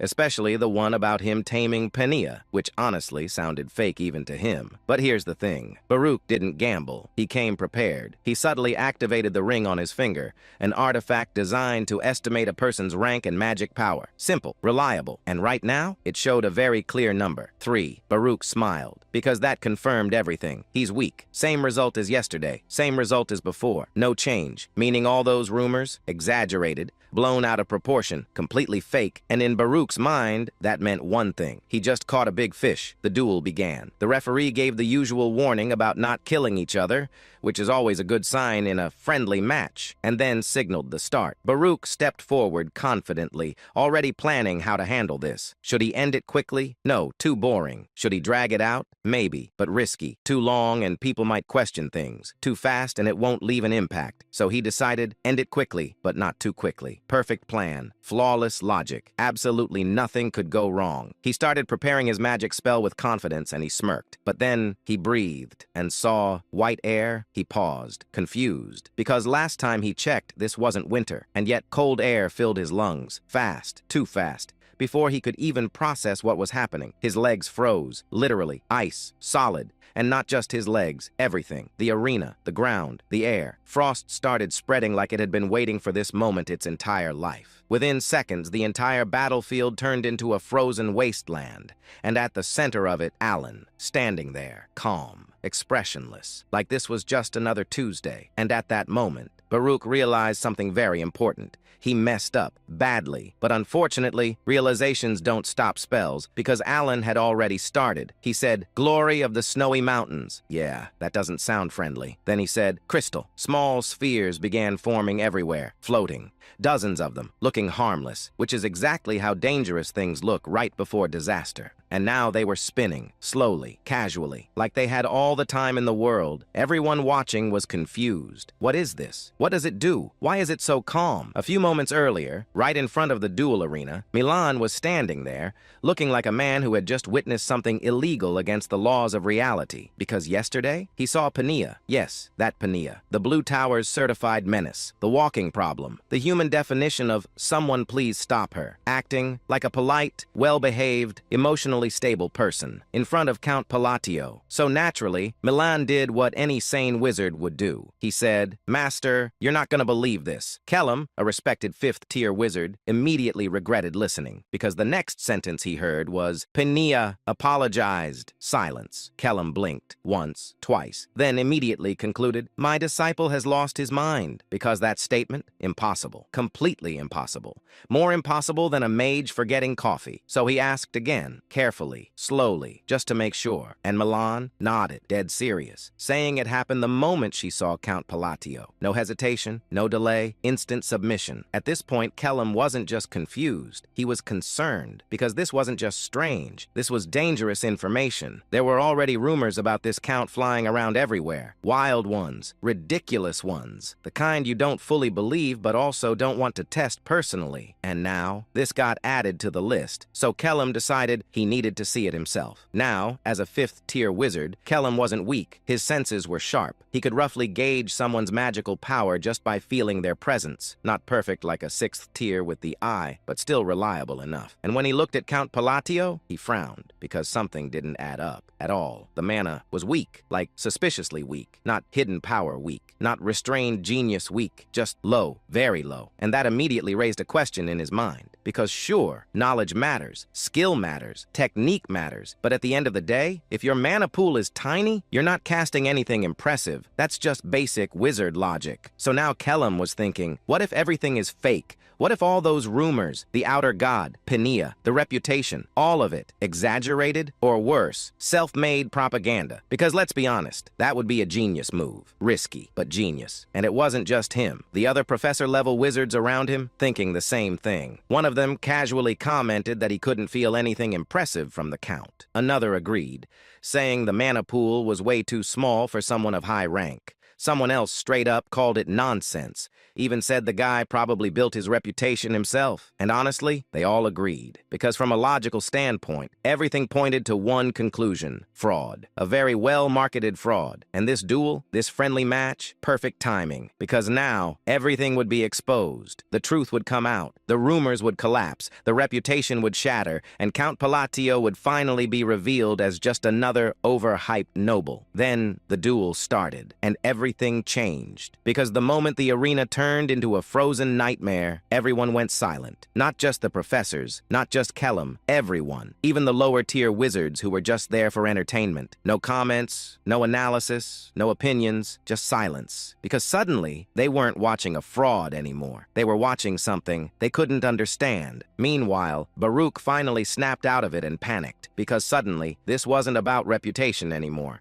This was about survival. He rushed to prepare his strongest spell, one of the Violet Tower's main offensive spells, which, by the way, is not something you use in a friendly match unless things have gone very wrong, and things had definitely gone wrong. But before he could finish, one of the spheres popped. That's it. No explosion, no drama, just pop, and Baruch instantly turned into an ice statue. No movement, no spell, no dignity, just frozen. Silence. Again. Then the referee, completely confused, slightly traumatized, and probably questioning his career choices, announced, "The winner is is Alan Palladio. And just like that, the duel ended in record time, with maximum emotional damage. The wizards who were throwing suspicious looks at Alan just a moment ago, yeah, now they were completely frozen, mouths open, brains offline, because what they just witnessed did not make sense at all. They knew exactly what he did, and that was the problem. Composite magic. Not one spell, not two, more than three at the same time. Now, technically, that's not impossible. Any decent fifth-tier wizard could attempt only one, but here's the catch. Doing it perfectly, no mistakes, no instability, no accidental self-destruction, yeah, that's where everyone fails. So now the real question wasn't what he did, it was how. The same people who were doubting him 5 minutes ago, yeah, they deleted that thought immediately. Gone. Uninstalled. Now they were just impressed, confused, slightly scared, and extremely curious. They started bombarding him with questions like a group chat that suddenly got active at 3 a.m. What was that seal? Was that ancient magic? How did you structure that? Explain your logic. Explain your life choices.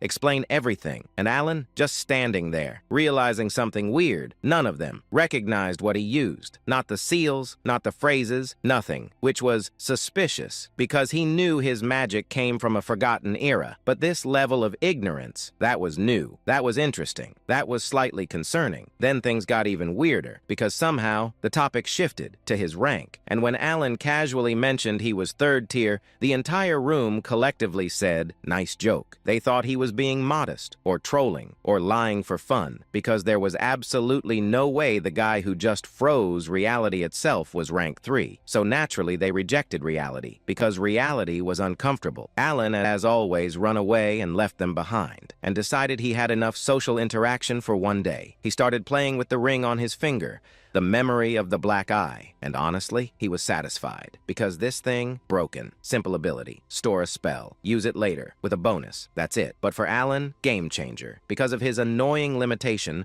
only being able to cast a few spells, this ring basically doubled his options. Before, use one spell, suffer. Now, store, reuse, dominate. Efficiency level, max. Night fell, and instead of resting like a normal person, Alan went to the library. Of course he did, because when your life is weird, you go to haunted places voluntarily. The library was empty, silent, lit only by the blue moon. Very normal, very safe, absolutely not a horror setup. Then a voice, deep, echoing, right in his head. Someone solved the riddle, and apparently that someone was him. Now here's the thing, Alan knew exactly who this was, and that's why he was nervous. Very nervous, because this wasn't just anyone. This was her, the first human to reach 8th tier after the Forgotten Age, a legendary archmage, a walking nightmare, a being respected, feared, and avoided. The first chalice, the eternal terror, also known by players as the one who kills you for bad dialogue choices. Yes, that one. Heinkel and Alan, trying very hard not to mess this up, because one wrong sentence and he's dead. No second chances. No oops, just instant deletion. So he mentally reviewed everything. Don't say the wrong thing, don't trigger her, don't mention weird topics, especially not milk. Never milk. Then she appeared. Blue magic gathered, formed, and there she was. Calm smile, overwhelming presence, absolute legend. Alan braced himself, ready for a dangerous conversation, ready for a test, ready for anything. And then she looked at him and said, "What?" Not majestic, not powerful, not intimidating. That was pure fear. And Alan just stood there like, what? Because somehow the eternal terror was terrified of him. He blinked, looked at her, processed the situation, and then his brain noticed something very important, something completely irrelevant, something life-changing. She was short, like really short. The hat was doing all the work. The illusion was broken. The legend, compact edition. Still, he tried to continue normally, said he wanted to solve the riddle, play it safe, follow the script. But before he could even finish, she panicked, saying, "I'll give it to you." Alan inquired, "Excuse me?" No riddle, no test, no conditions. She just summoned the reward and handed it to him, like someone trying to get rid of a problem as fast as possible. She inquired, "Good enough, right?" She looked nervous, anxious, like she wanted to leave immediately, which she did. She said, I'm leaving," and just like that, she disappeared. Gone. No explanation, no dignity, just panic teleport. Alan stood there, holding the box, processing life, because that was not how this was supposed to go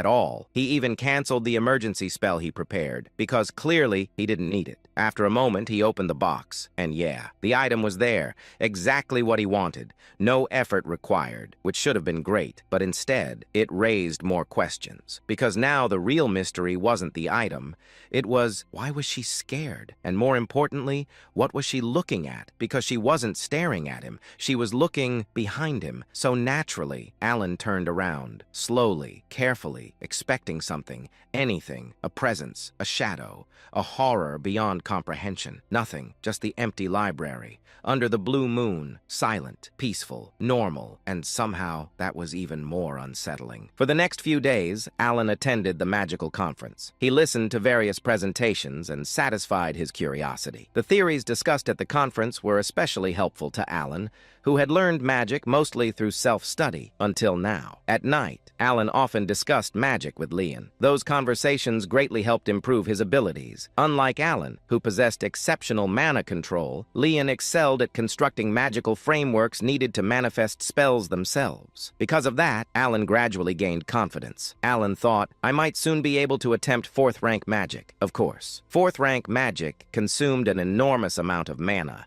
Even using it once properly was difficult, so Alan had no intention of trying it immediately. Then, on the 4th day of the conference, Alan heard unexpected news. Evan said, a foreign entity has appeared in the labyrinth of Lartania. Alan looked at him and asked, a foreign entity? Evan nodded and replied, yes. I heard it caused mutations throughout the entire labyrinth. Alan immediately asked, how long has it been since it appeared? Evan answered, it's uncertain, but they believe it's been around 5 days. Evan added, the Information Guild suspects it may have appeared about a week ago. Alan asked again, how far is Lartania from here? Evan thought briefly and replied, it's not too far, around 5 days by carriage. After hearing that, Alan fell silent for a moment. Alan handed over the letter and said, send this to Lartania. Then he added immediately, I'm leaving right away, without wasting time. He left the central magic tower and began preparing for the journey to Lartania. Before departing, Alan said farewell to Leon. Leon looked disappointed that he was leaving earlier than expected. He also met Penia. Penia reacted energetically after hearing he was leaving. She was almost so happy. After that, Alan headed directly toward Lartania. 5 days passed. Traveling non-stop by carriage, Alan finally arrived at the Labyrinth City. Evan looked around in admiration and said, wow, it's changed a lot since the last time I was here. It's even more fascinating now. After traveling through the city by carriage, Alan arrived at the Southern District. Soon, he stopped before a building. The shop called Merd, owned by Rhine. The moment Alan saw it, he froze slightly. Alan stared upward and said, is this really Merde? Evan looked equally confused and replied,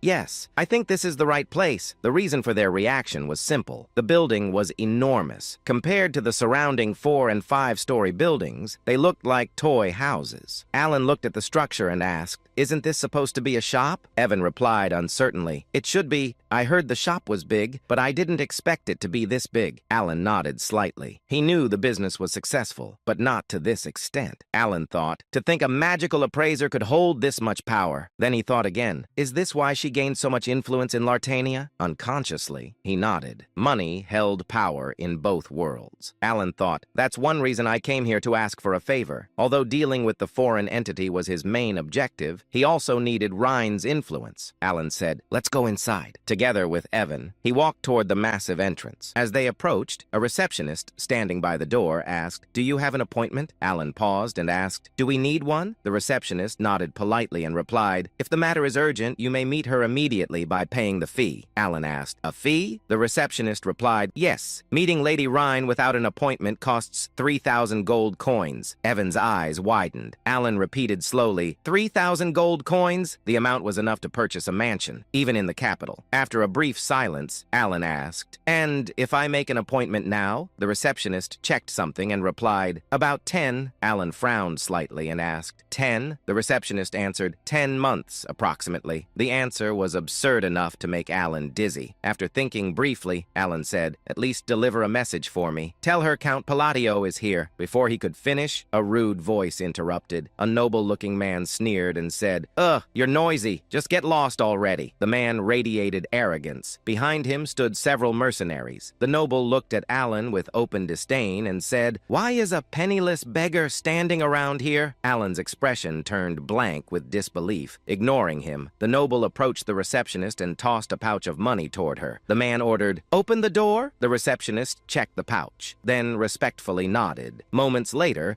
the massive doors began opening with a loud rumble. Before entering, the noble glanced back at Alan and smirked provocatively. The man sneered, "Pathetic beggar." Then he entered. The mercenaries behind him openly mocked Alan as they followed. Watching them, Alan frowned slightly. Then he remembered who the man was. Alan thought, the son of Lartania's lord. He vaguely remembered the character from Psychedelia, a bloated man with a sleazy mustache, a notorious scoundrel. Even in the game, he had been unpleasant, but seeing him in person felt worse. Just as Alan was about to speak, a voice came from inside. Rhine said, "No need to go inside." Rhine stepped out through the open doorway. Her green eyes glowed faintly. The scoundrel's face immediately brightened. The man smiled eagerly and said, "Oh, Rhine, you came all the way out here for me?" But Rhine looked at him coldly and said, "Get lost." Without hesitation, she shoved his shoulder aside, then walked right past him and the mercenaries. Ignoring the embarrassed receptionist, Rhine approached Alan directly. Unlike her attitude toward the noble, she treated Alan with complete respect. Rhine lowered her head politely and said, "I've been expecting you, Godfather." Everyone nearby froze in disbelief. All eyes turned toward Count Palatio. The receptionist's brain stopped functioning. The receptionist thought, "What is happening?" For nearly 2 years, she had watched Rhine interact with powerful figures, lords, high-ranking nobles,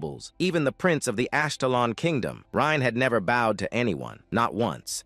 Yet now, she was bowing respectfully to an unknown count. Lavalde frowned violently and said, "What did you just say to me?" Rhine answered immediately. Rhine repeated calmly, "I believe I told you to get lost." The receptionist's eyes widened even further. At this point, it wasn't even subtle anymore. This was a direct declaration of hostility. Even Lavalde understood that. He let out an incredulous laugh before his expression twisted viciously. Lavalde sneered, "I don't know what's so special about that penniless noble." Then he growled, "But you'll regret turning your back on me." With that, he stormed out. His mercenaries hurried after him. After Lavalde finally disappeared, the atmosphere calmed slightly. Only then did Aelon properly speak with Rhine. Rhine said calmly, "I received your letter." Then she added politely, "It must have been a difficult trip, Godfather." She glanced at Evan and added, "And for you as well, Uncle." Unlike Deus, who barely spoke, or Seolrang, who spoke too much, Rhine's calm manner felt strangely balanced. Alan looked at her for a moment before asking. Alan asked, "But is this really okay?" Rhine tilted her head slightly and replied, "What exactly are you referring to?" Alan answered, "Lavalde." Now remembering the man's identity clearly, Alan became slightly concerned. He knew how much authority the Lord of Lartania possessed, and he also knew the Lord constantly protected his son. Alan worried Rhine might face problems because of this, but Rhine answered casually. Rhine said, "You don't need to worry about that." Alan replied carefully, "Really? He's still the Lord's son." Alan continued, "It seems like he could cause trouble for you." Rhine answered calmly, "He probably won't show up again." Then she added, "Though I didn't expect you to know who he was." Alan paused briefly before replying naturally. Alan said, "He's famous in Lartania for both his face and his personality." Rhine nodded slightly and replied, "I see." Then she repeated, "In any case, there's no need to worry." Although her voice remained emotionless, there was undeniable confidence behind it. Alan nodded lightly. Alan said, "Well, if you're sure." After that, they spoke casually for a while, mostly simple topics. How work in Lartania was going, whether she still contacted the orphanage children, small things, ordinary things. Yet somehow, Alan found himself feeling unusually satisfied. Rhine had grown up well. Not that Deus or Seolrang hadn't matured, but Rhine especially gave the feeling of a diligent daughter, and strangely, that made Alan proud. Eventually, Alan brought up the real reason for his visit. Alan said, "Actually, there's a favor I wanted to ask." Rhine immediately replied, "Please ask freely." Alan asked, "Is a subjugation force currently being formed against the outer god?" Rhine thought briefly before answering. Rhine replied, "Yes." Then she added, "I believe preparations are already underway." Alan immediately asked, "Would you be able to help me join it?" That was the true reason he came to see Rhine immediately after arriving in Lartania. Without influence, joining the force could be difficult, even with his reputation. And after what happened with Lavalde, it might become even harder. Alan hesitated slightly and said,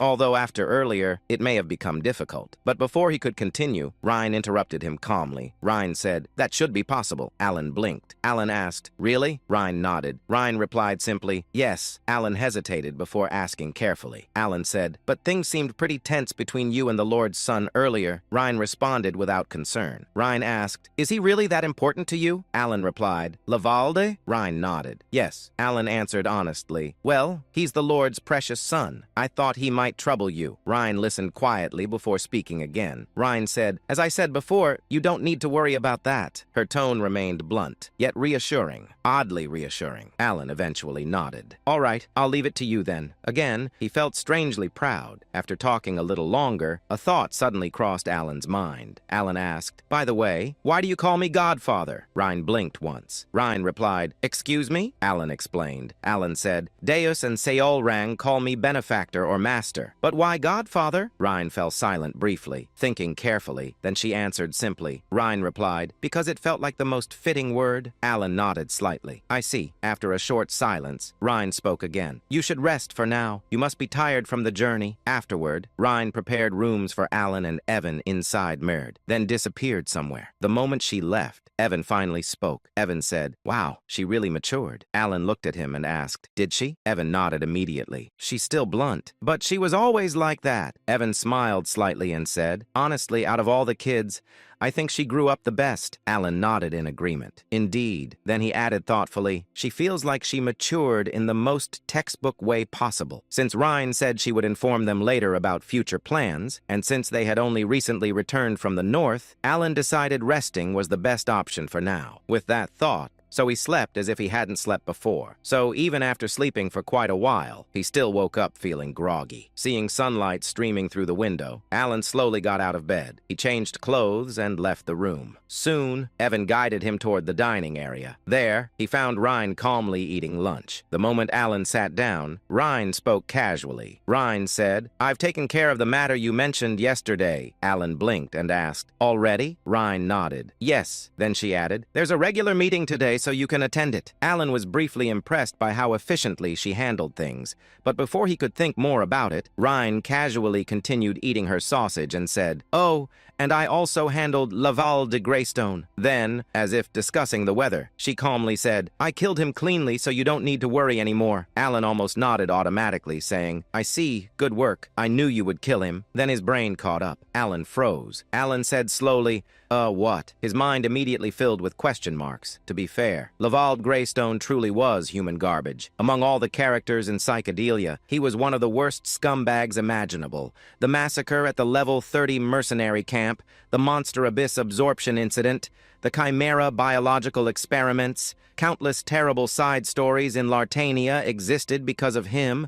Objectively speaking, the city was probably safer without him alive. But there was one major problem. Lavalde was the Lord's son. Inside Lartania, that position practically made him royalty, meaning Reen had casually committed something very close to regicide. Still stunned, Alan repeated blankly, "You killed him?" Ryan nodded casually, "Yes." Alan stared at her and asked again, "Lavalde Greystone?" Ryan took another bite of food and answered calmly, "Yes." She sounded like she was discussing breakfast. Meanwhile, Alan felt like his soul was leaving his body. Alan asked weakly, "Seriously?" Ryan tilted her head slightly and replied, "Yes, Godfather." "Was there a problem?" Alan stared at her for a moment before finally asking, "Why did you kill him?" Ryan answered immediately, "Because you said he was bothering you. But if he stayed alive, wouldn't he continue bothering you, Godfather?" At that moment, cold sweat ran down his back. He suddenly remembered something important. Alan thought, right. She's one of the 5 great sins. Because Ryan acted like such a well-raised daughter, he had momentarily forgotten. But in the future, she was destined to become one of the seeds of disaster. Then another thought hit him. Alan thought, wait, how did she even kill him? Lavalde himself wasn't strong, but the mercenaries surrounding him absolutely were. Most of them were at least A-rank level. Ryan wasn't even a combat specialist. She was an appraiser. So how exactly did she kill all of them? While Alan looked visibly confused. Ryan cautiously spoke. Was there a problem? Perhaps because Alan kept repeating the same questions. Ryan now looked slightly dejected, as if wondering whether she had made a mistake. Alan hurriedly shook his head. He replied, "Not exactly a problem. More like, is this really okay? Your safety, mostly." Ryan responded immediately. "You don't need to worry about that. I disguised myself properly." Although her expression remained neutral, she sounded strangely proud of herself. Watching her, Alan suddenly remembered an old phrase from an online community. Alan thought, so this is what people mean by having a completely different mindset? He cleared his throat awkwardly. He said, "Anyway, thanks for worrying about me, and don't feel too bad about it." Ryan immediately responded flatly. "I'm not feeling bad," Alan thought. "You definitely looked dejected a second ago, though." Then Ryan repeated firmly, "I'm really not."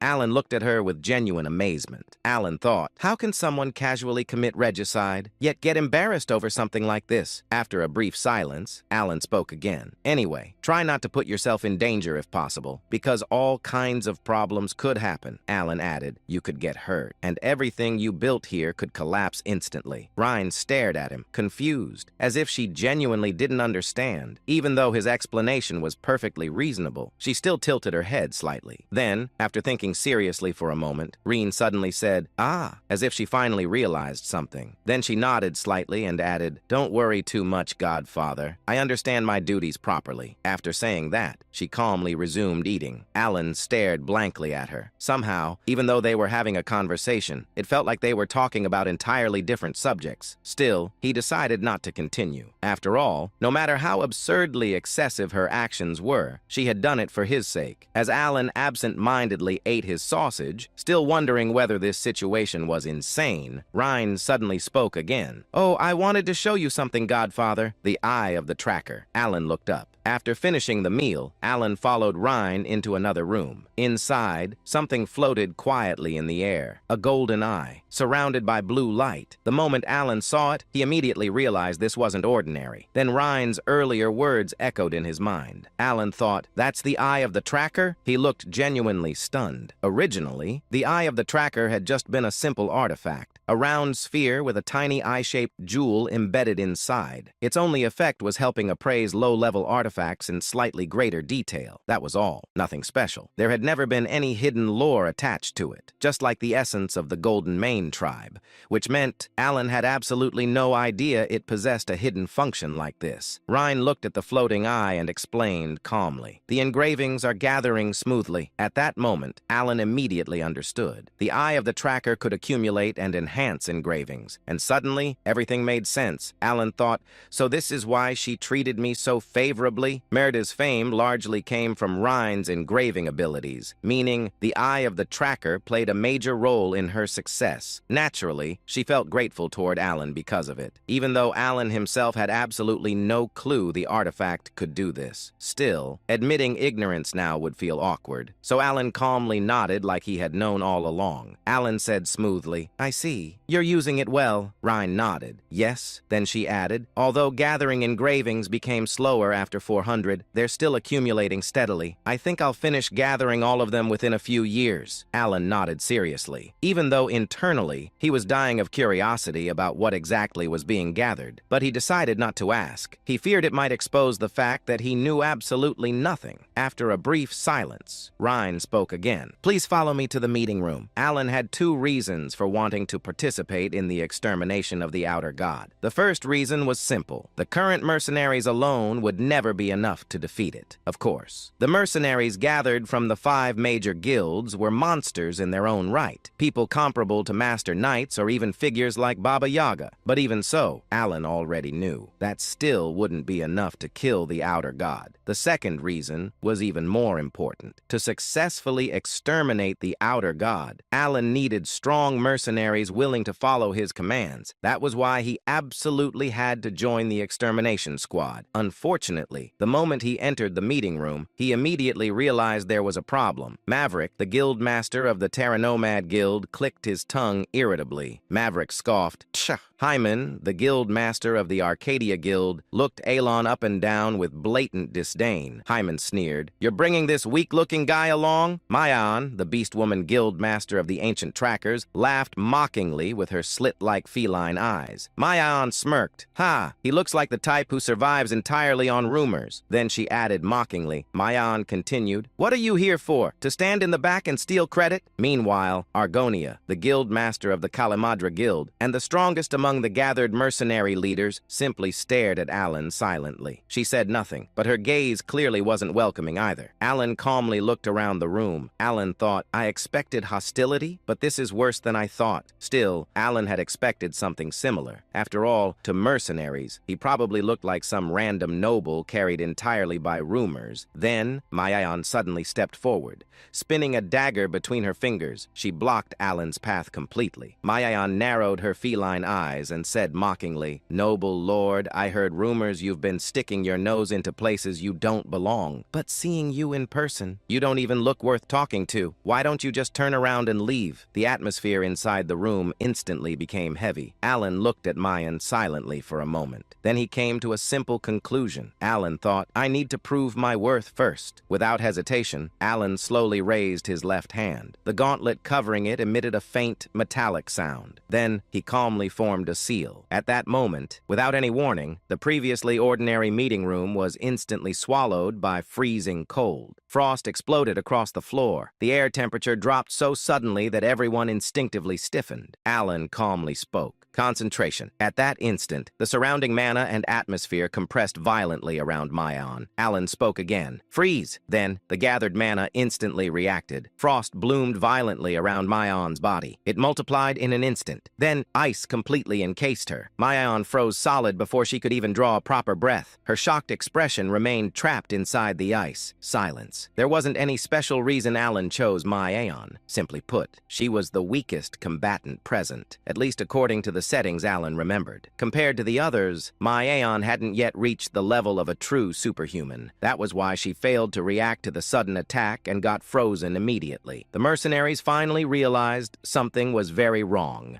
and they got ready to attack. Maverick shouted, "You're looking for a fight with us, is that it?" After glancing briefly at them and said coldly, "You're the ones who started it, aren't you?" Alan calmly walked forward. He had already passed them, not too quickly, not too slowly. He walked with steady composure, as if freezing a guildmaster solid was a perfectly normal greeting. Eventually, he sat down directly across from Argonia, then calmly crossed his legs. Alan looked around the room and said calmly, "I think we're finally at a level where we can talk. What do you think?" A heavy silence descended upon the meeting room. Maverick stared at Alan tensely. Hyman's mocking expression had disappeared completely. Even Argonia's gaze sharpened slightly. For the first time, all three looked at Alan seriously. Meanwhile, Alan sat there expressionlessly, outwardly calm. Internally, absolutely not. Alan thought, "Did I mess this up?" Cold sweat slowly formed beneath his clothes. Alan thought nervously, "Should I've used another method?" Then he immediately rejected the thought. He thought, no, there wasn't any faster way to establish dominance. Then another realization hit him. He thought, honestly, freezing Mayan only worked because I caught her off guard. While maintaining eye contact with Argonia, Alan also kept checking Mayan from the corner of his vision, still frozen. Thankfully, Alan thought anxiously, she's still frozen. He had already burned through all his mana. Using his enchanted armor, he had cast ice magic 5 times consecutively, which meant the moment the spell broke, Mayan would absolutely lose her mind. Alan already knew her personality. Alan thought, the second she gets out, she's definitely going feral. So now, everything depended on Argonia. If Argonia acknowledged him, the others would follow. That was the entire reason Alan dared to pull this stunt in the first place, because he trusted Argonia's personality. From the game, he knew Argonia was rational. Unlike the others, she prioritized logic over pride. And more importantly, there had actually been a quest extremely similar to this situation. Every single time, Argonia reacted the same way. The silence continued. Alan wanted desperately to say something, anything, but he forced himself not to. At this point, words didn't matter anymore. The mercenaries had to judge him themselves, and if he wanted their approval, he had to maintain composure. Finally, Maverick broke the silence. Maverick growled, "So what? You're challenging us?" His hand moved toward his sword. His expression looked ready to explode.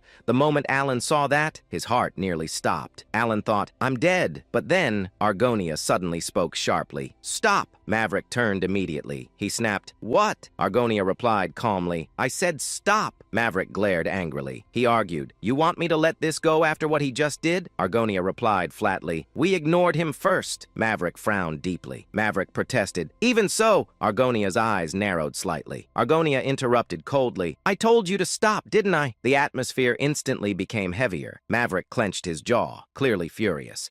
But after several tense seconds, he finally clicked his tongue.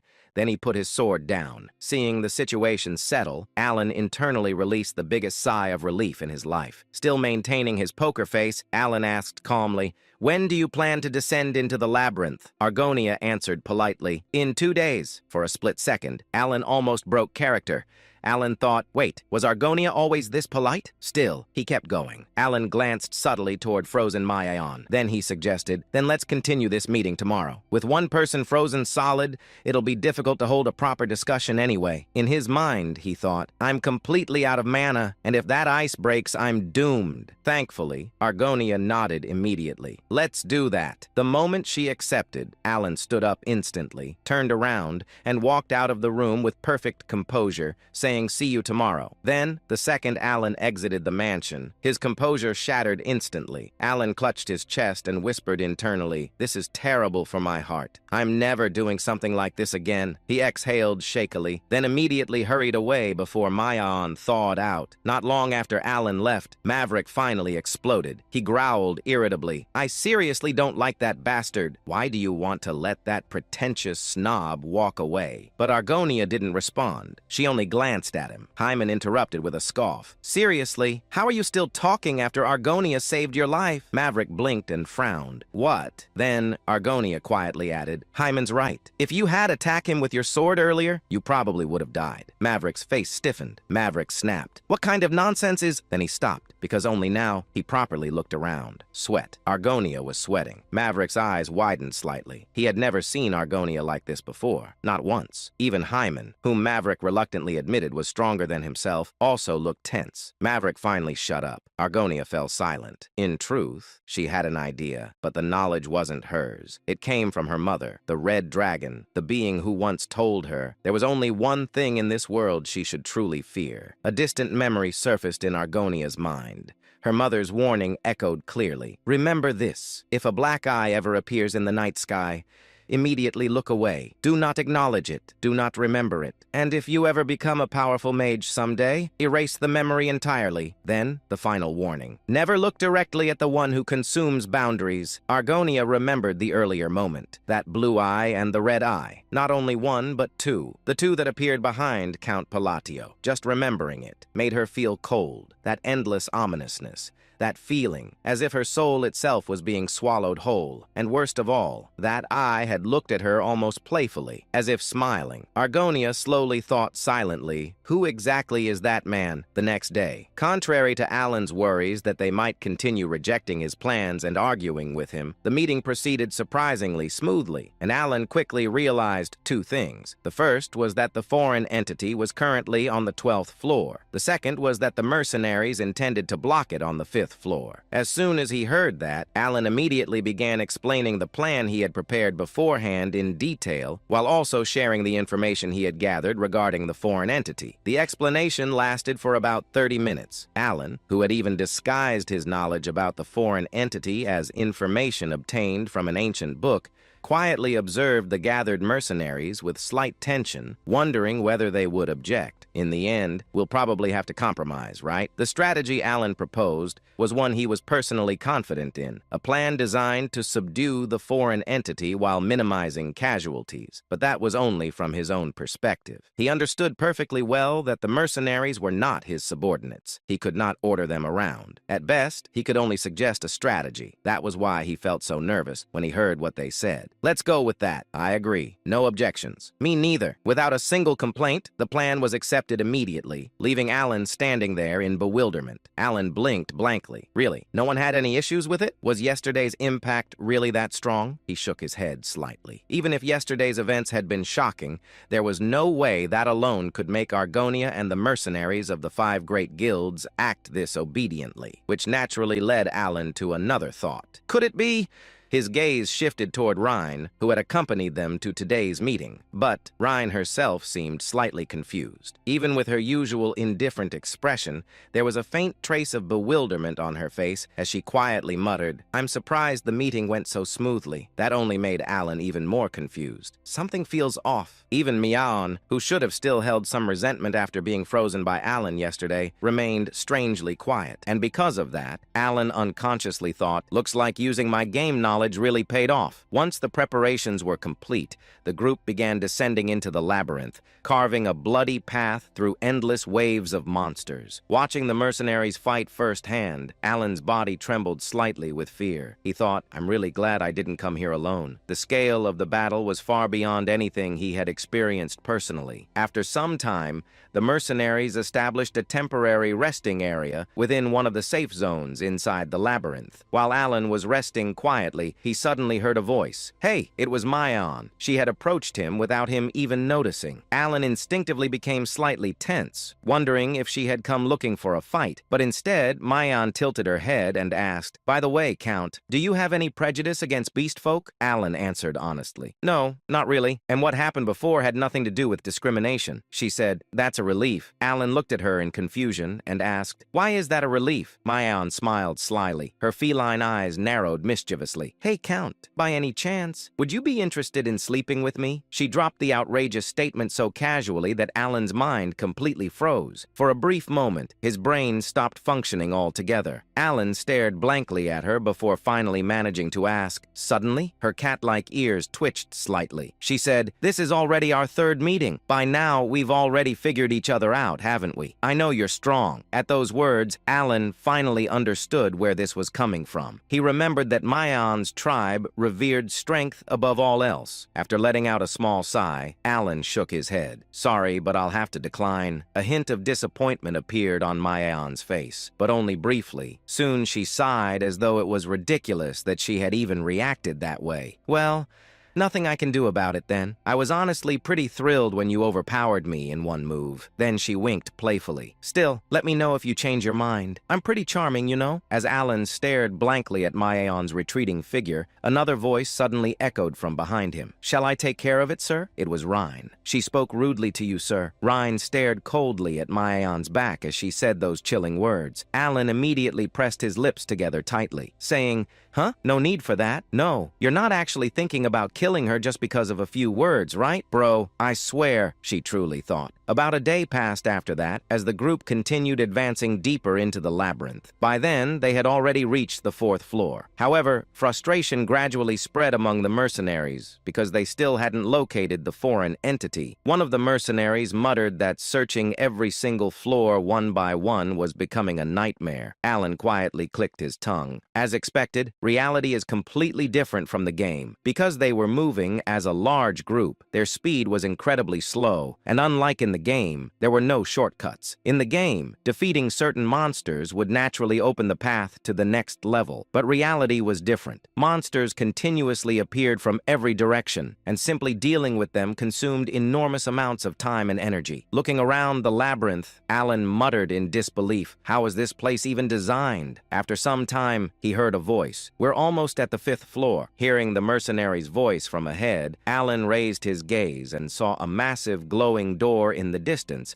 that resembled the exit of the labyrinth itself. Not long afterward, the group finally arrived at the 5th floor. Rhine explained calmly. "The 5th floor is a safe zone, so it's relatively peaceful." Alan nodded. "That's true." Then Argonia's voice echoed throughout the area. "All right, take a short break and begin preparations immediately." Watching the mercenaries move with perfect coordination, Maverick clicked his tongue before shifting his gaze toward Alan. Honestly, he still didn't like him. No matter how many times he looked at Alan, he simply couldn't couldn't see what was supposedly so impressive about him. He thought, what's so special about a guy who's already panting just from walking through the labyrinth? Maverick looked at Alan several times, but still failed to notice anything remarkable. Eventually, he turned away with a confused expression. At that moment, Maverick suddenly felt something strange, something subtle, yet strangely familiar. As he frowned and tried to understand the source of that unsettling feeling, he finally realized it. The noise, the bustling sounds from the mercenaries preparing Alan's strategy had completely disappeared. It was as if time itself had stopped. Sensing something horribly wrong, Maverick immediately turned his head toward the mercenaries, and then he saw it. The mercenaries had frozen completely in place, like dolls. Every single one of them remained motionless, in the exact positions they had been in moments earlier, frozen. As Maverick tried to speak, the mercenaries' bodies suddenly began collapsing, slowly, like falling statues.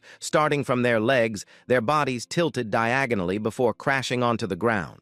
Blood spread across the ruins and the grassy plains. And then Maverick finally saw it. Standing calmly before the corpses of the fallen mercenaries was a goblin. The moment their eyes met, Maverick felt overwhelming despair consume him, and in that instant, he understood several things at once. The goblin before him had slaughtered his men. The goblin before him was the foreign entity they had come to exterminate, and he needed to draw his sword immediately. Yet despite knowing all of that, he could not move. He could not scream. He could not draw his weapon. He could not even call for help. He could do absolutely nothing, even though the creature standing before him was merely a goblin, one of the countless monsters he had slaughtered throughout his life. His instincts screamed at him. This was not a goblin. The creature's gaze locked onto Maverick. Then the goblin spoke. "Who gave you permission to meet my eyes?" It pronounced judgment. A finger slowly rose, steadily, calmly, and pointed directly at Maverick, as though marking his inevitable death. And then, just as Maverick, overwhelmed by terror, shut his eyes after seeing the finger begin to move, a cold, emotionless voice echoed across the battlefield. "Freeze!" The ground instantly froze over. Ice spread across the plains like a living creature,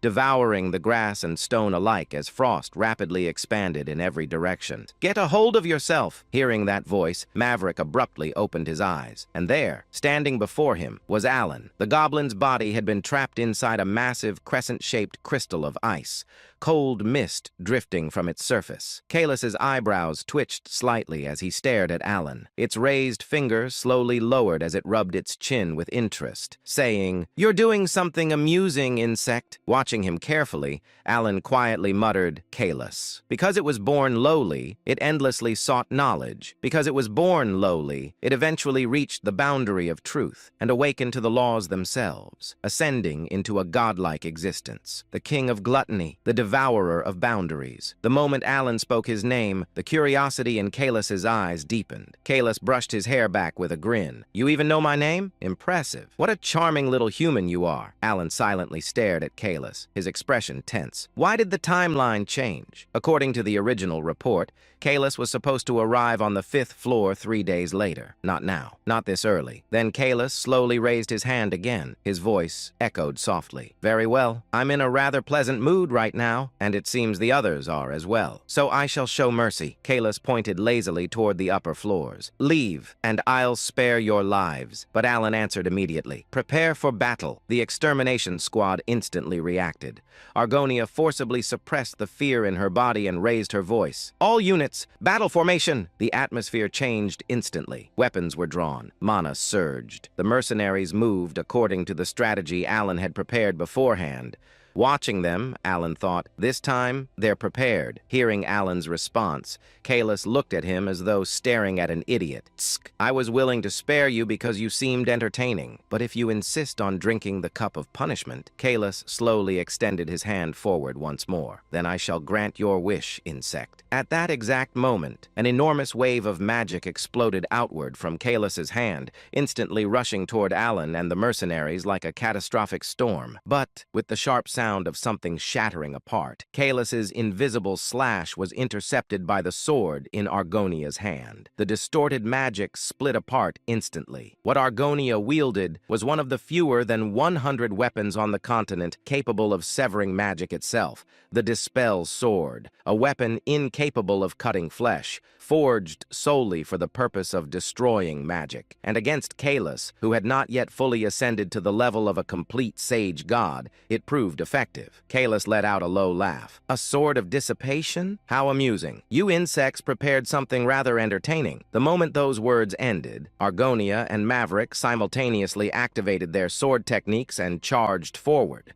The ground exploded beneath their feet. Seeing the scene unfold, Alan instantly realized his assumption had been correct. It works. The Dispel Sword could interfere with the authority of an incompletely manifested outer god. Relief washed over him for a brief moment. At the same time, Maverick, Argonia, Hyman, and Meow launched a coordinated assault against Kaelus. Sword strikes, mana blasts, arrows, aura, attacks rained down from every direction without pause, yet none of them could touch him. Kaelus moved effortlessly through the battlefield as though dancing. Every attack narrowly missed him. Instead, the mercenary's strikes crashed into the goblins scattered nearby, instantly blowing them apart. The battlefield descended further into chaos. Watching this, Alan immediately realized something. We're running out of time. If they wanted even the slightest chance of victory, they needed to seize the initiative now. Without hesitation, Alan activated his mana. Snowflake Formation, Glory of the Snowy Mountains, Blind Man's Fatality. One spell activated after another. A gigantic snowflake-shaped magic circle materialized before him,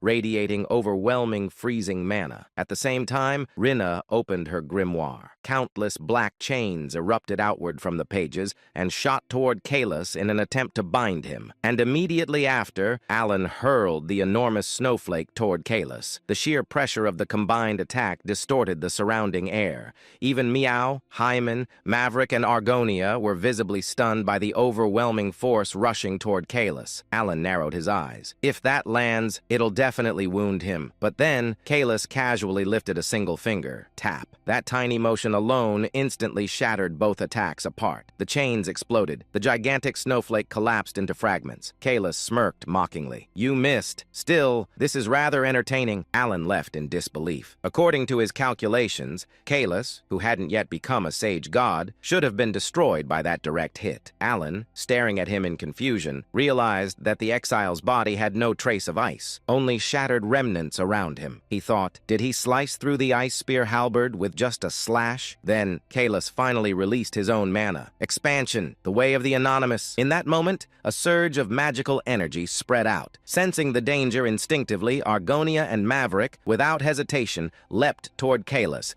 pushing off the ground. Mayon, who had just been relaxing moments earlier, quickly knocked an arrow and fired it, while Hyman raised his staff and cast a spell to intercept the Kaelus's magic. However, just before Argonia and Maverick's swords reached the Kaelus's neck, Mayon's arrow pierced his heart, and Hyman's magic approached his throat. The magic that had already spread around Kaelus began to vibrate the air according to his incantation. Expansion, with that softly spoken word from Kaelus. Argonia's and Maverick's bodies were severed apart instantly. Blood scattered across the battlefield. The fog slowly cleared. What remained was devastation.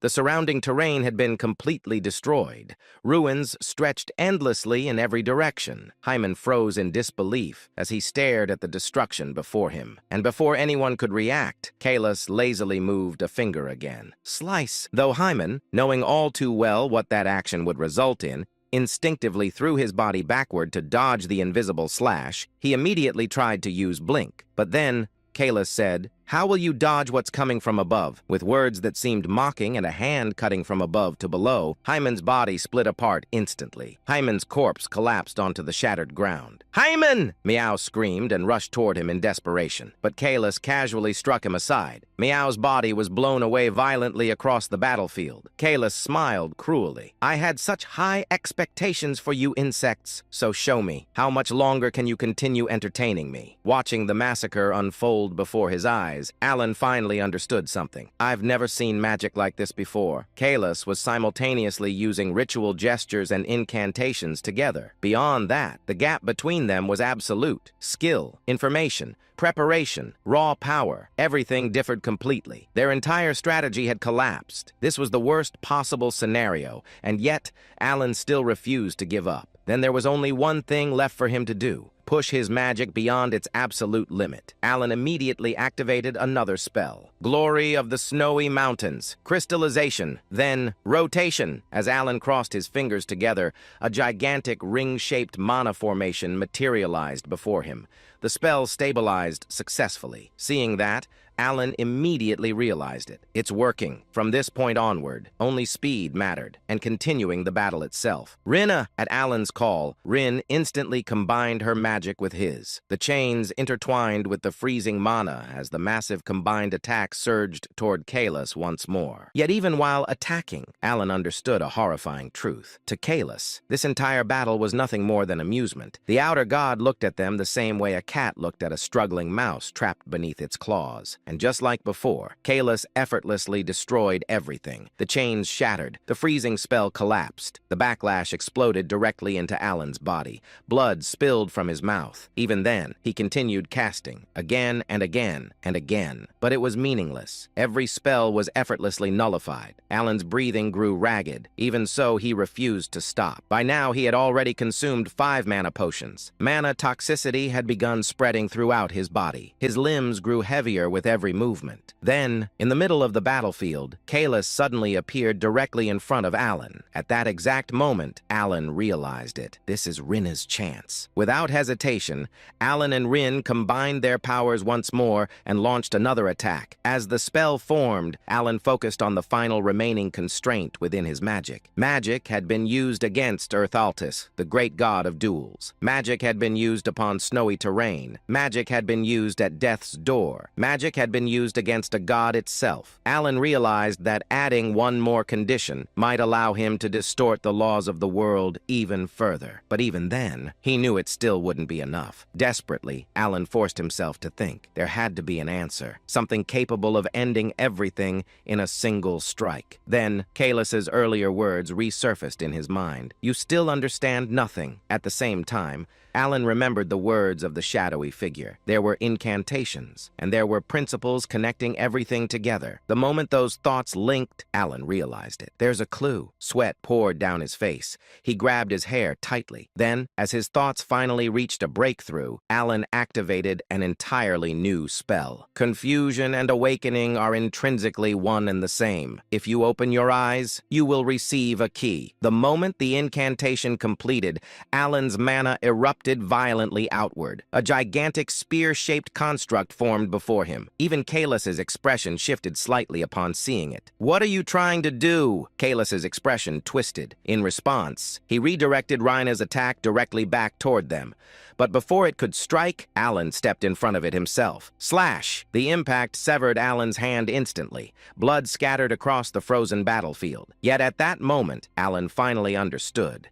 The instant he formed the mudra of the wisdom fist, the spell had transformed into a key. And when that key turned within the crystal, an entirely new form of magic had been born. The result, ice, crystal halberd, an overwhelming eruption of freezing power exploded outward. Massive crystals engulfed Kalis completely, trapping him inside an enormous prison of ice. And in the next instant, the entire plane transformed into a gigantic glacier. The moment Alan implemented Frost Crystal Painted Halberd, he understood the true nature of the spell. Its radius was barely 10 meters. By no means could it be called vast, and yet, within that confined space, the very laws of the world were rewritten. A principle as absolute and natural as water flowing from high places to low simply ceased to exist there, because the law of frost crystal-painted halberd was singular. Everything within that space froze. No matter what it was, all things were forced beneath that inevitable law according to the will of the one who invoked the spell. However, the magic Alan had brought forth did not even last 6 full seconds before collapsing. From the very beginning, it had been a form of magic beyond what he was permitted to wield, whether in terms of mana or understanding. But even 6 seconds had been enough. A thin stream of blood trickled from Alan's mouth as he looked ahead. There stood the outer god, Kalis. His entire body had turned bluish-white, frozen solid as cracks spread across him before pieces of his body slowly crumbled away. Kalis laughed faintly. Ha! What a weak and shabby vessel. His condition was horrific.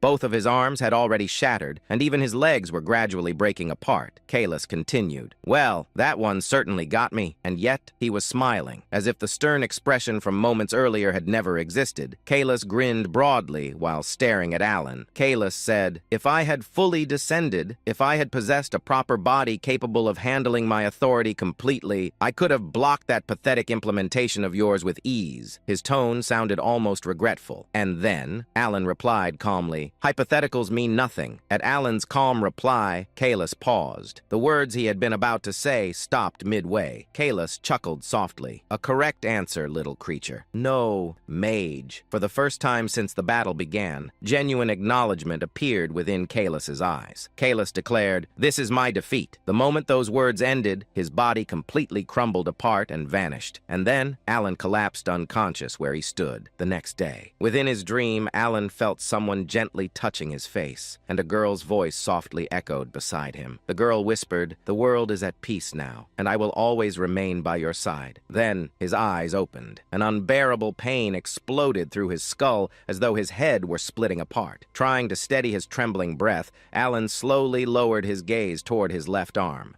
His entire arm had turned bluish, as though severe frostbite had consumed it. Judging by appearance alone, it looked like something that should have already been amputated. But it was not limited to just his arm. Although the left side was the worst, bluish discoloration had spread throughout parts of his body like bruises stained deep beneath the skin. Fortunately, it was not frostbite. It was mana intoxication. Alan muttered weakly, "I can't put any strength into it at all." Seeing his arm remain completely motionless, as though all sensation had vanished from it, Alan let out a quiet sigh and leaned back against the crude bed. Truthfully, he had expected this possibility from the moment he started consuming mana potions recklessly during the battle. At least it only ended like this. Among the countless side effects caused by excessive mana potion consumption, mana nerve paralysis was one of the lighter outcomes. It would eventually heal with time. If it had been mana sinkhole syndrome, where the mana circuits permanently collapsed, or cardiac mana sclerosis, where mana hardened the heart itself, he would have died instantly. Just as Alan relaxed slightly, Rhine asked, "Are you all right, Godfather?" The curtain of the makeshift tent was pulled aside as Rhine stepped inside with her usual indifferent expression. Alan answered, "I'm only suffering from the intoxication symptoms. I'll recover eventually." After saying that, Alan looked toward her. Alan asked, "How are things outside?" Fortunately, the news was not entirely bad. Mayan and Argonia had survived. Mayan had coughed up blood during the battle, but after taking a potion, her injuries were only severe enough to limit her movements somewhat. Argonia's situation, however, was far worse. She had directly endured the outer god's magic. Although her half-dragon body and regenerative abilities had somehow kept her alive, she was practically half dead. After hearing the report, silence lingered inside the tent. Alan glanced quietly at Rhine. Her expression remained as blunt as ever, but something about her demeanor felt awkward today. Up until now, despite her cold personality, conversations with her had flowed naturally. But today, she seemed unwilling to continue the conversation herself. Just as Alan wondered whether he should speak first, Rhine suddenly opened her mouth. Rhine called softly, "Godfather, if it isn't rude, may I ask you one thing?" Alan nodded slightly. "All right, ask freely." At those words, Rhine hesitated briefly before speaking. She asked quietly, "Why did you save me?" Her voice remained calm, but there was something something buried beneath it. Rhine continued, "My life, was it truly that important that you would risk your own defeat for it? By saving me, you placed yourself in danger." At her words, Alan quietly looked at her. Her expression remained unchanged, but her eyes contained a question so obvious that anyone could see it, as though what Alan had done simply made no sense to her. Hearing that, Alan suddenly remembered Seolrang asking him something similar once before, and for some reason, he began to feel slightly wronged. Seriously, what exactly do I look like to them? Do I have the face of some villain who raises children only to exploit them later? Of course, Alan had originally saved them in order to prevent the 5 great sins from taking root, but even so, he had never once believed they owed him anything in return. At most, he had only vaguely hoped that maybe, someday,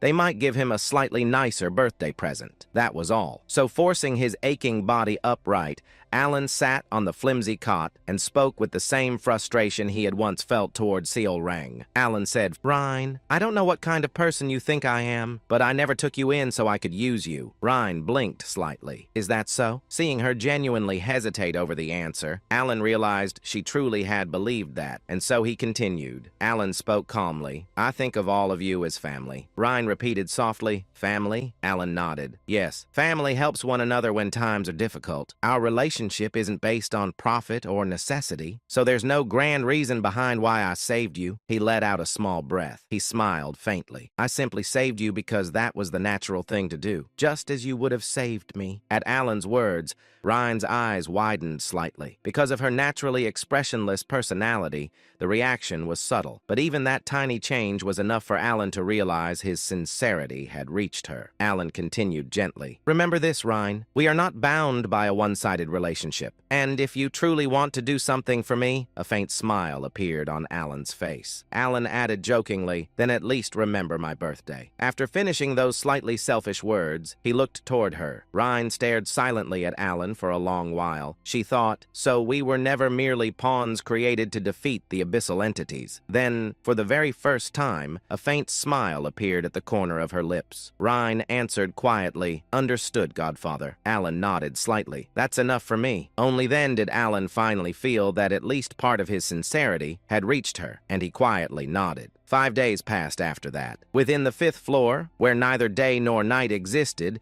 and only an endless blue sky stretched overhead, Alan had finally recovered enough to move again, and together with Argonia, whose monstrous regenerative ability had allowed her to stand once more, Alan asked, "Can you move?" Argonia answered, "To some extent." Hearing her answer, Alan looked at her with slight admiration. He muttered, "Impressive." 3 more days passed before the group finally managed to escape the labyrinth entirely. However, the moment they returned, Evan immediately exploded in anger after seeing the terrible condition Alan and Rhine were still in. He could not believe they had deliberately stopped him from following them, only for both of them to end up heavily injured anyway. In Evan's eyes, Alan had insisted that the guild leaders were enough support, yet the result clearly proved otherwise. Meanwhile, Alan and Rhine quietly sat there like children being scolded by their mother, while Evan continued lecturing them. Deep down, Alan admitted that the real reason he never wanted Evan involved was because he feared Evan's presence would completely derail his plans. In the original game, Evan had absolutely nothing to do with Labyrinth City. As time passed, news of the Strike Force's victory spread across the entire continent. At the same time,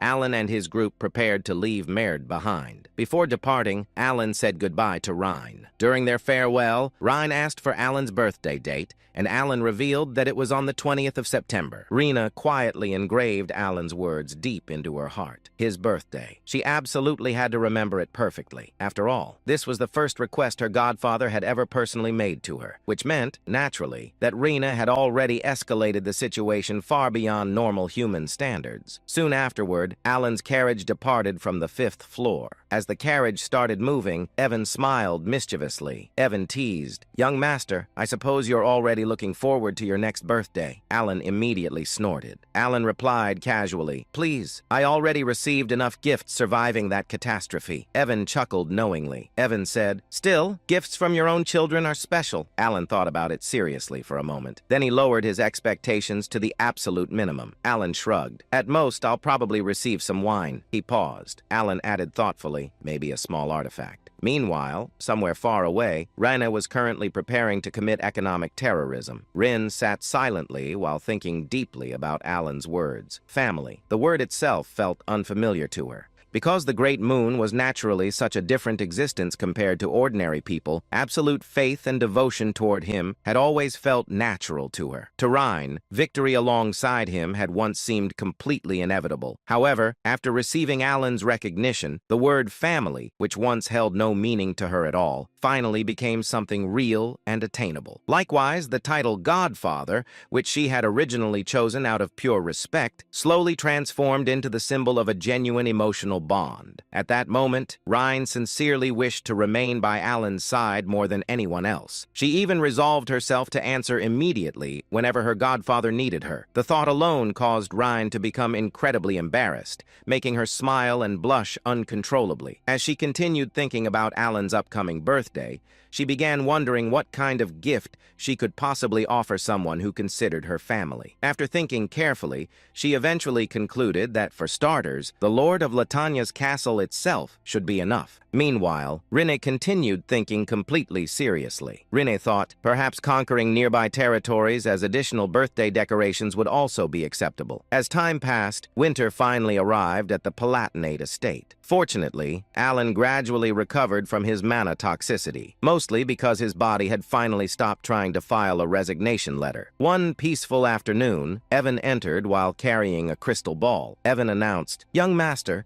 a communication device has arrived from Duchess Altea." The moment Alan heard Altea's name, his survival instincts activated immediately. Alan narrowed his eyes suspiciously. Alan asked carefully, "How dangerous is this conversation going to be?" Soon afterward, the crystal activated and Altea appeared. Even now, Alan still could not adapt to seeing an actual duchess bow respectfully toward him. Every single time it happened, he felt like the world had bugged out. Altea spoke calmly. Altea reported, "Kalfa is progressing smoothly." Alan nodded seriously, despite understanding absolutely nothing about what Kalfa was currently doing. Then Altea dropped a nuclear bomb casually. Altea announced, "As of yesterday, we have successfully taken control of Asteria's entire underworld." Silence. Alan blinked, then blinked again, then spiritually disconnected from reality for 3 seconds. Alan thought, "Excuse me?" Altea smiled faintly. Altea congratulated him. "Congratulations on your achievement, Lord Alan." Alan almost collapsed on the spot. Achievement? What achievement? Then suddenly, he remembered something horrifying.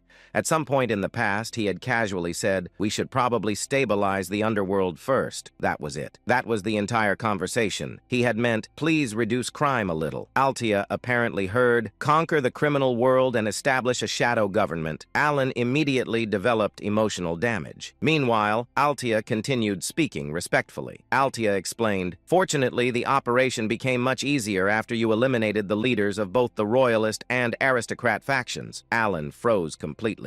Alan internally screamed, "That was an accident too!" But unfortunately, from Altea's perspective, the situation looked completely different. To her, Alan was clearly a terrifying mastermind. First, he secretly destroyed the political factions, destabilizing the kingdom. Then he casually mentioned reorganizing the underworld. And now the entire criminal network belonged to them. The scariest part? He acted surprised every single time. Altea thought respectfully, as expected of Lord Alan. Even his humility is flawless. Meanwhile, Alan was busy dying internally. Soon afterward, Altea calmly asked another question. "Should our next objective be the king?" Alan nearly ascended to the heavens. Alan shouted, "Absolutely not!" Altea blinked once. Alan immediately coughed and fixed his posture. Alan corrected himself awkwardly. "I mean, for now, maintaining political balance is important." Altea's eyes slightly widened. Altea thought, incredible. She silently admired him even more. Altea thought respectfully, "He already possesses enough power to overthrow the throne, yet chooses restraint for the stability of the kingdom, a true ruler among rulers." Meanwhile, Alan was internally having a breakdown. Alan thought, "Why does everyone think I'm plotting treason?" After ending the communication, Alan sat there blankly. At some point, without wanting it, without planning it, without understanding how, he had somehow somehow become the hidden ruler of the underworld, all because people kept misunderstanding his casual comments. Alan covered his face tiredly. Alan muttered, "I just wanted a peaceful, noble life." Then his eyes drifted toward another object on the table. A letter. A very suspicious-looking royal letter. Alan immediately felt fear. Slowly opening it, he started reading. The royal palace would host a New Year's banquet 1 month later for the first time in 5 years, and by direct order of Her Majesty, Count Palatiano's attendance was mandatory. Silence filled the room. Alan could only internally scream in frustration, because all he truly wanted was to peacefully live his quiet, noble life on the 5th floor of the Labyrinth City, the place of blue grasslands and ruins. In that place, where even after half a year the traces of the battle from that day still had not disappeared, it appeared. Flap. It stepped forward. The figure wore a hood, a black stellar robe, and ominous black ornaments hanging from its waist and hands. It began to walk across the 5th floor. It walked across the place where the mercenaries had fought the outer god half a year ago. It walked across the place where Alan had once stood, and at last it stopped at the exact spot where he had finished off the outer god. The figure murmured.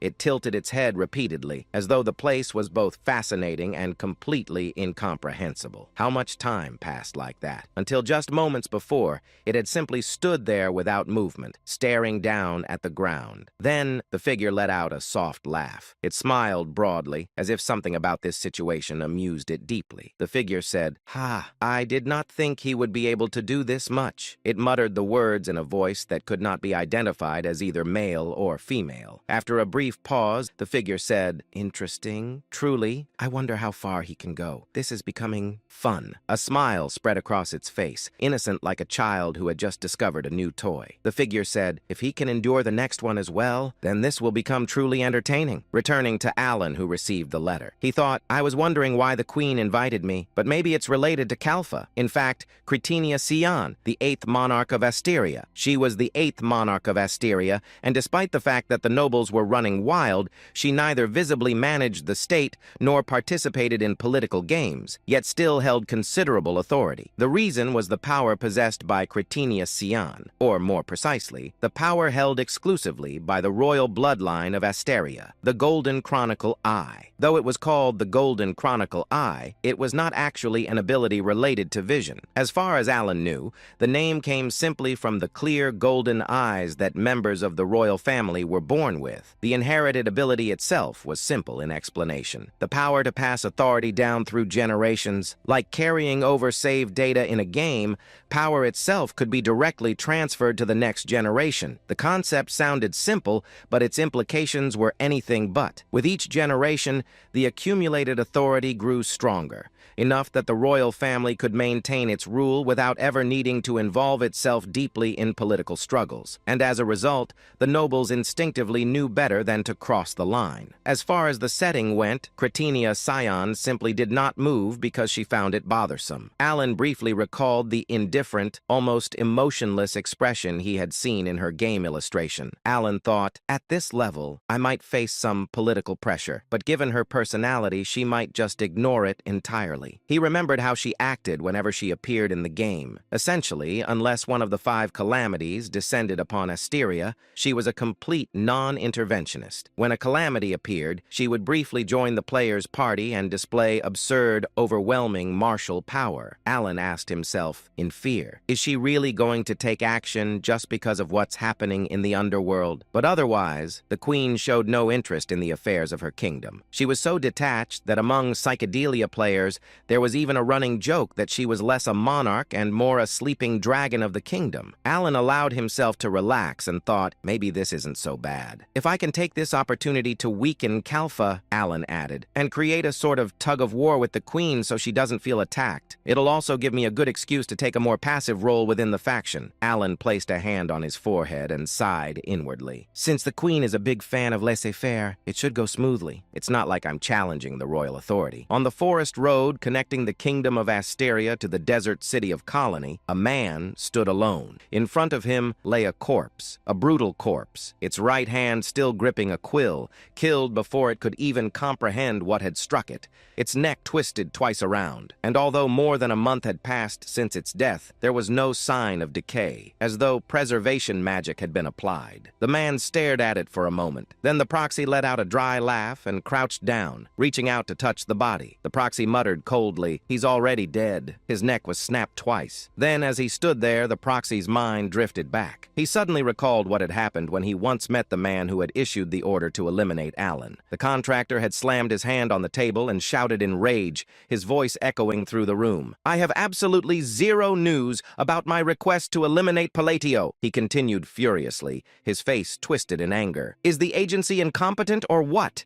Is this how you treat your clients? Go get your superior, right away!" The assassin standing before him bowed politely and replied in a calm voice, "I will look into it immediately," but inwardly he cursed the man. The assassin thought bitterly, "This is going to fall back on me." Returning to the forest road, the proxy lifted his foot and kicked the corpse lightly. At the moment of impact, residual mana scattered into the air like dust. The proxy's eyes narrowed. He immediately recognized it. Anti-decay magic. He licked his lips unconsciously. There was only one reason to preserve a corpse like this. A warning. A message that said, if you don't want to end up like this, don't come closer. The proxy thought slowly. So this is what happened when someone tried to deal with Count Palatio. He stood silent for a moment, recalling the request the dead man had taken 2 months earlier. Then his thoughts sharpened. When, how, and in what way should I take revenge? The proxies were not bound by loyalty to one another. The only thing that mattered was their reputation. Their near-perfect success rate, the core of their identity, had to remain intact. The proxy thought coldly, the boss is going to lose it if he hears our success rate is no longer 100%. However, he was not planning to act immediately. The proxy narrowed his eyes. He thought, he's definitely strong. So the rumors weren't exaggerated after all. He recalled everything he had heard about Count Palladio. At first, he had dismissed it as typical noble exaggeration, empty achievements inflated for prestige. But now, seeing one of their own die without even managing to resist, that assumption no longer held. The proxy thought carefully. Since I can't gather enough force right now, I should find someone who truly understands Count Palatio. A faint smile appeared on his face as he turned his gaze toward Caliburn Castle. Deus Macalian, one of the master knights tied to Count Palatio. Inside Caliburn Castle, Deus was walking calmly through the corridor. Then he suddenly stopped. Without turning around, he spoke in a low voice. Behind me, a man slowly revealed himself. The proxy stepped forward, holding his scythe, and smirked. I masked my presence perfectly. You're quite perceptive. He tilted his head slightly and added with a grin, our target isn't you, it's Count Palatio. He raised his hand casually. Tell me everything you know about him, and I will leave here as if nothing happened. We will not come after you again. His smile darkened. But if you refuse, he never finished. A sudden silence fell. Then he saw it. Blood. And in the next instant, the entire scene had changed. The proxy's eyes widened slightly. Violet threads, countless clear purple lines, glowing beneath the blue moonlight, filled his vision. Like a spider web, they stretched across the entire estate. No, not just the estate. His entire field of view was covered. The threads wrapped around everything. His allies, Salgui's body, Juriyong's body, even around him. Deus, and he spoke slowly, his voice tight. So, you're also part of the agency. The threads tightened. They coiled around his body and his scythe. He tried to move, but couldn't. His breath trembled. What is this? Before he could understand, his own scythe shifted. It moved on its own, and in a single motion, it cut through his neck. The last thing the man saw as his consciousness faded was the blade turning inward as he stabbed his own throat, and beyond it, a pair of chilling violet eyes watching him without emotion. A voice echoed coldly. How dare you speak like that in front of me? The scene transitioned once again. This time, the four sins were shown sitting together while communicating through a crystal ball. During the discussion, Seolrang repeatedly insisted that she would one day marry Alan. However, Yutia strongly disagreed with her claims. As usual, The two quickly fell into another argument. Listening to their constant bickering slowly began to irritate Radon. The discussion between the four sins continued, as Utia firmly reminded everyone that they were merely shadows serving the great moon Alan. Seol Rang immediately complained to Reen about Utia's harsh attitude. However, Ryan calmly explained that Utia did not mean any harm and was simply being herself. Ryan then pointed out that Utia had served the great moon far longer than the rest of them. Hearing this only made Utia even more confident in her stance, while Seolrang looked completely unconvinced. Meanwhile, Radon silently watched the argument unfold and became confused after noticing that even Ryan had somehow become involved in the debate. Soon afterward, Ryan revealed that she wanted to personally send her own reports. Utia quickly reminded her that she had always handled all correspondence for the group. However, Ryan explained that she specifically wanted to report information regarding the tracker eye herself. Utia immediately insisted that there had never been any problems with her reports until now. However, Ryan still wanted to personally deliver the information related to the tracker eye. Along with that, she also wished to include some personal updates of her own. While saying this, Ryan suddenly blushed and began laughing softly to herself. The unexpected reaction instantly shocked everyone present. For a brief moment, the others misunderstood the situation and wondered whether there was some special reason behind her behavior. Realizing that everyone was staring at her strangely, Ryan quickly cleared her throat and apologized, claiming that she had simply remembered something amusing. Although she explained herself, several suspicious looks still remained. At that moment, Deus finally joined the meeting and apologized for arriving late. The others assured him that he was still on time, though they became curious about the reason behind his delayed arrival. Before the meeting could properly begin, Deus revealed that he had something important to announce first. He explained that an organization known as the Agency had begun targeting the Great Moon. The revelation instantly shocked everyone. Deus then clarified that the organization originally consisted of 15 members, although only 12 remained after he had personally eliminated 3 of them. He also mentioned that he had already located several of the remaining members. The moment Seolrang heard this, her expression darkened with murderous intent as she immediately demanded that every single one of them be killed. Reen also revealed a terrifying expression and began talking about tearing them apart completely. Unlike the others, Radon tried to remain calm and insisted that they should first gather information. He believed they needed to share intelligence and establish a proper plan, just as they normally did during missions. However, his cautious approach immediately caused the other sins to glare at him suspiciously. Some of them even began questioning whether he had become a traitor. They worried about what might happen if the enemies managed to harm the Great Moon. Radan became frustrated after hearing those accusations and tried explaining that his point was simply about understanding the full situation before acting recklessly. Unfortunately, the others seemed far more interested in eliminating the threat immediately than listening to his explanation. As everyone continued staring at him in silence,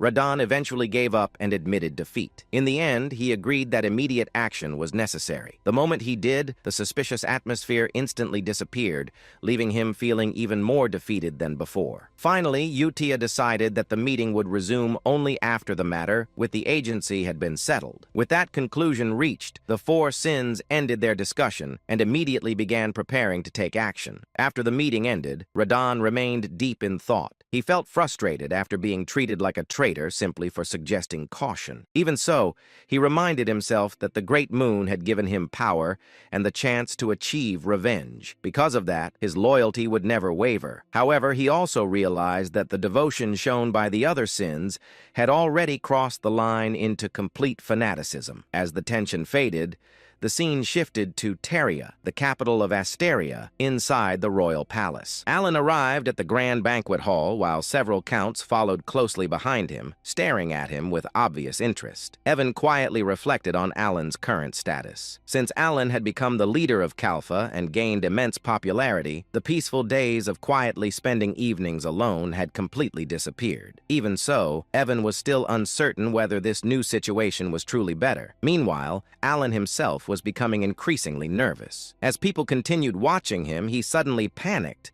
and felt as though everyone believed he had come to challenge the queen directly. In reality, most of the nobles were simply curious about him, but Alan immediately misunderstood their attention and imagined the worst possible scenario. Trying to calm himself down, Alan quickly reconsidered his plan. He decided that showing complete submission to the queen would likely make everything proceed more smoothly. After entering deeper into the banquet hall, Alan carefully observed the surroundings. The palace's overwhelming grandeur immediately impressed him. At the same time, he noticed how openly the royalist and aristocrat factions were carrying out their political schemes. He soon realized that most of them were ignoring Kalfa because they believed the queen was about to completely crush the faction. Even with that pressure, Alan desperately tried to compose himself. He convinced himself that after being scolded by the queen, he would simply pretend to give in and peacefully accept everything. Eventually, Alan and the other counts approached the queen together